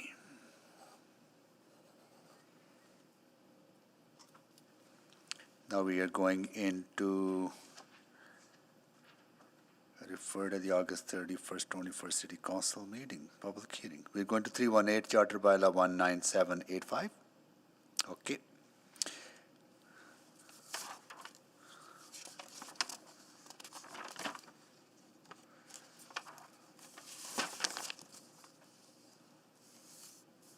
Do we have a presentation? Councillor Stevenson, I think you exempted this, right? Yeah, I'm honestly fine without a presentation, but it's very happy to entertain one if other members of council would like to see it presented. Council members desire for a presentation. There's no one in opposition other than the applicant's representative. Sure, to I answer can questions only. listen to the presentation. They're pretty quick. Okay, cool. Thank you. Please, go ahead. Good evening. This application proposes a rezoning from the urban warehouse zone to a DC2 site-specific development control provision. It would allow for a high-density, high-rise tower of approximately 45 stories. The application proposes up to 550 dwellings in the tower, and 500 square meters of commercial space at ground level. The proposed DC2 would also allow for a surface parking lot to continue operation for a period of 5 years. Next slide, please. The site is well situated for an increase in density and development intensity. It's comprising 5 city lots located on 106th Street, half a block north of Jasper Avenue, and is directly across from the future warehouse park. The site has most recently been used as a surface parking lot, the permit for which has now expired. Frequent bus service is available on both Jasper Avenue and 107th Street, and the site is within walking distance of 2 existing LRT stations, as well as 2 future LRT stops on the Valley Line West. The downtown bike network provides a protected bike lane adjacent to the site on 106th Street and half a block to the north on 102nd Avenue. Next slide, please. Although the proposed height and density are significantly greater than the existing zoning permissions, the tower scale is not out of character for the area. Directly to the north are 2 approved towers known as the Shift. Those are 33 and 36 stories. And to the west are 2 approved towers of 40 and 47 stories on the other side of the future park. Next slide, please. Overall, the podium tower configuration in this proposal has appropriate setbacks and step backs to help create a more comfortable pedestrian experience and provide space for active uses at ground level. It takes into account the critical 106th Street interface across from the future park. The tower is split into mid and upper portions. The mid tower, when combined with the main tower, has a long north-south dimension and a larger floor plate than what is recommended in the tall building guidelines. You can see from the images on the slide, this is a very large block of massing, especially when viewed from the east or west. Next slide, please. A 10-meter tower setback is proposed to the north towards the approved Shift towers, and 10 is also provided by the Shift. This means there will be a 20-meter separation between the towers on these 2 sites, if both are fully built. Ideally, each site would provide 12.5 meters of space to achieve the 25 meters of separation, which is the standard throughout all of the downtown special area zones. In the context of downtown, not achieving the ideal tower separation is a trade-off with the redevelopment of a large surface parking lot. And this redevelopment may add hundreds of homes and people to the area. Next slide, please. The site is located within the central warehouse area of the warehouse campus neighborhood in the capital city downtown plan. This district is intended for a mix of medium and high density residential, commercial, educational, and institutional uses. In the city plan, this site is part of the city of Centre City. This is defined as Edmonton's distinct cultural, economic, institutional, and mobility hub with the highest density and mix of land uses. Given the close proximity of this site to transit, bicycle infrastructure, and future open space, it is ideal for a high-rise in support of the vision and objectives for Centre City in the city plan. Next slide, please. City Policy C599 for community amenity contributions in direct control provisions requires this proposal to provide roughly $1 million. This will be provided through 24 family-friendly units, public art, and improvements to the public realm of 106th Street. The type of rezoning and the scale of the application required pre-application engagement by the applicant, and subsequent engagement by the city. Over a 3-year period and multiple points of engagement, we heard concerns from 3 members of the public. The concerns were around the size, the density, shadow, and wind impacts. Next slide, please. In conclusion, administration supports this application. Being downtown with immediate access to LRT and protected bike lanes, the location is well suited for the addition of a high-rise, high-density, mixed-use tower. The design of the tower achieves a good transition from a tall building to the public realm, and this application conforms with the Capital City Downtown Plan and the City Plan. If approved and built, it will eventually convert a surface parking lot to a mixed-use building adjacent to the future warehouse campus park and provide family-friendly housing options. This concludes my presentation. Thank you. Thank you so much for your presentation. We don't have anyone against the bylaw, and the proponents only for answers to questions only. So we'll go to council members for questions to admin. Sorry, Mayor Sohi, I think I'll just take a moment to ask a question of You Mr. have Figueroa. questions to the applicant, their applicant's representative? Yes, Okay, yeah, good. I'll Cool. just ask a quick question. I saw that he raised his hand, so thank you so much for being with us here today and taking the time to wait. I've got a couple of quick questions I could put to you, but if you had anything I'll ask. Do you have anything you'd like to start off with? Through you, Mr. Mayor, thank you, Councilor Stevenson.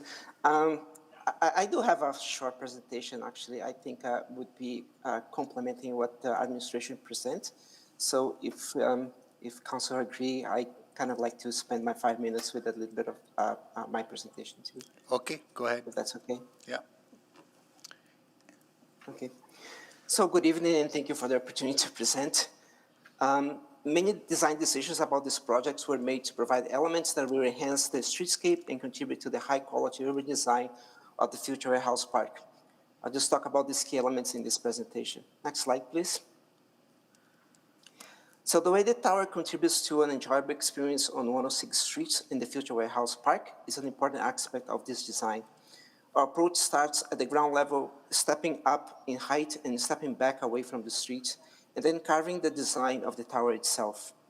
Building height is an important factor in creating contextually sensitive developments. So the variation in heights for the tower, the mid-tower, and the podium is key to ensuring this project is a good fit. The podium height is at a human scale along the street to create a comfortable, pleasant pedestrian experience. The mid-tower reflects the height of the building to the south while providing a subtle transition to the tower. And the height of the tower is proportional to the proposed shift development to the north and other approved towers around the future warehouse park. Next slide, please. 5 townhouse-style units are proposed along the north end of the development, facing 106th Street and the park. This location will provide a continuation of the street-facing ground-oriented units from the approved shift development to the north, and will create a unified look to the street and a comfortable, inviting character for 106th Street and the park. Next slide, please. So a distinguished feature of the design that is immediately recognizable is the long, narrow floor plate of the tower, which greatly reduces the shadowing cast on the park and is only 10% extra from the tower guidelines. While the shape will add variety and interest to Edmonton's downtown skyline, this floor plate was an intentional design decision to integrate the development to the context of the future park. Next slide, please. Now also, recognizing the commercial nature of the existing development along Jasper Avenue, commercial uses are proposed to the south portion of the podium. Large front setbacks are provided to support active commercial units on the ground level of the building. The large setbacks allow for patio space and green space along the street, mirroring and strengthening the character of 106th Street and the park. Next slide, please. So to conclude my presentation, I'd like to say that creating an adaptable project that can respond is critical, respond to changing market conditions is critical to get projects built. The proposed parking strategy for this development is well served by too many development objectives. A time limit allowance is proposed for the existing surface parking and other outdoor uses to continue to operate while design and permit activities are conducted. Then, once these activities are completed, excavation of the underground parquet will contribute to the remediation strategy proposed to remove contaminated soil. At the end, as the project is implemented, the demand for parking will be closely monitored. It is expected that demand for residential parking will decrease when the Valley Line West LRT becomes fully operational. Then the underground parquet may then be repurposed to other uses such as self-storage business and urban indoor farms. So in summary, the tower will be a positive addition to to downtown, but the process to get there poses challenges. So we ask for your understanding and support. Thank you. Thank you, Thank you. Councillor Stevenson, you have questions, right? Yes, thank you. Thanks very much. And thanks for that overview. You know, I see so many positive attributes of this proposal. I think, you know, it is sort of exactly what we want to be seeing around the downtown warehouse district park. And my main concern actually is just that we do ensure that we see this project come to fruition and that we do see it get built. And there are two provisions in the direct control zone as it stands right now that just cause me a bit of concern. So just starting with one, there's a sunset clause right now that is a 10-year period of time. Is there some openness from the landowner to potentially reduce that sunset clause timing? To you, Mr. Mayor, absolutely, Councilor Stevenson. Some of the developers in this area, like was shown in the presentation, the Shift has some similar sunset clauses. The Parkview also has, I think it's a 7-year. The Shift is 10 actually, but it's been like 3 years already. But actually, there are some like openness from our end to reduce that. That's a decision today. Great, thank you very much for that. And then just in terms of the surface parking, so my understanding is that right now the site is not being used for surface parking. Is that correct? That's correct. Like there was a permit that expired, and when the Westridge purchased the site, it was already not a valid permit. And they aren't able to reapply for the surface parking right now, as the existing zoning does not allow for surface parking. Is that? No. That's correct. Like only surface parking lots that have a valid permit are remaining in downtown. Okay, great. Well, those are all my questions. Again, I really appreciate you sticking around during this late evening and appreciate the presentation. Thanks, Mr. Mayor. I'll yield my time.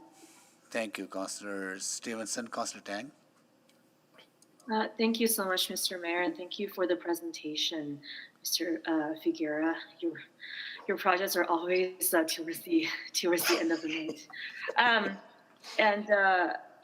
So I'm curious because the last time you were here, you know, you had a letter of support for that particular project from the Community League, and I was curious about your relationship with the Community Development Committee this time around. You know, certainly they voiced some concerns, and I was just wondering, you know, this was referred from back in August, and there's been quite a bit of time to make contact and, you know, begin some of those conversations. So just wondering if you can comment on that. Yes, to you, Mr. Mayor. Councilor Tang, I think what happened, and this application started in 2018, and then was put on hold for a while. So there was, I think in the administration report, they listed 4 opportunities for everybody to provide comments, including online engagement.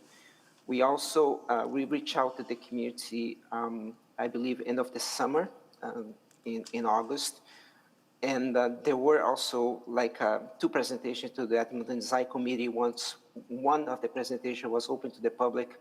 And since we didn't hear anything, I think on our end, we thought everything was fine. So many of our projects, we do like several meetings. Even in this pandemic time, we do several Zoom meetings. But in this case, there was like a request. Okay, so it may seem to be there is something lost in communication there. Yeah, and because I think one of the concerns is around the continued use of the parking for some time, and you know, given this is downtown, right in the hub of all the great transit and cycling infrastructure. Even, you know, the existing lot, you know, I'm quite familiar with that one. It's not even super well used. Do you have any, I guess, just response to that? Yes, I guess I would say like everyone or most people that I know in the industry or everybody wants to get rid of parking in downtown. Like we all want to see our downtown thrive. Like that's no question about that. But the problem is how we get there. So in the current market conditions with the pandemic and even before the pandemic, there's going to be some time for the condo market to return to pre-existing conditions. So that's probably like, let's say optimistically 2-3 years. And then we have pre-sales would take like another 2 years. And then the permit for the site, because of contamination, it has to be completely approved by the city before we go to a building permit. So piling out those timelines, and I want to say, I really want to be optimistic, and I believe the developer is not on the business of running surface parking lots, but there is this time, like how we get there. That's the problem, right? Okay, great, understood, thank you. Thank you, Councillor Tang. All right, so we are done. No more questions to Mr. Figueroa? Oh, Councillor Knack, you have questions to admin or to? Yeah, no, sorry, I clicked on fairly late, but I wanted to, just based off that series of questions, I have a little bit more. Okay, go ahead. Thank you. So I do want to press a little bit more on the parking piece. Appreciate that there's market conditions, all of that. The idea that 5 years is needed did surprise me. And I think that's also been something that's been flagged by the community. And so I just really wanted to dig in a little bit more and say, can you help convince me why we need 5 years of surface parking in the downtown core, which has probably some of the greatest supply of parking in any downtown core in North America? Yes, thank you for your question, and through you, Mr. Mayor. So, Councilor Knack, what we're looking for is some interim uses while we go through this long process of getting the building permit in place. So, because of there are 3 uses actually that would allow continuation of the existing conditions without the surface parking. One is market. So we added this to DC2 when it was referred back in September. Public events, it's another use. And the other use would be, I believe, is urban gardens. But urban gardens would mean use the soil, and the soil is highly contaminated. So the only uses left is either we do eventually have some market there, not like a constant tendency, or we public events, or leave it like in the existing conditions until we get the permits approved. So it's like again, I don't think it's that the parking lot is needed. It's just like those projects, they have like financial implications. So there are mortgages being carried on the site. There are like financial obligations, and if we just, I believe the developer just leave the site empty, it would create like more hurdle than benefits to get the permits approved. I guess the reason I push on this is that I think there's potentially a justified concern that if you allow for surface parking for too long, you essentially motivate, or rather don't motivate the other work to happen. And I realize there's a separate sunset clause, which should ideally help with that. But I guess I'm really struggling on the need for 5 years. I could see, a couple of years. I could see the need for while you're doing that work, and I think we want to be reasonable. But I'm not sure I see 5 years as reasonable right now, and I'd like you to convince me on why 5 is needed versus 3 or 2. Yep.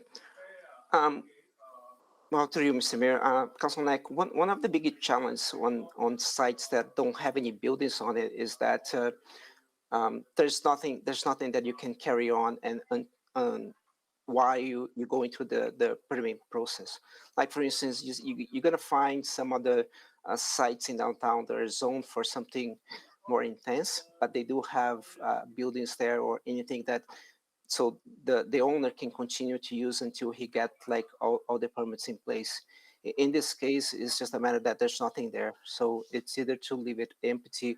And I think the greatest incentives actually to get these things done is there are sunset clauses now in place. And just to be fair, like with all developers around the future park, all of them have more than 5 years as a sunset clause.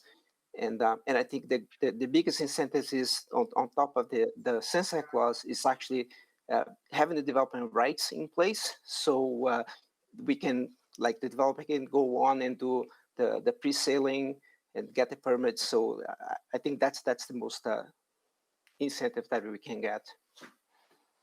Okay, thank you. Thank you, Councillor Knack. Okay, now we are done with questions to the applicant. Now we can go questions to admin. Councillor Paquette. Oh, I'm happy to defer to Councillor Stevenson. Councillor Stevenson.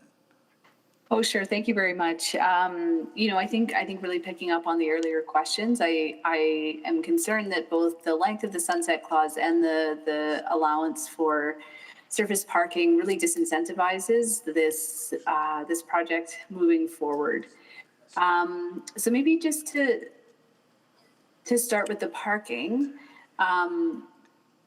knowing that there's that use, I sort of understand the continuation of existing uses on a parcel as it's waiting redevelopment.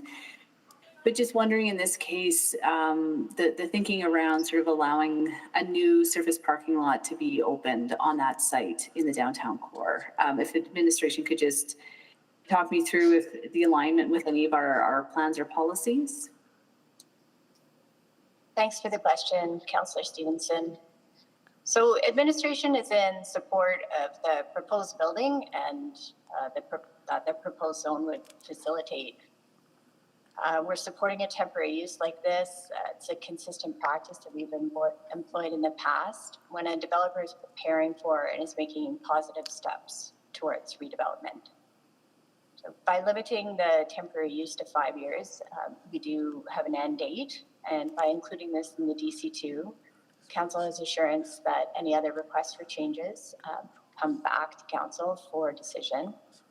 And in the future, if we were asked to change the zoning again, say with another extension past 5 years, administration would likely not support it.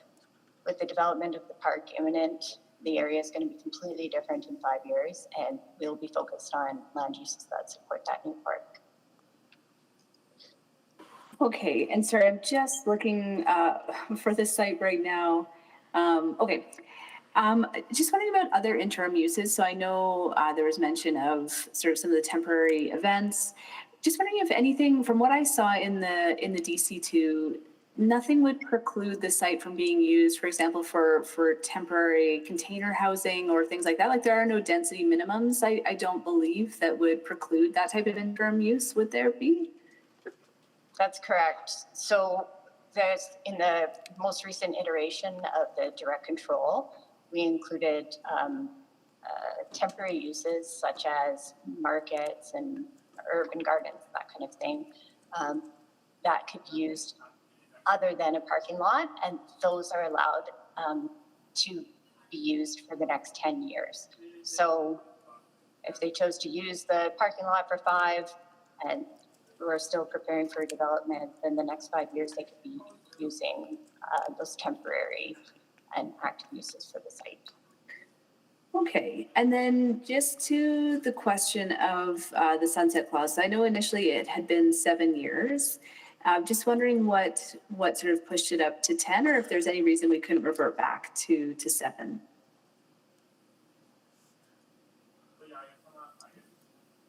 I think with direct control zones, there is negotiation and back and forth between the applicant and city's policies and best advice and best practice, and that sometimes that involves trade-offs. So while not every detail is how we would like to see it, there's an overall application that comes together that's supportable. Okay. And maybe this is a more strategic question, so maybe I'll direct it to Ms. McCabe. You know, I'm just wondering what our overall strategy is around sunset clauses. And you know, for me in this case, we have some precedents in, you know, very nearby parcels of land, but just wondering maybe just a high level response in terms of what the intent of those sunset clauses are, how we've sort of measured the efficacy of those, and if there's any strategic work coming forward that could maybe look at that approach more holistically. Councillor Stevenson, it's a practice right now, and I'll pass it to the team to give a bit more on how we approach it from a practice point of view. There isn't anything coming forward that I'm aware of at this point. Thanks, Ms. McCabe. So the 10-year sunset clause and sunset clauses in general have been a practice of administration for probably about 6 years now. It really started on a building that was just north of here on the old Healy Ford site. And over that time, that consistent 10 years has come up, and it has been that 10 years for the last couple of years. In terms of longer term thinking, as Ms. McCabe noted, there isn't any strategy around that. They were originally put in place to help disincentivize sort of the speculative rezoning that was occurring during the various ups and downs or the booms in the economy, and largely they have worked in terms of putting a cap on that limit, as Mr. Figueroa went through. Like once that 10-year hits and those land permissions decrease, that really affects their ability to then go raise capital to do the project. So it really incentivizes them to get it done or move on. And usually with DCs, we see that 10 years or 10 plus years, the DC usually has to be redone anyways, or another zone applied for as a new developer might come on or the land may switch hands. Thanks. I'll just come back for a quick second round to follow up on that. Thank you. Thank you. Councillor Paquette? Thank you, Mr. Mayor. And I have a question. You likely don't have an answer for it, but you may. Since my first term started in 2017, we started approving tall towers in that area. How many have started? Since your term,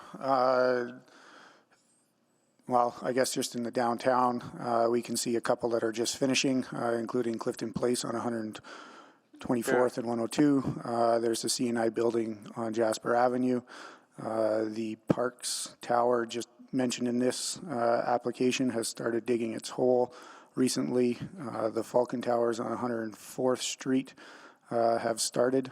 So there's been a number that have started, but it's probably in the 20% range of what's been approved in the last 5 to 6 years. And that was my feeling. It was in that range. But that's only been in 4 years. But if we're talking about 5-year sunset clause, we're getting close. So I'm just wondering, because we're looking at this approval now, and I'm not saying that there's any other intention than what is stated, but I'm just wondering, if we're approving a lot of these and 80% don't get started, that leaves a lot of fallow ground for a long time. But there's no guarantee that anything else would come in the interim, is there? Correct. And these large towers, it takes significant resources and time to put them together. Rezoning is just the first step. There's the putting together of detailed engineering drawings. There's remediation of the site. There's engineering drawings. So if you were to take the fastest sort of path, I think we've seen maybe someone that's really aggressive is in that 3 to 4 year range from zoning. Yeah, okay. And I understand. I mean, if you have the land, you want it to be profitable because you're still paying taxes on it. But to Councilor Knack's point, you don't want to just have parking lots everywhere. But that's going to change too, right? Because things are developing in the area. We are moving forward with our park plan. So it's not like it's going to stay static that way for the next 5 years, is it? The downtown itself or this site? No, that area, like we're specifically the area surrounding the site that we're talking about, where the park is and other parking lots and things like that. That's all changing, isn't it, over the next 5 years? Yeah, there's significant investment in it. There's the downtown warehouse park, there's the Valley Line extension, and there's also significant private investment being shown, which includes that. The Parks Tower is just on the west side of it on 107th.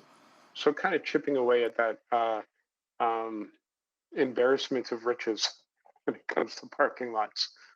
Slowly but surely. Yeah. Okay. And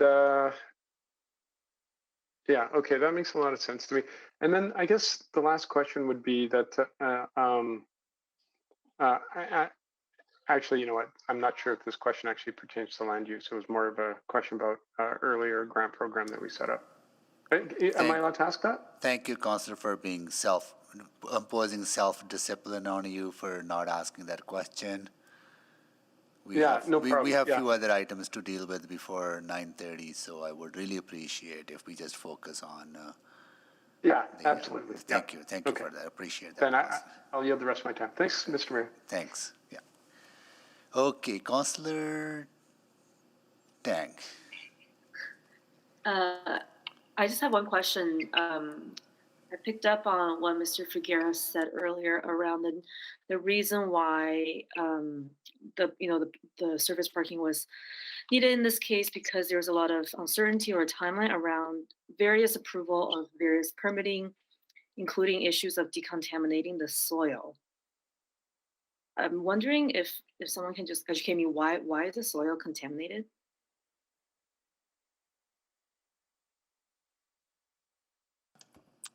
So I'm not sure of the historical land uses on site. If anyone from the team can answer that. So, well, that's what I was going to say, but I'm just going to look into it right now, Councillor Tang. Oh, okay. Like typically in downtown sites, yeah, you typically see and they're referred to as brownfield sites. So you see historic land uses that could be persistent in the soil and need remediation as a result. So, for example, dry cleaning businesses. Gotcha. And that's a fairly typical part of, I guess, part of these processes. Is there's just additional layers. That is very typical, particularly in downtown areas and older areas of the city that have seen development in the past. Gotcha. Thank you. I'm happy to move to the second round. Thank you, Councillor Tang. Who seconded that? Second. Councillor, was Paquette or Councillor Knack? Sorry, that was me, not Councillor Paquette. Councillor Knack, please vote.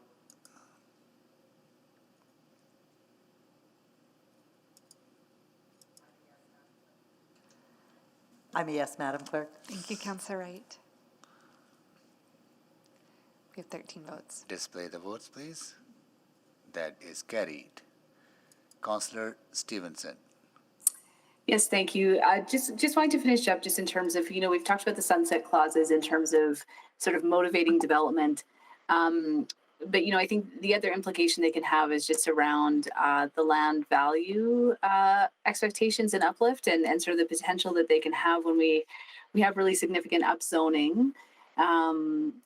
It can skew some of the land values in the area and potentially detract from the viability of other projects. So just wondering if there's been any work or research done on that side of things.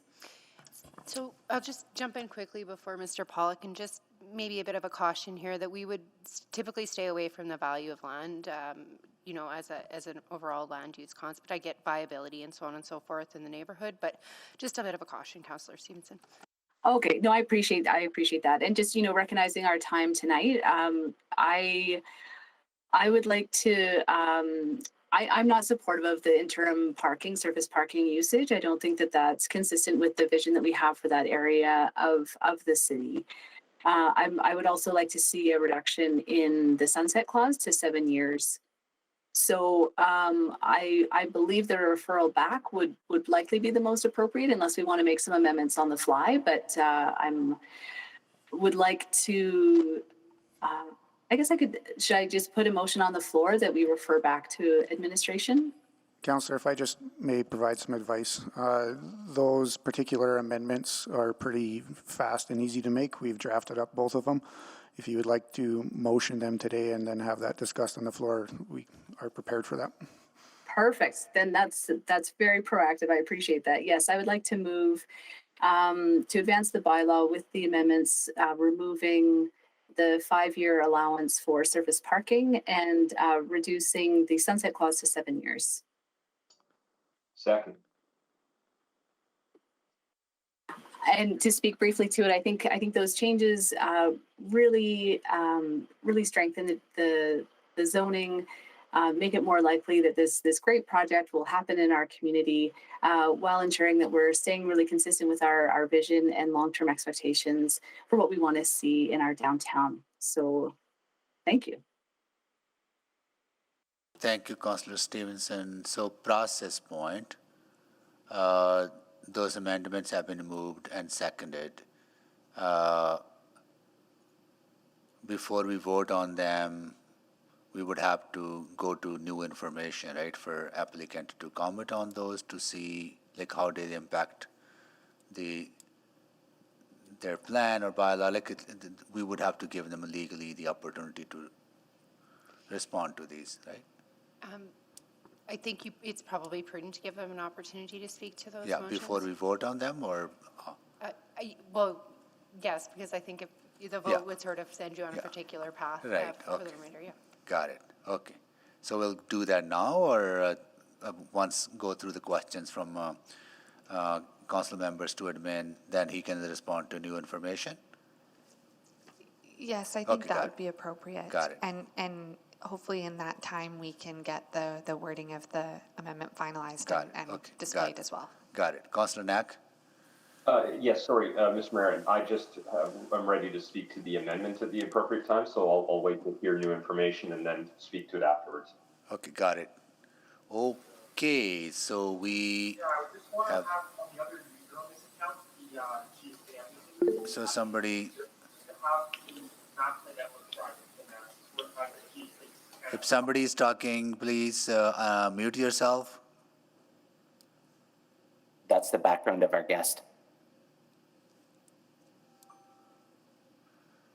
Okay, got it. So we are going to go to new information, and also would like to get a perspective from the representative of the applicant, Mr. Figueira, on the proposed or amendments.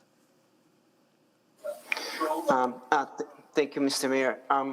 I just have a couple of comments. I just like to follow up on Councilor Paquette's comment and Mr. Pollock reference to 20% of the towers in downtown being in the past 4 years. So 2 of those towers were actually built by Westridge, like the Ultima and the Encore.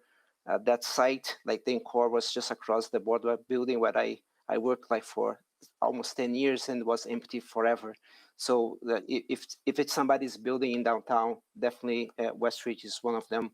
We also, I know that Westridge does have another development permit approved south of the Canadian Western Bank, was recently approved in March. So that's in the work. So Westridge is going ahead with their projects, like towers in downtown and mid-rises outside downtown. In regards to the specific motion, I think at this case, I think the Westridge would prefer that this application be referred back to administration rather than have that those clauses removed. So I think if that clause is going to be removed, I think we can work with administration to reconfigure the project to do something that can be built in the short term. So that would address the sunset clause and the concern about the surface parking. So just my I think my suggestion on that end. But thank you. So you'd rather see you and admin figuring it out and working it out, those issues? Good. Is that okay with you, Councillor Stevenson, as a mover of the motion? Yes, I'm happy to withdraw the motion. And if I'm And allowed to make a then referral make motion. a referral motion that this bylaw be referred back to administration on, to we work with the need- applicant. Councillor Stevenson, just hold on, we need to withdraw that first. Councillor Knack, you're okay with Oh, that? I'm sorry.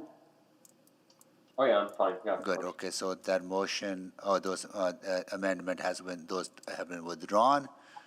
Now, Councillor Stevenson, now you can make this a referral motion. Great. And I look for guidance with the wording of my referral motion, but,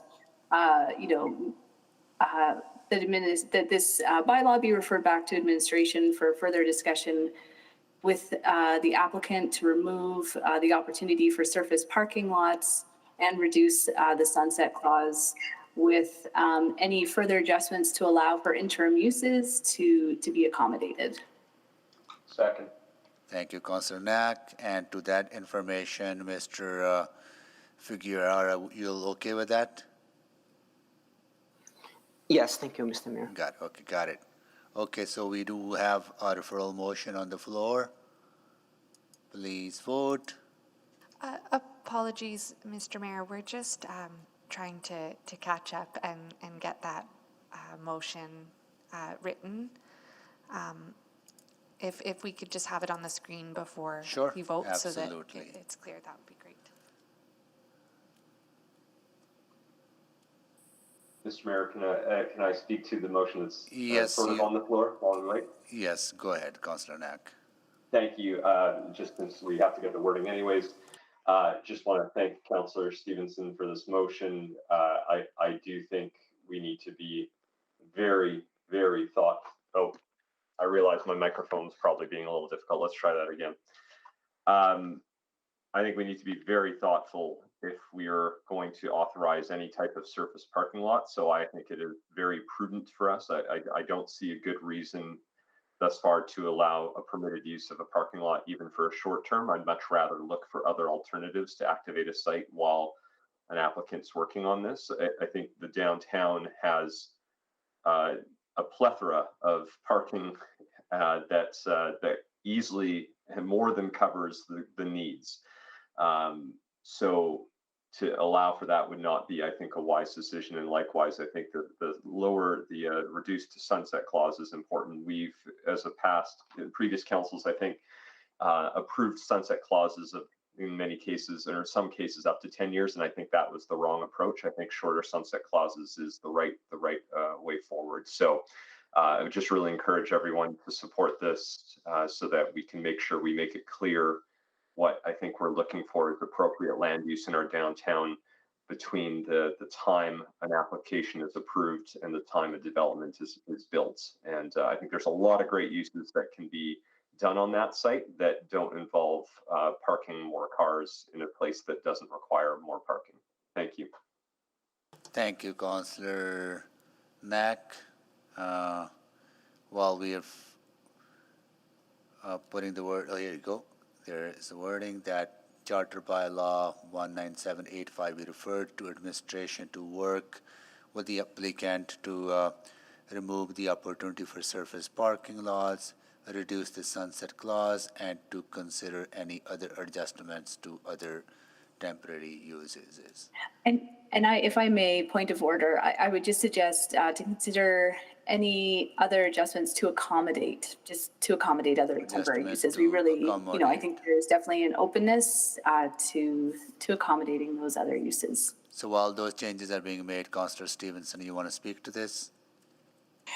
Yeah, thank you. I think this is a great opportunity to see this great development happen in our downtown and also ensure that we have the right checks and balances through our zoning process to avoid sort of longer delays and also sort of go back to a scenario that we're trying to move away from, specifically around surface parking lots. So I hope for your support in this, and I look forward to reconsidering this bylaw again when it comes back in its amended form.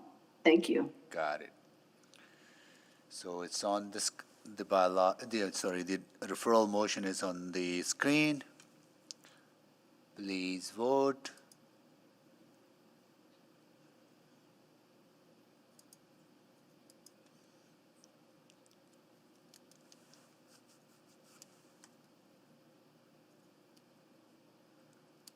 Display the votes, please.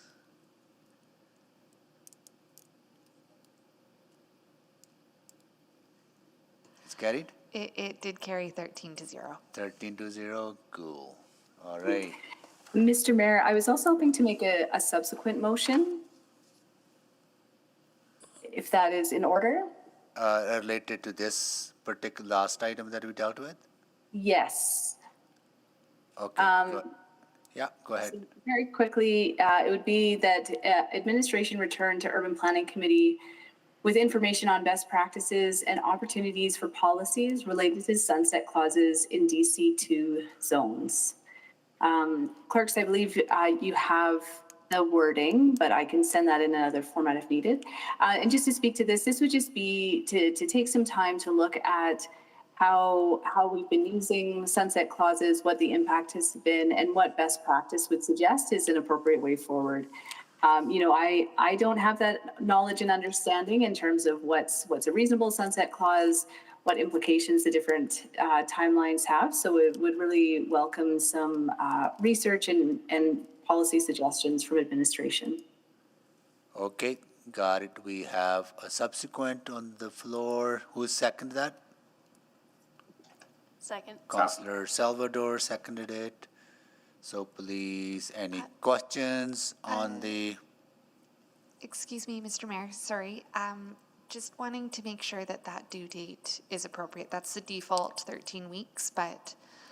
So that'll be to Stephanie. Can you make it happen until 15th? I'm hearing no. I'm sorry, Councillor Stevenson. This is the first I've seen this. I don't think we could make March happen with just the number of reports that are city plan related policy changes that we want to be bringing forward. So in the what first will be quarter. the reasonable date? Can you give us June? June? Absolutely, absolutely. And I apologize that I didn't share this with you in advance. That was June 15th? bad protocol on my part. I apologize. June is soon enough. That's great. Thank you. June 15th, be it. That needs to be changed, right? Or just understanding of? We will update it, but Okay, as got long it. as there's a shared There you go, understanding. June 15th. Okay, any questions on the subsequent motion from council members? Seeing none, please vote.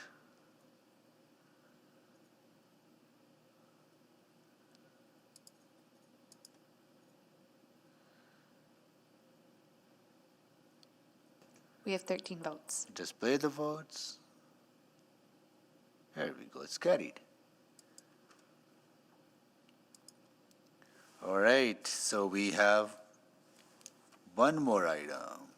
Charter Bylaw 19909, Text Amendment to Zoning Bylaw 12800 to revise the RA7 to RA8 zones. I understand that we do have speaker in opposition, Mariah Samji, who's been patiently waiting for a while. Councillor Stevenson, you exempted this, right? If I'm correct? Correct. Yeah, I'm. You need a presentation? If others would like the presentation, very happy to entertain it, but I'm happy to go But straight I think speakers. going back to Councillor Knack's earlier observation that it is a kind of When they're- practice to have a presentation when we have public speaking to a bylaw, so might as well get a presentation. Thank you. This is also admin-driven. So I'll pass it over to Ms. St. Aubin. Thank you. Good evening. This application is an administrative text amendment to the RA7 and RA8 zones. The purpose of this amendment is to reflect new policy direction, learnings to date, and improve building design in transitions to abutting properties, particularly those with smaller scale buildings. In August 2019, City Council approved zoning bylaw changes to create additional opportunities for missing middle housing. These changes were intended to remove barriers to development by simplifying regulations and allowing greater flexibility for developing under standard zoning. Among others, these changes introduce smaller side setbacks in the RA7 and RA8 zones. Next slide, please. Since the adoption of City Plan, administration is seeing an increase in applications for areas of the city that were not previously contemplated. These areas include some of City Plan's nodes and corridors, and these spaces that have now, up until now, seen little to no redevelopment pressure, and they are located further into the neighborhood. This is a good thing and indicates our higher level policy is working. But it is also exposing some design challenges where RA7A is proposed next to existing smaller scale buildings and in locations that were not contemplated prior to City Plan. Specifically, the current regulation produces a transition with a narrower setback. This has an abrupt effect and leaves the mass of the larger building too close to the smaller scale building. There is a balance to be achieved between reducing regulatory barriers to development and incorporating design elements to reduce the impacts. The amendments presented today are limited in scope and adjust the side setbacks to move and reduce the massing of medium scale buildings beside small scale buildings, while still allowing efficient site development and increased density. RA7 and RA8 continue a wholesale review under the zoning bylaw renewal project. However, administration determined it was necessary to present side setback changes to council now, instead of waiting for renewal to be completed. This is because we continue to receive RA7-8 rezoning applications and want to bring them forward with confidence to ensure our longer-term densification goals are met. Next slide, please. On the slide, there are a few examples of the types of buildings and the scale that we're working with and that are subject to the proposed changes. Overall, the proposed amendments to both zones can be described as allowing smaller buildings to be closer to the property line with smaller setbacks, and taller buildings with larger impacts to be further from the property line with larger setbacks. Next slide, please.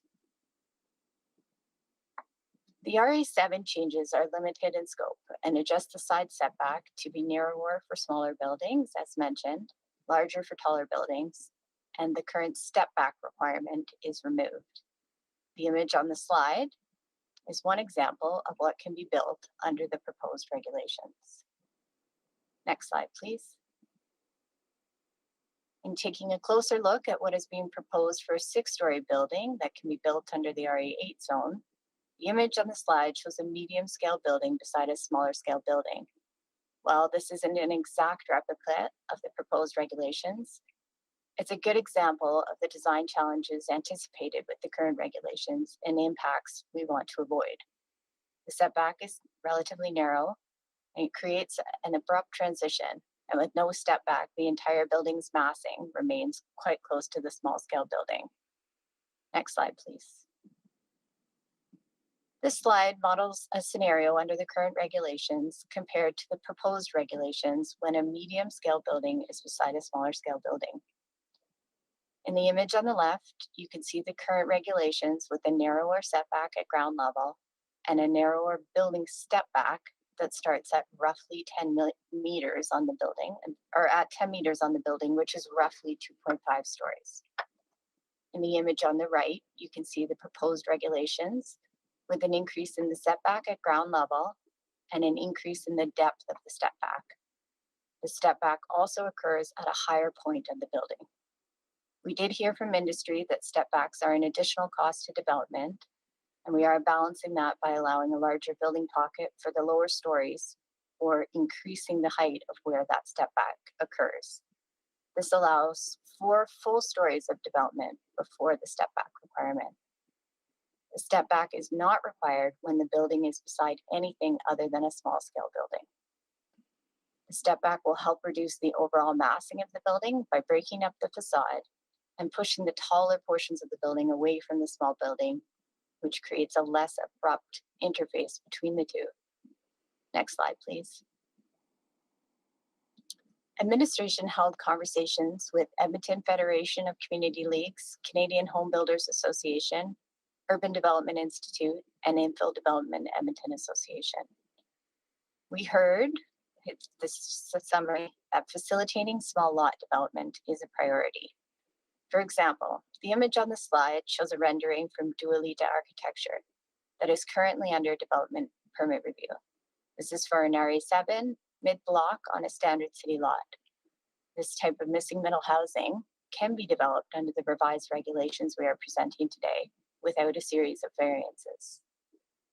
We also heard that adjusting only the side setback without adjusting the rest, like the front and the rear, could further constrain the lot, and that there should be a uniform setback from all property lines. We heard that there's a need for different tools and options to reduce massing, for example, landscaping. And we heard that, as mentioned, step backs in wood frame buildings are costly and create small flat roofs, which increase the risk of envelope compromise. And we also heard that the implementation of these changes should include a grace period for current development permit applications. Based on what we heard in these discussions, we adjusted the setback to be closer to the property line when the building is shorter. This facilitates small lot development. We also incorporated feedback for a larger setback as the building gets taller, so setback that's tied to the building height. We proposed a grace period to allow current development permits to move through the approval process. And we will look at the suggestions for adjusting other setbacks and incorporating different tools through the zoning bylaw renewal project. Next slide, please.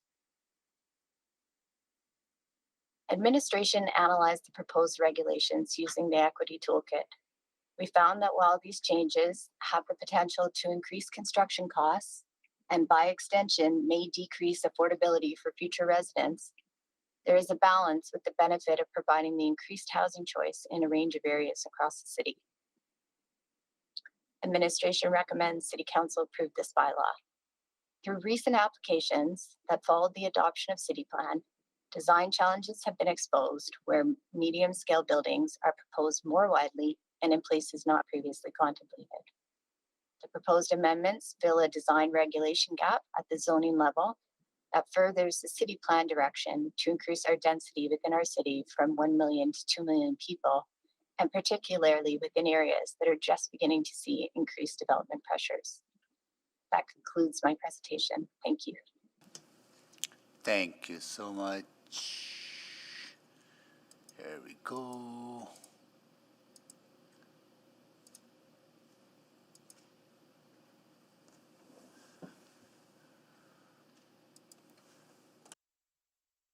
Good. That's the presentation from administration. Now we will go to members of the public, and we have one speaker in opposition to this, and Mariah Samji. Are you there, Mariah? I am. Thank you so much. And you've been waiting patiently for this. Nice to see you. It's wonderful to see you as well. Good evening, Mayor and City Council.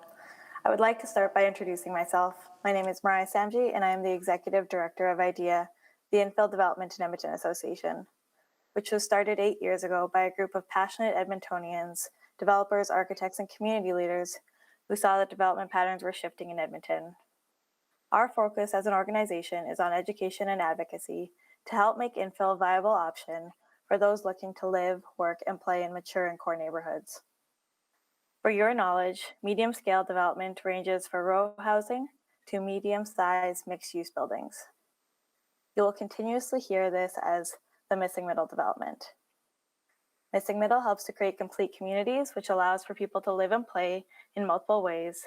It creates density to support local businesses.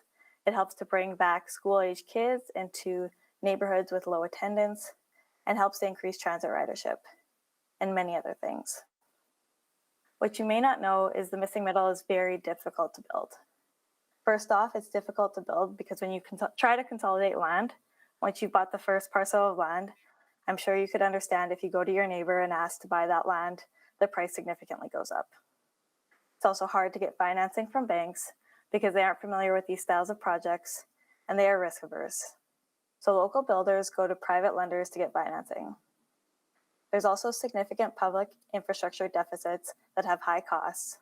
And our policy and regulations outside of the city plan often do not help to enable missing middle. In fact, it often disincentivizes it. With all that said, in 2018, city administration started working with groups like IDEA to review Edmonton's only missing middle zones to allow 4 to 6 story developments. It was identified that the RA7 and RA8 zones did not work and the industry wasn't using them. As a result, changes were made in 2019, and since these amendments were approved, many people have started using them, which is a success and has helped to reduce policy barriers to missing middle development. With the implementation of City Plan, a societal change will need to occur, and we understand that the proposed amendments to administration is a response to growing pains that we have begun to experience as we start to implement the City Plan and transition into a city with 15-minute communities. However, we do not believe that larger side setbacks will help to solve the deeper problem of discomfort with change. The problem can only be addressed over time through leadership and clear communication about the benefits of infill as it relates to climate change, health, and social well-being. Reviewing these proposed amendments through an equity lens, we note that the increased setbacks are required for sites that are located next to low-density residential development. This appears to prioritize existing single detached housing and the people who live in that housing and can afford it, at the expense of denser forms of housing and the people who live in them. To help give a specific example, mandating a 6-meter setback to the upper 2 floors of a 6-story development would approximately reduce 900 square meters of livable space on each floor, which means the building would lose 1 unit, or we would have to reduce the bedrooms per unit. Reducing the space in the building ultimately drives up the cost, and that cost is passed on to future residents. The RA7 and RA8 zones are critical tools in Missing Middle Toolkit. IDEA is happy to see the changes to be successful since 2019. However, it's imperative that administration feels comfortable supporting the applications moving forward, as well as you, council, should feel comfortable in approving Missing Middle applications. If council deems the changes necessary, we have 2 requests.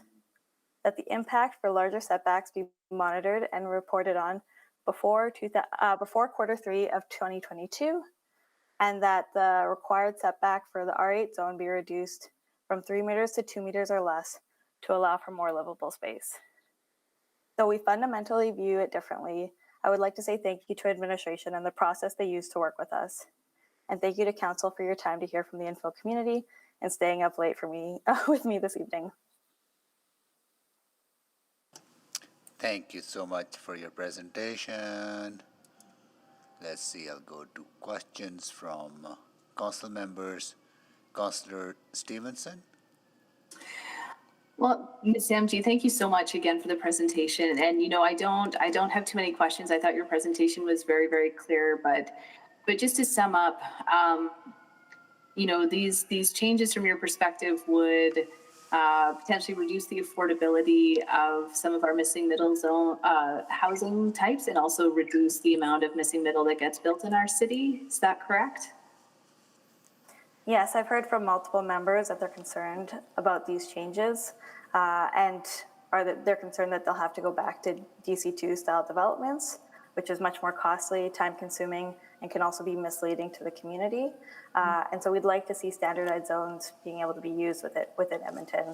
And so yeah, going back to that equity lens, we'd love to have livable space for those living in missing middle developments.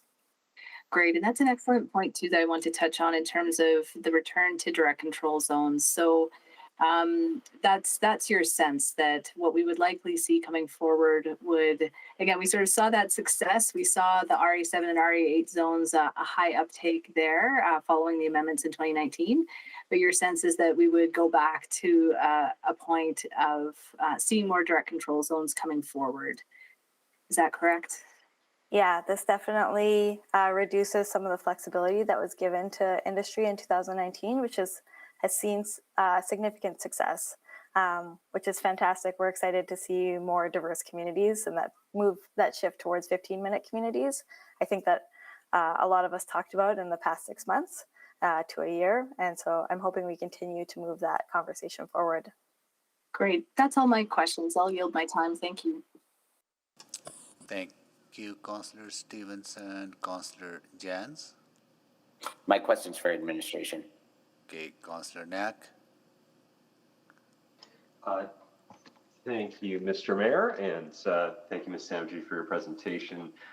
So I do want to push a little bit on the suggestion that this would prevent or restrict or potentially stifle development. And the reason I want to push, and I'll offer this example, and you can maybe tell me why it's different or tell me I'm wrong, and that's okay too, is you would recall it was probably about 6 years ago we made a change on the RF3 zone, particularly when RF3 was being developed on corner lots, and expanded the setback adjacent to a single family home from 1.2 meters to 3. And I think you would agree, and I think our numbers would back it up, that we have seen more RF3 development on corner lots in the last 2-3 years than we ever have before. So that change, which technically made it more challenging, didn't seem to prevent development from occurring, and at the same time legitimately addressed a concern that I think was valid in mature neighborhoods. So I wouldn't mind your take as to why this particular proposal is different from that change we made a few years ago. Yeah, so I don't think it would prevent development from going forward. I think it would prevent more equitable development from going forward. So what we're hoping to see prioritize is a fairness and an equity between who is existing in the neighborhoods and who is coming into the neighborhoods, and an understanding that these great neighborhoods that are going to have wonderful nodes and corridors in them are going to have a mix of development styles. And so to bring back different types of people into the neighborhoods, to support local businesses, to support our transit, to increase our densities that we're looking to achieve in the city plan, we need to allow for different styles of development. And it was clear in 2018 that these zones were not usable, and we needed to make changes, and now we're at a point where they are. And so understanding that there is some change is difficult, but the leadership in creating equitable zoning changes is going to be, I think, far outlive what we can do on a day-to-day basis. I appreciate that. I'll offer this thought. I mean, I think you know quite well I am a strong advocate of infill in our mature neighborhoods as a person that is living in one right now in my 3-story unit here, 3-story condo building. I don't live in a 3-story unit, but so I appreciate the equity argument. I do have to, and I think sometimes we're going to get people who oppose any development because it's change. And I do think that is where we have to find that balance with the council and show leadership and be willing to sometimes make decisions that occasionally will make people uncomfortable. There are jurisdictions, though, that do focus heavily on things like sunlight access. I think about in the UK, and they have a lot of the conversation around the right to sunlight. And where is that balance that exists with existing residents? I do believe our mature neighborhoods have to change. It's why I've supported almost every development in our mature neighborhoods. It's why I've supported the city plan. At the same time, there are neighbors who, for a variety of reasons, are still going to be in their home. And what rights, what should we be doing to ensure their rights and needs are also being looked at while we work to build a more inclusive and equitable city? Well, I think it goes to the point of what are we getting out of 15-minute communities and what does healthy communities look like? And so we need to have those discussions with those existing neighbors to show examples of communities like Ritchie that have great commercial hubs that bring people in, that are bringing in lots of different exciting new developments and people of all ages and stages of their life. So it's not to diminish the fact that there are going to be some drawbacks, but I think the benefits outweigh those drawbacks. And what's being proposed today isn't going to change the sun shadowing. It's clearly shown in the renderings. They're still shadowing. And so that's part of living in kind of mature neighborhoods with density as we grow and continue to build great spaces that people interact and and have lots of meet cutes and great coffees and strolls around their neighborhoods. Appreciate that. Thank you. I'm out of time. Thank you, Councillor Tang. We have 15 more minutes, council members, so we might have to extend the order of the day, but we'll see. Watch. Councillor Tang. Okay. Thank you, Mr. Mayor. Thank you very much for the presentation, Ms. Sanji. I know there's, you're the only one who spoke tonight, but we've gotten lots of community input and industry input on this matter in the past few days. And I'm wondering if you talked to your colleagues within the industry and if there's some kind of a consensus around what you're proposing, including the request that you're putting forward to. Yeah, I think I can't speak on behalf of all those groups officially. However, the people that I have talked to are hoping that we focus on enabling the city plan and moving forward with zones that are usable, standard zones that are usable, and that we could build within and kind of keep our intentions to the community, because I think that's something when we go back to DC2s that we don't often do, and it's not fair to them. And also, you talk quite a bit about some of the cost implications. I'm just wondering if you can give an example, just to give a sense of kind of the scale that we're talking about. For sure. And I know building is a very technical subject. So every time that you kind of make a jet into a building, so kind of create a wedding cake style jet, it creates significant costs. So there's like load bearing braces that you have to start building in, and I'm not a technical expert, so this is secondhand information. So if I don't use the right terminology, and to all those builders and developers listening in, please forgive me. But I know that every time you do create those wedding cake style jet-ins, it creates significant costs. Not only that, it creates a less sustainable building. It decreases the air tightness of the building. And I think that's moving away from some of our sustainable goals that we've outlined in the energy transition. Great, thank you so much. That's it, Mr. Mayor. Thank you, Councillor Tang. Councillor Salvador. Thank you, Mr. Mayor, and thank you so much, Ms. Samji, for sticking with us this late and for your very comprehensive presentation. So just wanted to hone in on the two suggestions that you were speaking to, specifically the second one. So the required step back for RA8, you'd like to see that reduced to 2 meters as opposed to the 3 meters. Is that correct? If changes are deemed necessary, that's what we would prefer. However, we would prefer that we keep the zones as is, because we've seen success in them, and starting to enable missing middle development in Edmonton, it is a really big challenge. Absolutely. And if those changes are deemed necessary, then can you just speak to, I guess, the difference you think that the 2 meters versus 3 meters would make, both in terms of buildability, but also in terms of the, I guess, massing that might be a concern? Yeah, so it allows for more livable space within the unit, and it allows for less pressure on creating those setbacks, which I know the costs increase significantly. It comes down to how do we make spaces that people want to live in our mature neighborhoods. All right, and then just a second question.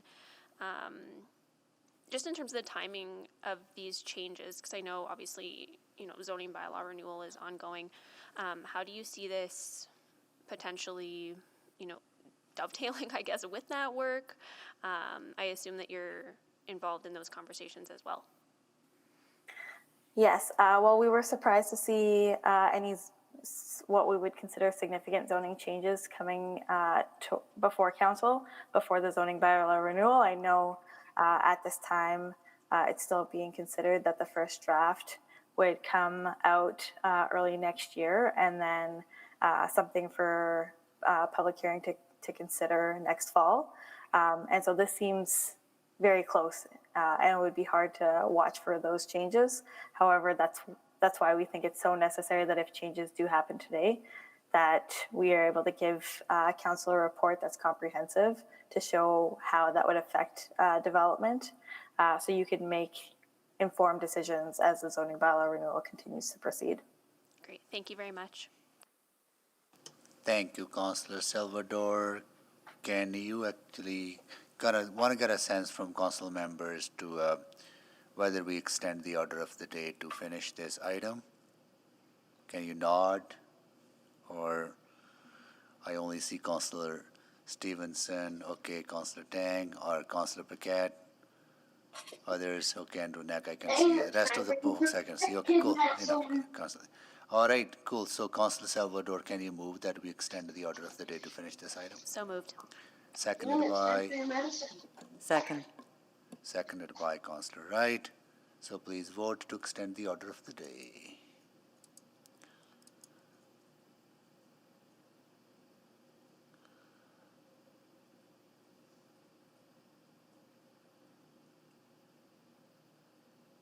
That is carried. Cool. Okay, back to our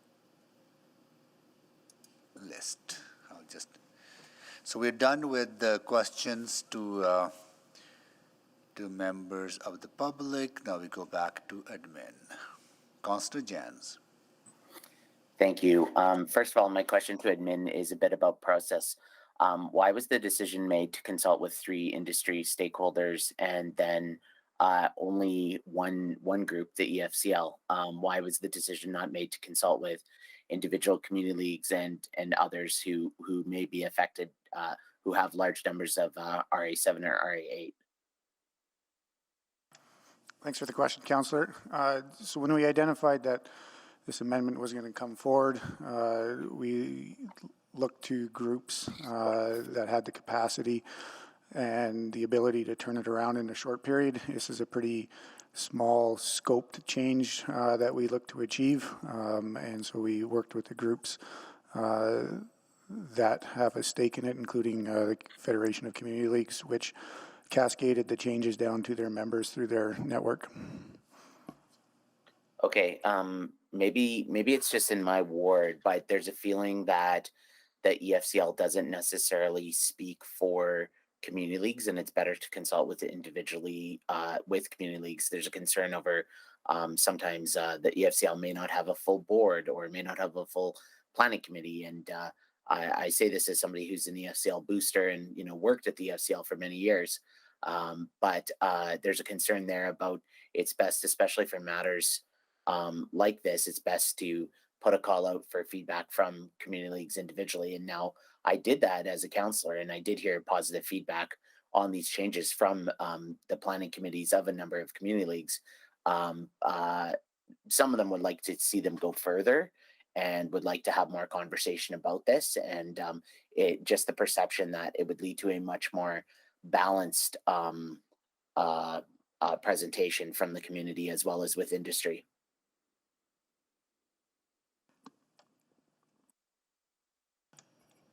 I think I see Ms. McCabe wanting to respond. I was just going to say, Councillor Jans, it's good feedback for us to consider. It would be administratively more burdensome to do it, but let us think through that in terms of the process that we have now. And in addition, let me connect with EFCL and give them the feedback that you're sharing here today. Yeah, and I've encouraged the leagues to do so specifically through their board members and through their reps to the EFCL president, that if they feel for whatever reason that they aren't being represented by the EFCL, they need to share that with the EFCL, because the city certainly has a different process. Secondly, I'd be curious, the presentation, I had one question around the future of part of this is hard because it's sort of separate from the zoning bylaw renewal process, and as we would proceed there would be a better conversation about these pieces, and I know we're not there, so this gives us a sense of a sort of an interim measure, but I think a question that I heard was, it seems to be that there's going to be and I can't find it exactly here, but there was a reference to in the new district plans that most of the RA7s and 8s are going to be 6 stories, but I believe Park Ellen and others have been told that they would only be 4 stories. Is that it? What's the status of that?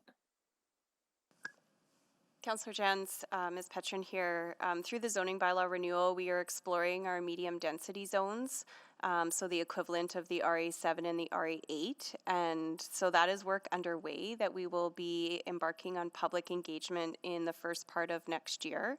We will also be looking to share what the equivalent map looks like what your zone is today and what the proposed zone would be with the new bylaw. So that information is coming to for public engagement next year. So ultimately, I would see the intent, if I'm hearing correctly from admin, the intent here was to create a bit of a win-win. Buildings that better fit the context of the block or the neighborhood or the community, that better take into account being good neighbors and having good design standards. And for industry, giving greater assurance that more products should be able to be approved and move forward. Am I correct in understanding the intent here? So I would add, Councillor, that the other intent was to facilitate the development that was in line with the city plan. This was originally brought forward as a piece of work because we were seeing those increases in applications in areas that we hadn't seen it previously.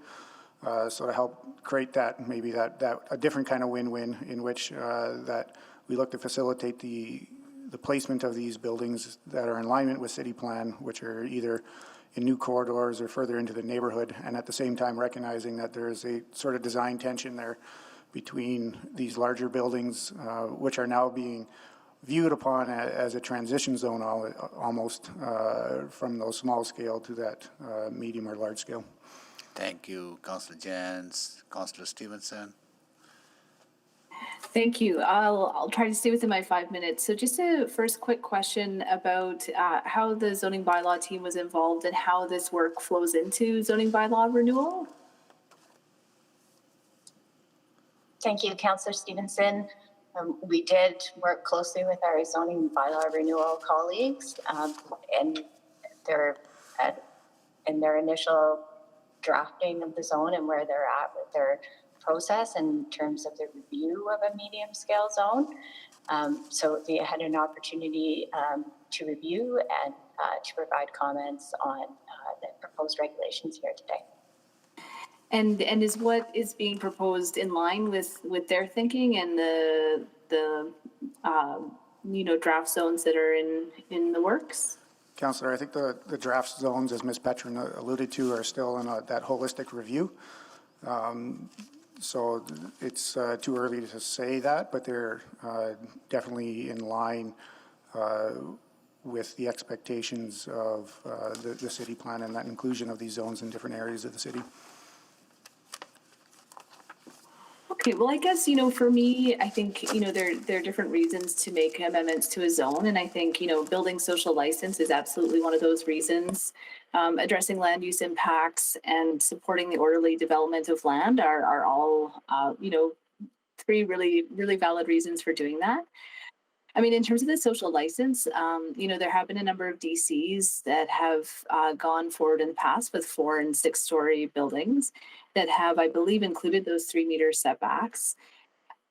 I mean, from your experience, have those been more widely accepted by community members, or have we still seen, concerns with that change happening in their neighborhood? So, Councillor, I think there's a couple of separate issues here. One of them is addressing those concerns from the issues, and then one of them is addressing the design consideration of these medium scale buildings moving towards the smaller scale buldings. Maybe I'll just rephrase my question then. Have you seen strong community opposition to 4 and 6 story DC developments in the past that maybe incorporated some of these? There has been opposition in the past. However, I would say the design mitigation in those DCs with some of the setbacks or step backs help mitigate some of those issues that were being brought forth.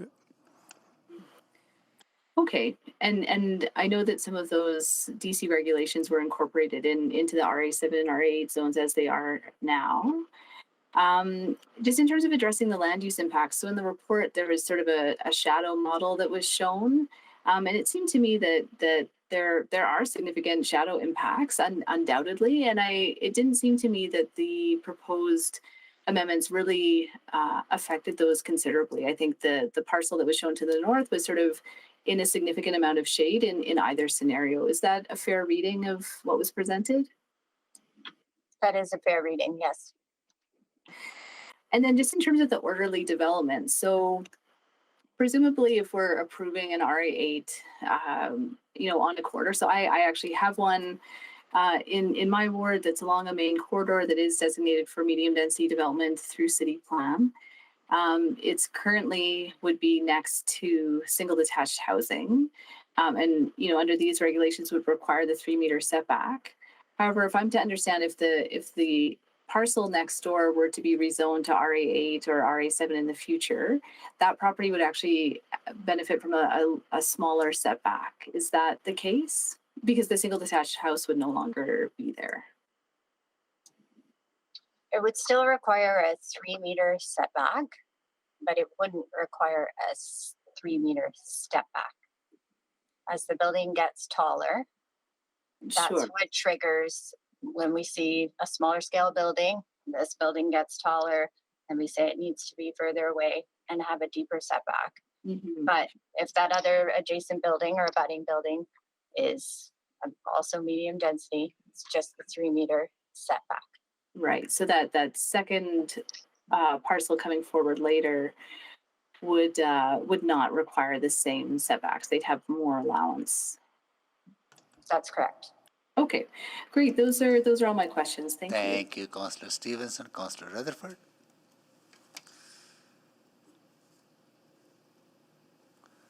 Councillor Rutherford. Can you hear me? Yeah, we can. Yeah. Okay, it says that I've lost my network connection, but if you can hear me, I'm going to go for it. So hopefully it stays. I cannot see my time, so I don't think I'll take that much time though. I guess my question overall, because I understand in reading the report, sort of the catalyst for moving this forward in terms of mitigating, some of the concerns that were continuing. Oh, sorry, Councillor Rutherford, we lost you. We'll come back to you, Councillor. In the meantime, I'll go to Councillor Salvador. Sure, thank you, Mr. Mayor. So just a quick question about the increase in interior side setbacks from 1.2 to 1.5 for buildings that are less than 10 meters in height. So I guess I'm just trying to see how that compares to other scenarios. Like I'm considering, and please correct me if I'm wrong, like an RF5, for example, if you have a 10-meter building, the setback there is 1.2. Is that correct? That is correct. If you go through the sort of transitions of zones from your historical single detached zone up through the row housing, if you go from an RF1 to an RF3, which is that corner lot row house that Councillor Knack was talking about, that setback increases to 3 meters in that interior side setback from 1.2 to 3 meters.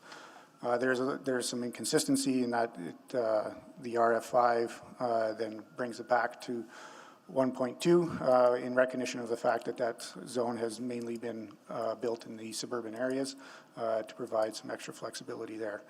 And then this one, as it's currently written, the RA7 and the RA8, then further continues at 1.2 back to where that single detached housing is.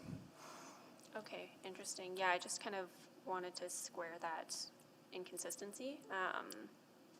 Okay, and then the other question would be just to, and I've also lost my time, so, oh, well, it's up there.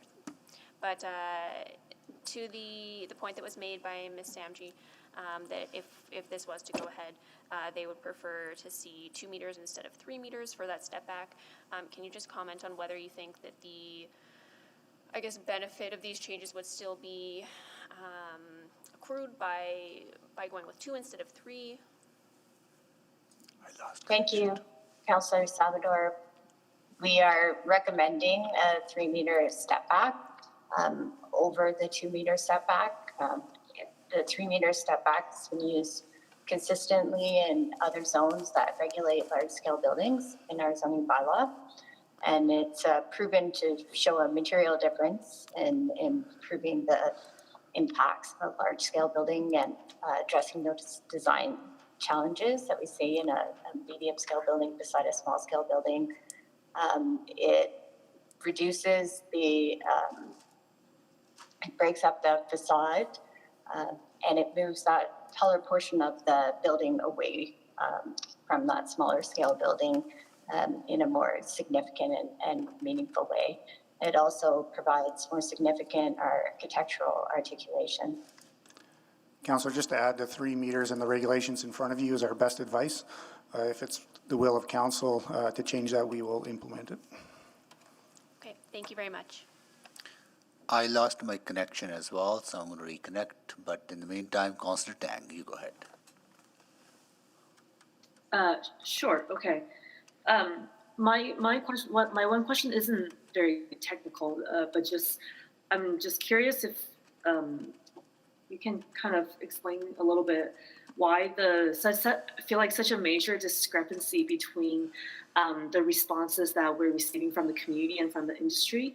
And I've looked over the attachment where you have what we heard and also what we responded or what we changed. But there's a number of feedback around a lot of the feedback wasn't incorporated. So if you can someone just speak to that a bit? Sure. Thank you, Councillor Tang. The changes that we're proposing today are limited in scope to address very specific issues and design challenges.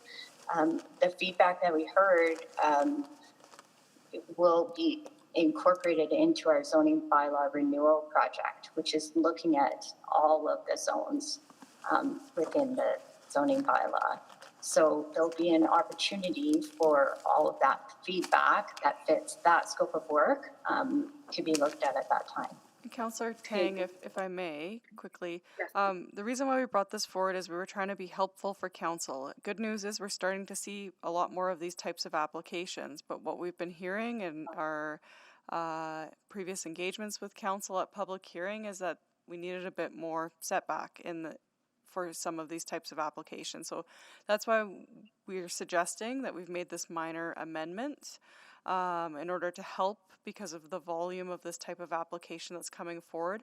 We heard lots of other feedback. We're going to take that feedback that we've heard and we would incorporate that into the zoning bylaw renewal, which was much more of that overhaul project. This was meant to be a very small course adjustment in the interim while we've got the zoning bylaw going on. Yeah, it feels administrative as you've opened the presentation with, but just throughout, this the discussion and through the feedback we've gotten, it feels like there's a much bigger, maybe unintended impact, and certainly seems that the community doesn't want to continue the conversation. I'm glad to hear that there's other opportunities for that. So I guess I was just kind of, if we're seeing a big influx of this, it speaks to certainly a success in a strategic direction. But I was just curious, are we just, inviting more,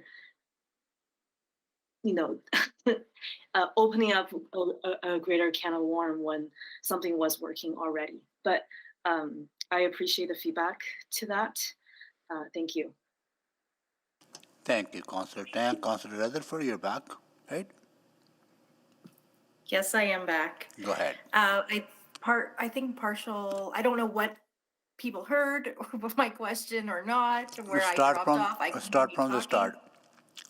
Go ahead, but I think a part of my question was just answered because my big question was sort of the why now for this bylaw amendment.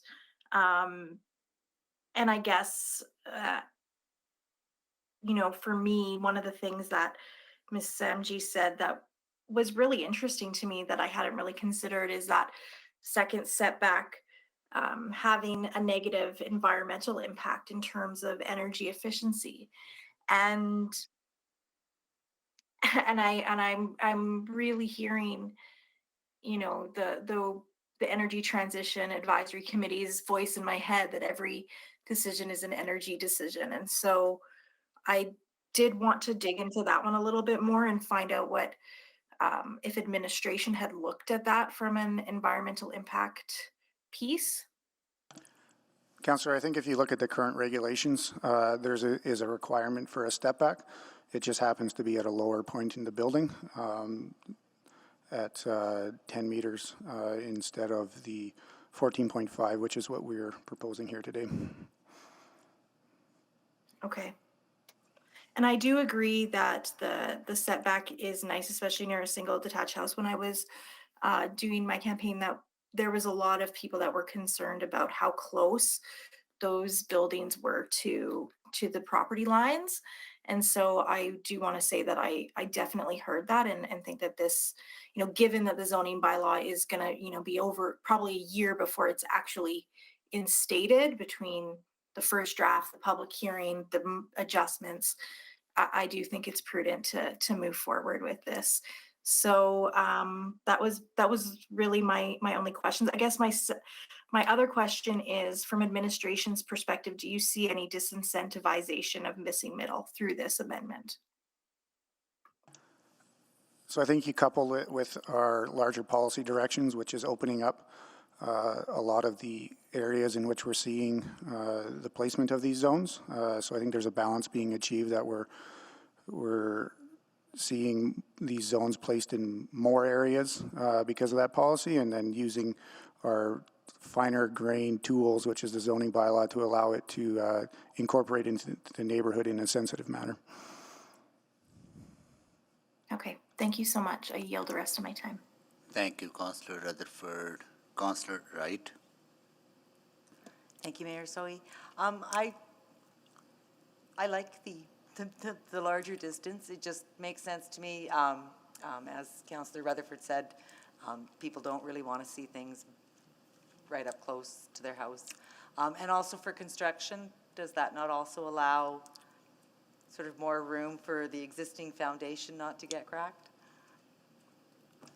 It allows for more room on site so that it's not digging right up to the property line. Okay. And then I just also want to make sure that this doesn't adjust the front setback. Correct. It's just the side setbacks. Okay, thank you. That's all I need to know. Thank you, Councillor Wright. Councillor Stevenson? Oh, sorry, we need a second round, sorry. Councillor Salvador, Yeah, can I'll you move move? a second round. Seconded by Councillor Principe. I'll second.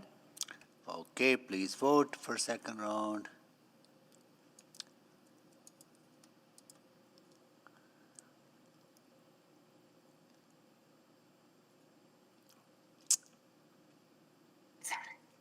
Got it? Please display the votes. Got it. All right. Now, Councillor Stevenson. Great, thank you. And thanks for the information shared here. I just wanted to follow up on a couple of the technical pieces raised by IDEA, and I apologize if this were to pass tonight. Again, I should wait until I move first, or closure of the public hearing. But just a quick question about the effectiveness date. Will this go into effect immediately, or is there a grace period built in? I apologize if I missed that in the report. Thank you, Councillor Stevenson. There is a grace period built in. The changes would come into effect February 1st, 2022. Thank you. Well, those are all the questions that I have. I'd be happy to move to close public hearing, seeing no other speakers on the docket. Second.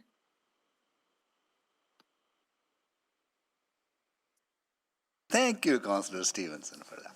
Appreciate it. Okay, seconded by Councillor Rutherford, right?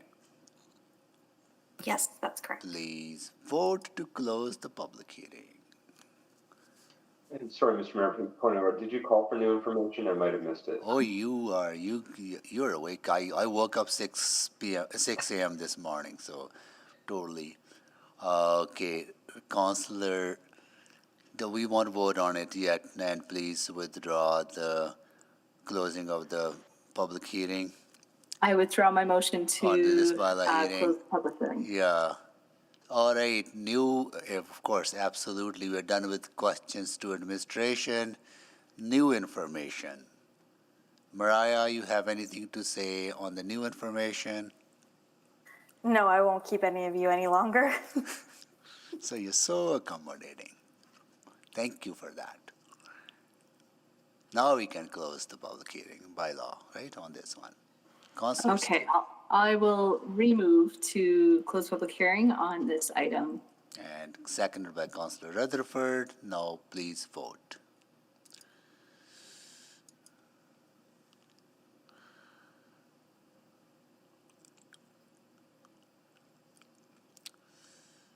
Display the votes, please. That is carried. And I'll also move first reading of Charter Bylaw 19909 and then would like to speak to it. Okay. First, second by Councillor Rutherford. Please vote on the first reading. So, sorry, not before we vote, Councillor Stevenson, you want to speak, right? Yeah, just very briefly. You know, I appreciate, appreciate the motivations of administration bringing this forward in terms of helping to ease some of these growing pains that we are experiencing right now. And these absolutely are difficult transitions. And I think that these are the difficult discussions that we need to have as a community moving forward. So I'm not in support of these amendments because for me, I think they detract from our objective of building missing middle and achieving our city plan goals. And I also worry that they're, missing out on the opportunity to be part of the comprehensive zoning bylaw renewal work that's ongoing. I think the true solution is having those difficult conversations with our residents and really talk through what it means to be implementing city plan as we change and grow as a city. So I won't be supporting this bylaw, but thank you again for the conversations this evening. Okay, got it. So mover can vote against the bylaw, right? That's fine. Okay, got it. Okay, so please. Is that correct? Okay, good. Yeah, thank you. Can we please vote on the first reading of the bylaw? Apologies, Mr. Mayor. Councillor Paquette has clicked on to the speakers list as well. Oh, where's my speakers list? Oh, Councillor Paquette and Councillor Knack. Okay, got it. Councillor Paquette. Yeah, thank you, Mr. Mayor. I'll be short. First of all, I want to thank administration for bringing this forward to us in such a timely fashion and for all the hard work. And I know exactly what they were aiming to do, which was, it's an incredibly good goal, and that is to find as much buy-in as possible through a compromise that doesn't make anyone entirely happy, which is usually the mark of a good compromise. And because of that, I feel like I want to support this. But at the same time, and we didn't get into this, and there's no way to actually ask the question about personal motives.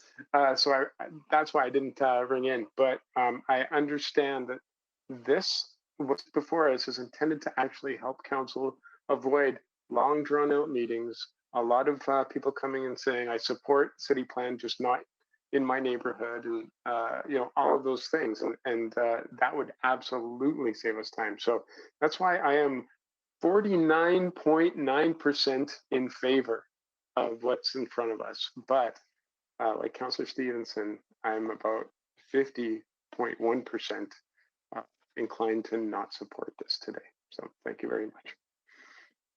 Thank you, Councillor Paquette. Councillor Knack.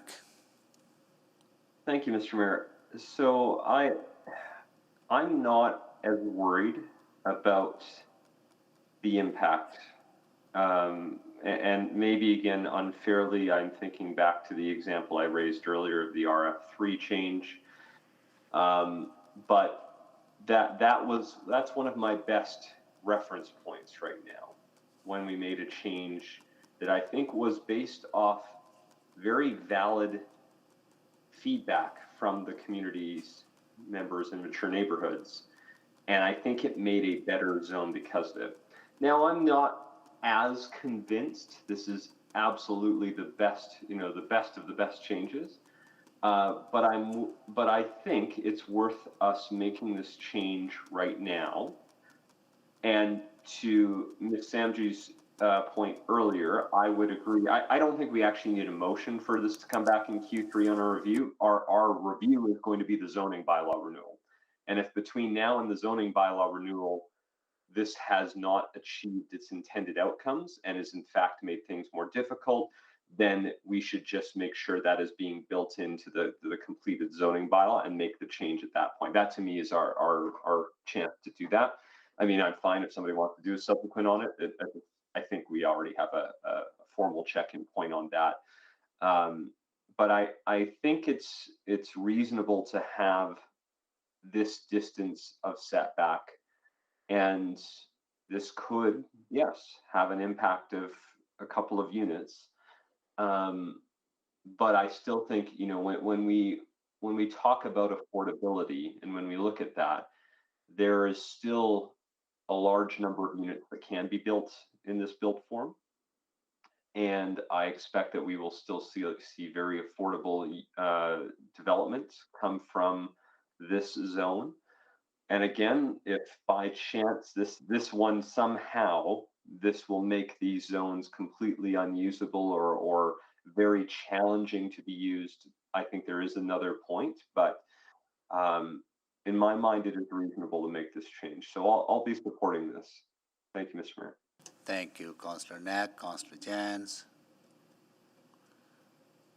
Thank you. I too will be supporting it. I heard throughout the campaign from many neighbors and many community members that they were concerned that the previous council had been far too flexible when it came to developers, that there had been too many permitted decisions that were not considerate of the shadow, not considerate of the impact on neighbors, not considerate of the context of community or good design standards. So certainly I think we all want to incent development, but good development that fits the context of the community, that neighbors can get excited about and that we can be proud of.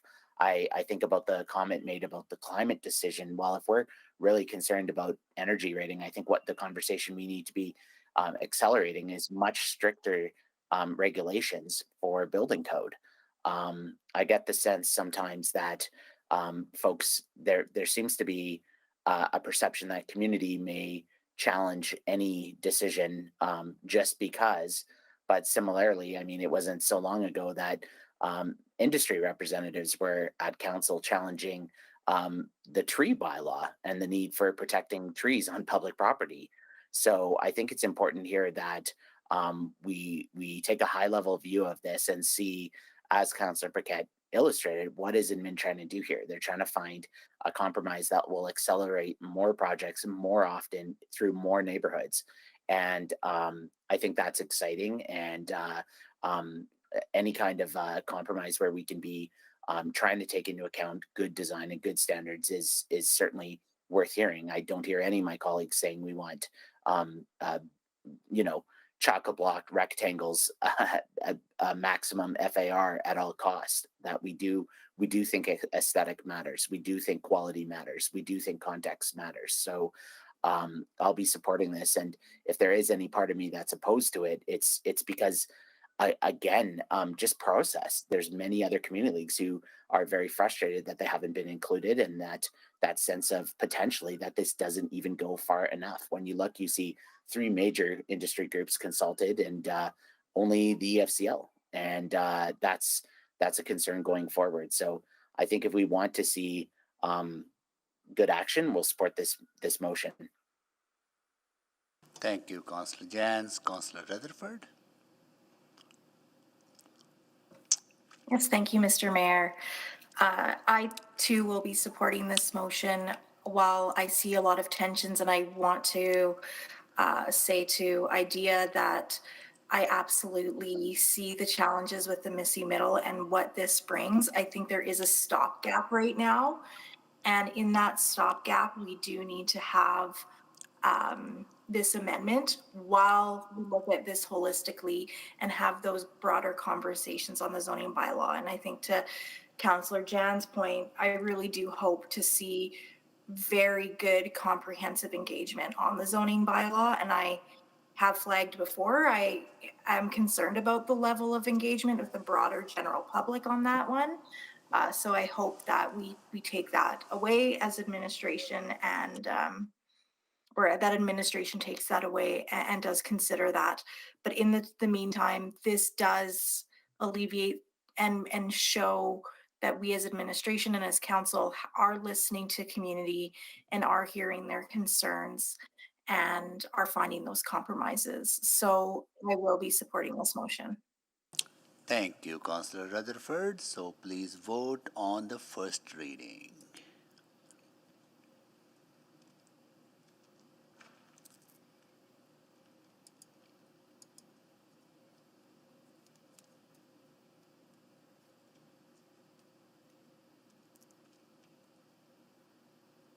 Display the votes, please.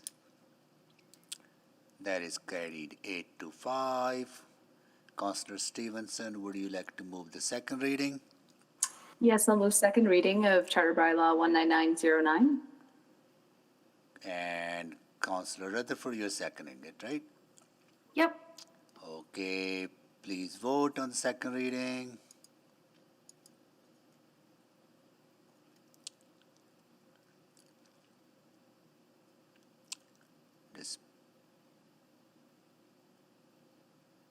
Display the votes, please.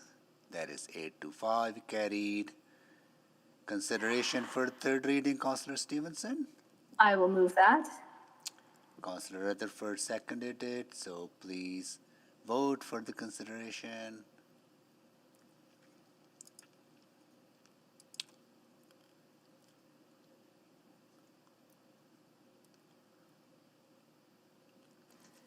We have 13 votes. 13's in for consideration. Cool. So Gould, that's that third final reading. Apologies, Mr. Mayor. It will show that it's carried in the system, but consideration requires unanimous consent, which it has not received. Okay. Just to clarify, were the two dissenting councillors, were they aware this was consideration and not the vote for the third reading? Yeah, okay. So that is for not to consider third reading, Councillor Principe? Oh, so you were for consideration, or sorry? Okay, so Councillor Principe, Councillor Rice? Same as. Okay, cool. Well, so that's carried then, right? We've all done it. If we I know it's late, but if we could recall. Okay, just the votes let's so that the revote. record's Let's accurate. move the consideration again and vote on the consideration again, please. Everyone, now vote.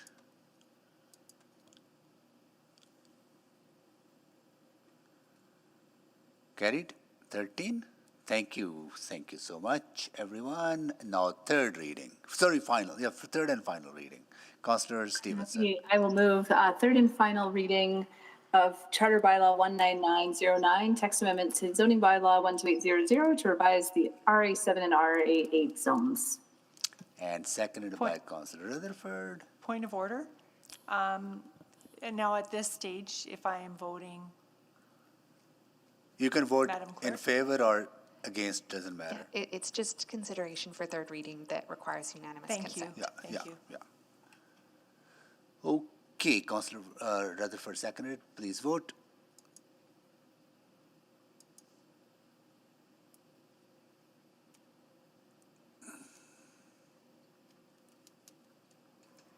We have 13 votes. Please display the votes. That is carried 8-5. Okay, I lost my sheet. What do we have next now? We're done, right? Yes, Mayor Sohi, you may wish to call for notices of motion. Any notice of motions? Nothing? Go adjourned? I have notices of motion, Oh, excuse yeah, I me. knew that. I was thinking about that, Michael. Then I was buzzing in trying to speak in e-scribe and it wouldn't let me. No worries. We're adjourned now anyway, so. What? Oh, again? We're adjourned, right? So. Okay. May I give notice for motions, Mr. Mayor? Are you serious? Yes, I have two. The city clerk has them, they've been sent along. Okay, well, I didn't know that, so I'm sorry then. Oh, my apologies. I thought you were just, picking on me. No, I actually seriously didn't know that you have a notice of motions. Okay, my Go ahead. apology. The first motion is active transportation equity during construction projects. Please bring back a report with recommended policy changes to ensure safety, accessibility, and equity for active and public transportation during construction projects. Due date first quarter 2022. The second motion is a notice of motion for our next utility committee meeting. That utility committee recommends to City Council, number one, that administration stop work on the multi-unit strategy alternative business model report as approved by committee on June 25th, 2021. Number two, that the business case for residential communal collection as set out in attachment 1 of the June 25th, 2021 City Operations Report, Charlie Oscar 00581 be approved. Number three, that the communal collection diversion rate calculation methodology as set out in attachment 5 of the June 25th, 2021 City Operations Report, Charlie Oscar 00581 be approved. And I will look to the city clerk that they've received copy of both of these motions. Yes, I do have both of those available. Thanks, Councillor Jans. So these are notice of motions that council members are free to make, right? At the end of any meeting? Yes, correct. It's notice, and these motions will appear in the motions pending section on the next regular council agenda. Okay. Cool. Well, one on council, one on utility. So point of order, is it the next utility, like this one this Friday? This Thursday. You'll see there's a note already on the agenda. Isn't there time limits, like a notice must be Yeah, I thought there given? had to be time limits on notices of motion. I understand that, but because we haven't had a utility committee yet, that's why I was recommended to put this path forward. I need clarification from Madam Clerk. Is that allowed? Otherwise, this would have to go to the next utility committee. I know that Councillor Jans was provided advice by the city clerk, so I just want to pull up my notes to make sure that I don't contradict that. I'd be happy to follow this up offline, but the rationale I understand was because we haven't had a utility committee meeting, I wouldn't have been able to previously give notice at the utility committee meeting, but I could give notice now. I suppose to hear it at the utility committee, we would need to have a vote there, which I believe is a supermajority vote in order to debate that motion at utility committee. Yes, so if can indulge me just for one moment so that it's clear and we know where we're sending this. So there are two options. One would be for this to be a notice of motion today, and it could appear on the December 13th City Council agenda, not the Utility Committee agenda, so that it complies with the council procedures bylaw requirements. And council does have the authority to pass any motions that utility committee would as well, and the report could still return to utility committee even if the motion is passed at council, or made at council, I should say. Another option would be to have this motion be without customary notice at utility committee. So having it discussed briefly here today is a bonus, but it would ultimately be a motion without customary notice at utility committee, which you're right, Councillor Jans, requires a special resolution to grant that permission. Yeah, so I would suggest, Councillor Jans, that you make this at the utility committee as a motion without customary notice and let the utility committee decide this with the advice of the independent advisor that assists the utility committee. I think that would be a better approach to seek that advice. That would be my recommendation. That would be my suggestion. Duly noted. Mr. Mayor, if I could, this might be helpful. The utility committee motion may not be very urgent because, as far as I'm reading it, it's dependent on a motion that was made by, I believe it was Councillor Walters in the last term. There's a report being generated that comes back, I believe, in Q1. And at that time, that report will be a receipt for information. So at that time, that's the opportunity to for a utility either receive that report and then that's the end of it and no motion required. Or if there is a debate and it looks like something is going to pass or emerge out of the debate on that report, that would be the time to make that motion. So I'll leave it up to you and the councillor and the chair of the utility committee, whoever that will be. But that's a very smooth and orderly way to do it. Otherwise, this motion might actually be out of literal time order because it is it's presupposing a report that we haven't actually got yet. Yeah. I don't know if I made that any clearer or if that helps to reduce some of the anxiety or stress around It's certainly helpful. rush to make a motion. Thank you, Councillor. It's certainly helpful. I'll follow up offline. I would ask then that certainly my first notice on active transportation equity during construction projects, aka the bike lanes today, I would ask that notice still stand. Okay. So the second one you're withdrawing. You got it. Yes. Okay, got it. Thank you, Councillor. Okay, are we adjourned?